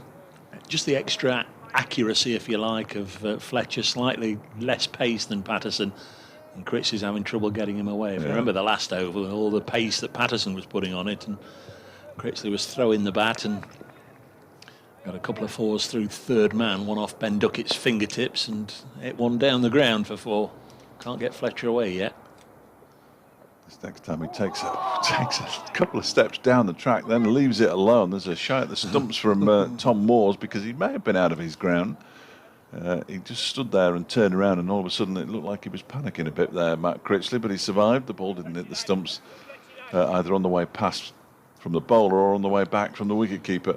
And the batsman punched gloves. It's good over that. Maiden from Luke Fletcher. Hussain 2, Critchley 26, Derbyshire 73 for 4. That would have been a stinker, wouldn't it, if they'd hit the stumps, he was out of the ground, and the umpire had called over at this end. 73 for 4, because you can't give it, can you? No. If over's been called. Here's Patterson. Quite quickly in the last couple of overs, bowling to Harvey Hussain here. He's not had that much of a strike, has he? Critchley's monopolised the strike over the last few overs. The 4th ball he's faced, that one. A few crows flying about. I had one attack my effects microphone at Trent Bridge a couple of games ago. It obviously thought it was a rabbit or a hare or something, and just kept coming, and we could hear, what on earth was going on, and having a right old Barney with the poor old effects mic. Here's Patterson from the City end, bowls, and Harvey Hussain restrains himself on another day. He'd have been trying to larrup that away through the covers.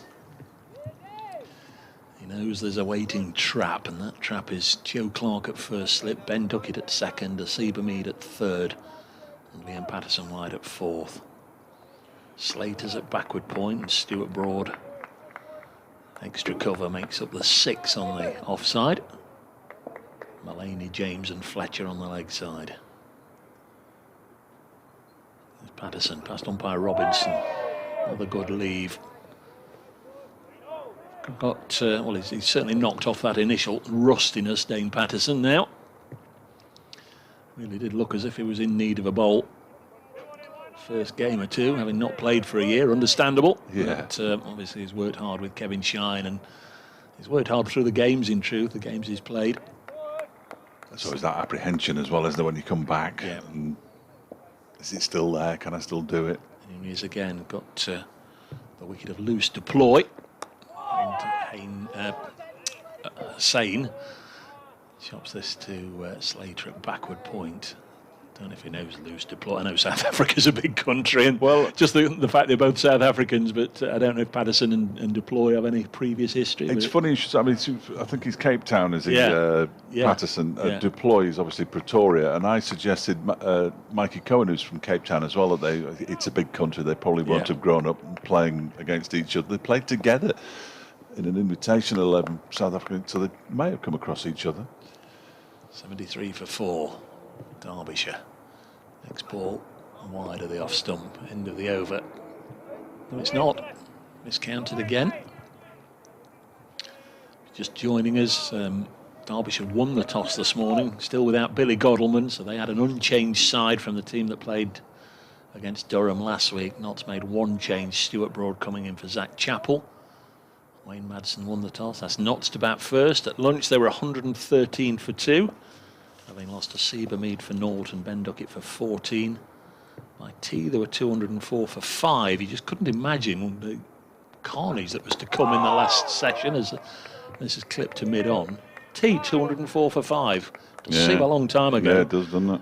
And Notts losing 5 wickets for 52 afterwards, 256 all out, and we've had a further 4 wickets in the Derbyshire innings, so we've had 9 wickets since tea. Well, it was a long session, but you're right, it's madness, isn't it? Still 5 overs to go. I must apologise if we do get to the situation where I'm answering questions that you can't hear online and on the stream, but it's just one of those things, I'm afraid. I could actually just talk to Chris if you carried on commentating, but we would be in the same room. It's Fletcher bowling. LBW shout. Will the finger go up this time? No. Umpire Billy Taylor is not going to find in favour of Nottinghamshire, and in particular Luke Fletcher there, who throws his head back. Thought he'd got through Critchley's defences there, did Fletcher. Having a word with Stuart Broad across the umpire there. That would be an interesting conversation to have heard. I'm sure there'd have been no dissent. There'd have been a wisecrack from one or the other, or indeed both of them. 73 for 4. Good old shout. Nervy start to the over from Matt Critchley, who's on 26. Fletcher in again to bowl to him. Lovely drive. Always the way, isn't it? Always the way. Ball after you've had the batsman dropped, or you think you've got him out. The next ball he'll whack you away for 4. And that was a lovely drive down the ground from Critchley, who moves on to 30. 77 for 4. Yeah, nice shot. Nice shot from Matt Critchley. Was indeed. Has the ability to put the previous delivery out of his mind, which is a very good trait. Next delivery is incoming, and this one's played into the offside. There'll be at least a couple here for Critchley. Taking him to 32. Just got a little ragged last couple of deliveries, Luke, after having that LBW turned down. Scorecard order, we've got Brooke Guest next, but we're inside the final 6 overs of the day, so it may be a bit of tinkering. Finn Hudson-Prentice at 8. And on the card, we've got George Scrimshaw, Ben Aitchison and Sam Connors. But Aitchison, Connors and Scrimshaw, I think, in that order. Next ball is hit. Oh, it was in the air, but it went through point, and there was nobody at point. So another single to Critchley, who's been fairly free and easy with his stroke play. Yes. Yes. If he did it straight to extra cover there, as he might have done, he didn't, but he might have done. Might just have spent the evening wondering if it was a shot too many in that over. Fletcher's now going to have a go at Harvey Hussain. Derbyshire were 55 for 4. They're now 80 for 4, so 25 have been added. This time he must have got him, and Luke Fletcher has got his 350th first-class dismissal by pinning Harvey Hussain, LBW for 2, and Derbyshire are 80 for 5. Congratulations, Luke. Wow. Derbyshire in all sorts of trouble here at 80 for 5. Harvey Hussain looked pretty out there. So will they send out a night watchman, or will they stick with the order and send Brooke Guest out? That's the pressing question. But Luke Fletcher, brilliant. 350th first class, you say? Yeah, brilliant. Harvey Hussain, he didn't really settle, did he? No. And it doesn't help, you know, Dave, when you have somebody at the other end. They might be scoring all the runs, but when they're also monopolising the strike, you know, you talk to the coaches and they do like a partnership to be shared. They don't like somebody to take 5 balls and then a single off the last one, take 5 balls, a single off the last one. And Hussain's not seen much of the strike there. He's been out a while. I was just going to make that point. He's only scored 2 out of that partnership of 25, but also he's hardly seen any of the strike. And then when he does get back down there, Luke Fletcher just, well, they put it right on a sixpence and got him LBW. Ben Aitchison is the man who's coming out. I think we're going to get on the actual radio in a minute, Dave, for a few overs, which would be nice. Until 7 o'clock anyway. They won't bowl 4 overs in 10 minutes, I wouldn't have thought. So it'll be close. Still 4 overs and 1 ball to go as Ben Aitchison comes out to join Matt Critchley. Oh, it's not. It's George Scrimshaw who's come out, is it? Yeah. Well, there's a thing. I said, well, here we go. This is interesting. He's got a long way down to mark his guard, isn't it? That bat looks tiny.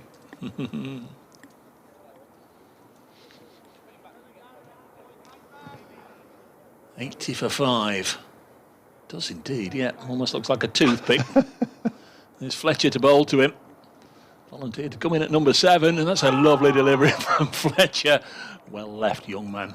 80 for 5. 15 wickets have gone down in the day. In the good old days, the pitch inspector would be here.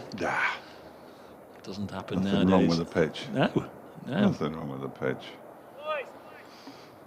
They are going to come to us after the sports headlines for the remainder of Sports Scene at 6. We'll leave it in your capable hands. Well, Andy Eastham higher, 15 wickets today, shade different to New Road from Sunday, where I watched from 11 o'clock in the morning till handshake time, and not a single wicket went down. remarkable, isn't it? It's staggering, really. Only 20 wickets went down in the 4 days.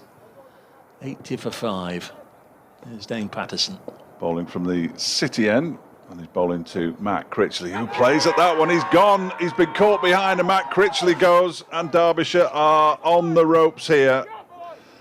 Straight through to the keeper. Dane Patterson picks up his second wicket, and Derbyshire are 80 for 6 and in all sorts of trouble. Well, in the old days, we used to say, if you've got tickets for Sunday, I should try and cash them in now. Of course, Yes. that doesn't apply. Matt Critchley has led a bit of a charmed life, and bizarrely, some of the big shots he's gone for and got after, he's got away with it. But on that occasion, just feathered one through to the keeper. 80 for 6. So already the night watchman out there in Scrimshaw. What Got will they another do one out next? Well, you're running out of options. Brooke Guest. They're going to come to us fairly shortly. Well, I'll have to disappear in 8 minutes. Okay. To a 7 o'clock. Here we go. Quite a day, I'll say.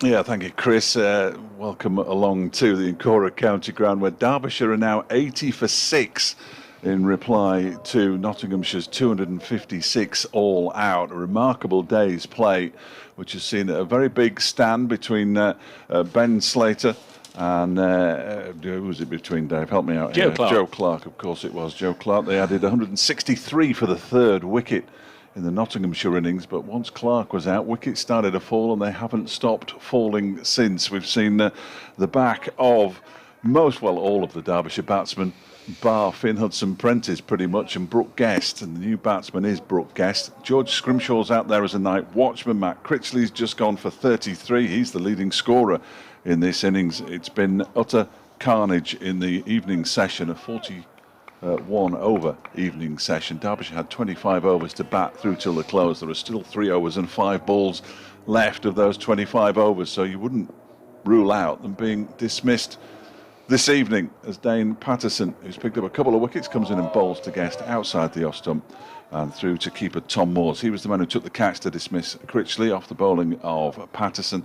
Earlier on in this Derbyshire innings, we saw Lewis Rees caught by Moores off the bowling of Stuart Broad for 11. At one stage, Stuart Broad had 6 slips in place for his bowling. He bowled beautifully. Tom Wood, a calamitous run out, really. He was virtually at the same end as Leas Deploy, and was sent back, and unfortunately couldn't make it, as Patterson's in again and bowls 2 with Guest, and he just about gets some bat down on that one. It's going to be a very testing last 3.5 overs or so. Wayne Madsen led before wicket to Broad for 0. Deploy led before wicket to Dane Patterson for 11. Harvey Hussain led before wicket to Luke Fletcher, his 350th first class wicket. Terrific effort from Big Luke. He was out for 2. Deploy made 11. Earlier on today, Derbyshire started nicely after winning the toss and putting Nottinghamshire in. They were 2 for 1 when Hasib Hamid was out, and 31 for 2 when Ben Duckett was dismissed. As Patterson comes in again and bowls. That was left alone outside the off stump by Guest, but that's when Ben Slater and Joe Clark came together. Slater went on to 3 figures from 160 balls, the former Derbyshire opener, of course, 16 fours in that. The lights came on and the wickets started to tumble. They're still on now, even though it's a gloriously sunny evening. There are a lot of dark clouds around and about the Incora County Ground. Clark was caught by Hussain off the bowling of Ben Aitchison for 66. Lyndon James led before wicket to Finn Hudson-Prentice for just 1. Stephen Mullaney led before wicket offering no shot to Finn Hudson-Prentice for 2 as Patterson bowls, and Guest is off the mark, driving that out into the cover region. He'll come back for a second as well. I don't think they're going to risk a third, are they? No, they're not, as the ball is retrieved out in the deep. And 2 more to the total, 82 for 6. Several sheets of paper used on day 1, which is fairly unusual. Ben Slater went to the first ball he faced after tea, in fact, LBW to Matt Critchley. Ben Slater, whose sister is Matt Critchley's partner, so no doubt a discussion or two over a soft drink at the close of play. Tom Moores was caught by George Scrimshaw off the bowling of Lewis Rees for 26, Slater making 107. Liam Patterson-White led before wicket to Ben Aitchison as Patterson's in and Guest leaves alone as it goes through to the wicket-keeper. Patterson-White made 23. Luke Fletcher was caught by Wayne Madsen off Aitchison for naught, and Stuart Broad, the last man out, caught by Tom Wood off the bowling of Finn Hudson-Prentice for 3. Dane Patterson, the not-out batsman, on naught. Hudson-Prentice career best figures of 4 for 36. Ben Aitchison 3 for 27. But since Derbyshire's innings began, it's been a steady flow of wickets trooping back, or batsmen trooping back to the pavilion, I'm afraid, and they're in a great deal of grief as Luke Fletcher comes in, Dave Bracegirdle. He's had quite a day, Fletcher. He's bowling to George Grimshaw, the Derbyshire night watchman. 4 slips there for Fletcher, and the first ball is defended, 82 for 6. Yeah, he got a 3-ball duck, Luke Fletcher, earlier. That was his first contribution, which was minimal to say the least. But since they've been out in the field, he's executed the run out of Tom Wood, and now picking up a wicket, that of Harvey Hussain. That's the 350th of his first-class career. Of course, he was here for a wee while, a few years ago, short loan spell with Derbyshire. He comes in and bowls to Scrimshaw and fields off his own bowling. Yeah, start of the 2016 season. Seems like a lifetime ago, doesn't it? 2016. Extraordinary day. 16 wickets have fallen, 10 of them since tea. Obviously, we had the change of innings, but in fact, 11 since tea, isn't it? Notts were 204 for 5 at tea, so they lost their last 5 wickets, and now 6 Derbyshire wickets have also fallen. Here's Fletcher once more, and this one jags back into the thigh pad of the tall Scrimshaw, 82 for 6. Had 7 LBWs today out of the 16, and I guess if you were trying to describe the game to an American, as many people have tried over the years, you'd say the bowler's intention is to run in and try and hit the sticks at the other end. Well, nobody's done that. Out of the 16 wickets, we haven't had the sticks hit all day. No. There's Fletcher. Lovely conditions now. If we can take this, bottle it, and bring it back tomorrow, we'll do for that. Edged, and another one. Fletcher's got another one. And Scrimshaw has nicked this, and Tom Moores has dived away there in front of Joe Clark at first slip, pouched a low catch. And the decision, the idea, the thinking behind sending out the night watchman sound, the execution didn't quite follow. Scrimshaw has nicked Luke Fletcher, and Tom Moores has gobbled it up. And Derbyshire are 82 for 7 in response to Nottinghamshire's 256 all out. The 17th wicket to go down today, and staggering. Another catch behind. Yeah, staggering. 82 for 7. And they're still, did you just say that? 174 behind, blimey. Right on the stroke of 7 o'clock. Our 3 overs to go. 3 overs, 2 overs and 2 balls to go in actual fact. But you still wouldn't rule out Derbyshire being bowled out tonight, the way things have gone. Scrimshaw, the night watchman. Out for naught. Luke Fletcher now with 2 for 24. So he's having a day to remember as well, with his 350th and 351st wickets.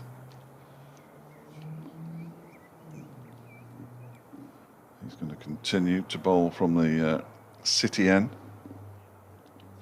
No, he's not. He's bowling from the racecourse end. And he's going to be bowling to the new batsman, who is Finn Hudson-Prentice. Good luck, Finny. Career best bowling figures already today. What can he do with the bat. Can he help get Derbyshire out of this dreadful mess that they found themselves in? He taps his bat on the crease now. Fletcher comes in and bowls. He's bowled him. Off stump's gone. First ball. Fletcher's on a hat trick. And Finn Hudson-Prentice doesn't last long at all. In fact, he lasts one delivery. The ball has raced away down to third man. The off stump is leaning backwards. Finn Hudson-Prentice is out, and Derbyshire are 82 for 8.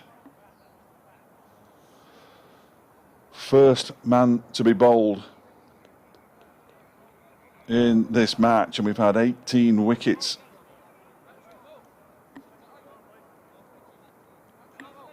Absolute carnage out there.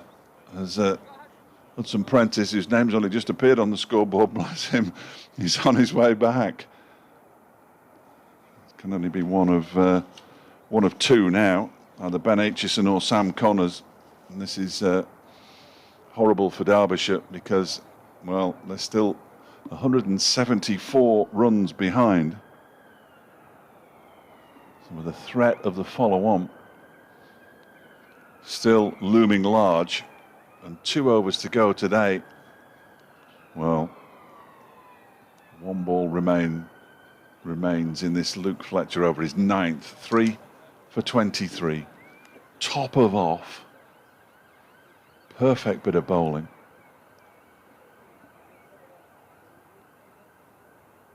And he's just prowling at the top of his mark.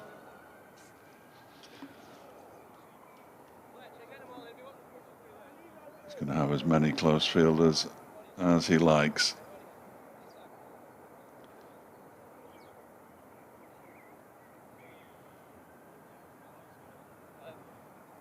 So it's Ben Aitchison who comes out to bat with Brooke Guest.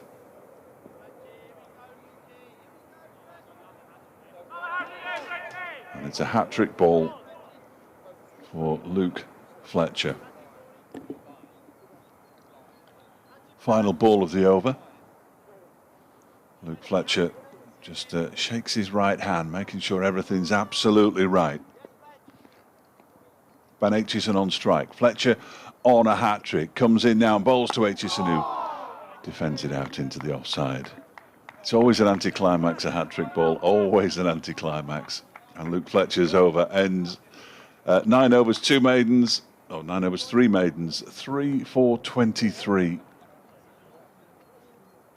Luke Fletcher may just have one more over today. That's if Derbyshire can survive this Dane Patterson over. The final 2 wickets, can they claim them? Can Derbyshire be dismissed? They've only been out there for 23 overs. Surely they can't bat as poorly second time around. He's on his way in now, Patterson, and bowls, and that one's pushed out into the offside by Brooke Guest, fielded by Stuart Broad. And there's no run, 11 balls to go in the day. Of course, if they can survive this over, if a wicket falls in the final over, then they would all troop off, which is absolute madness. But it'll happen. 82 for 8.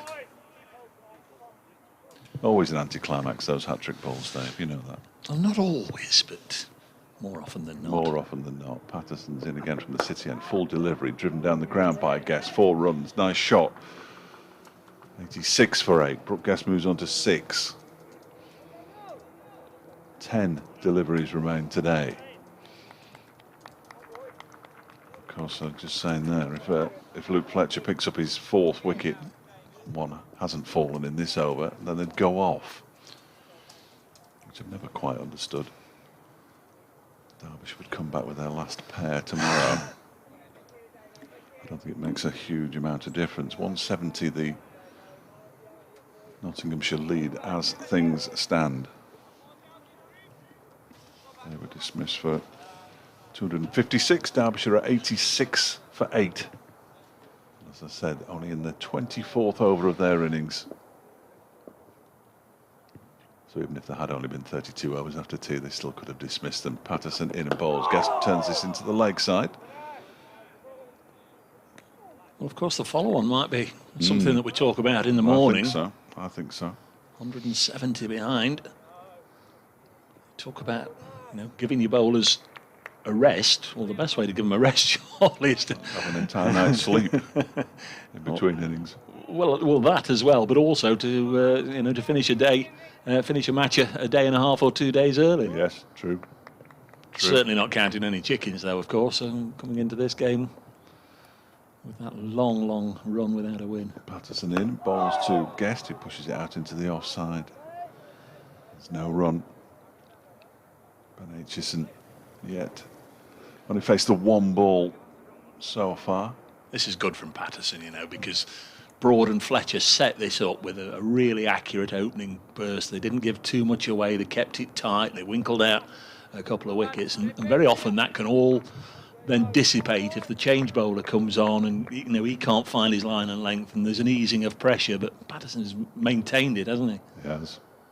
Balls to Guest. Now edged, is it? No, just missed the outside edge. Goes through to Tom Moores. Kind of been far away from it. Went hard at it. Brooke Guest. Well, there's only Headingley now where they're still playing. Finished at Durham, ahead of us.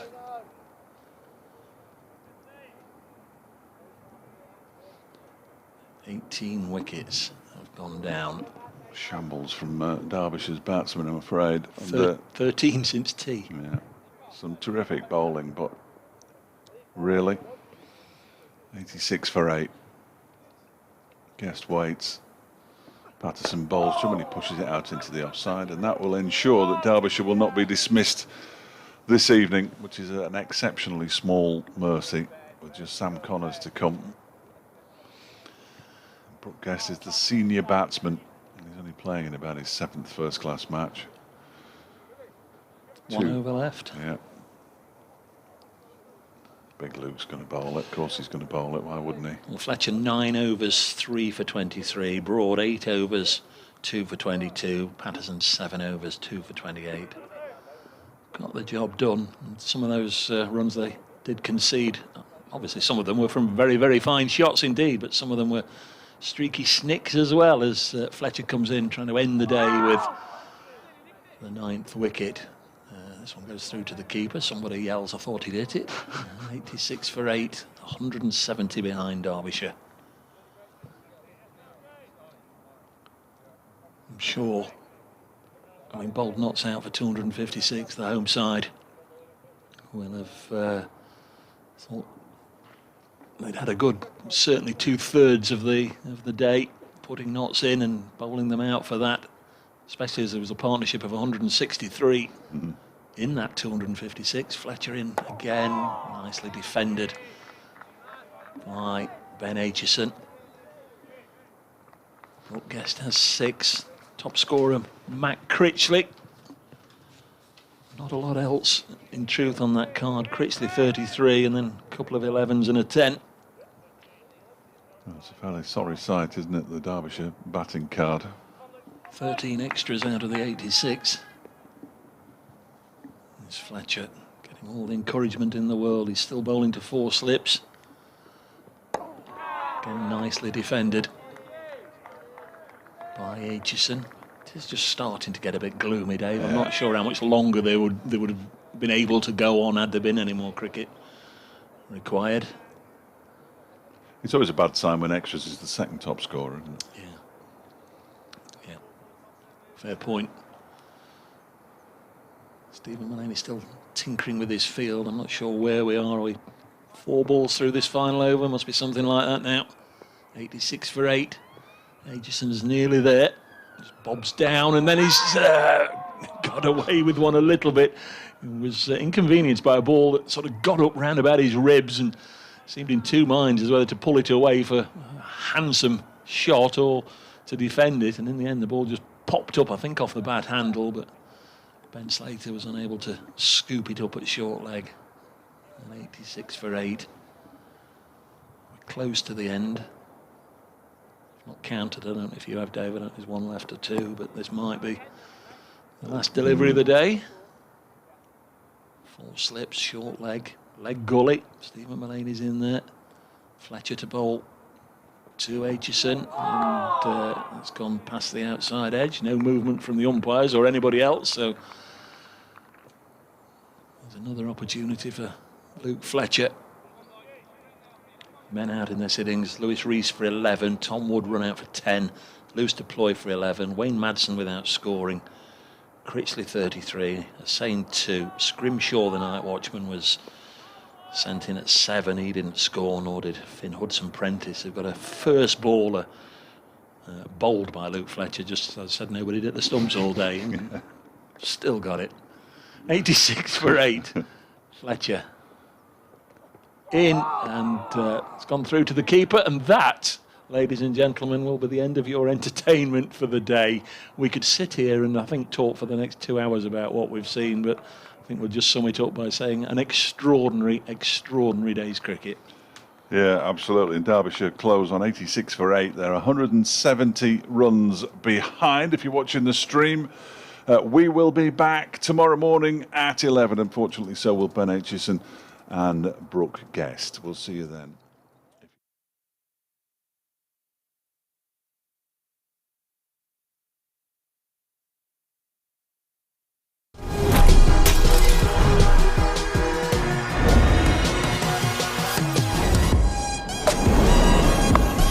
That's the spot. Gone! The breakthrough.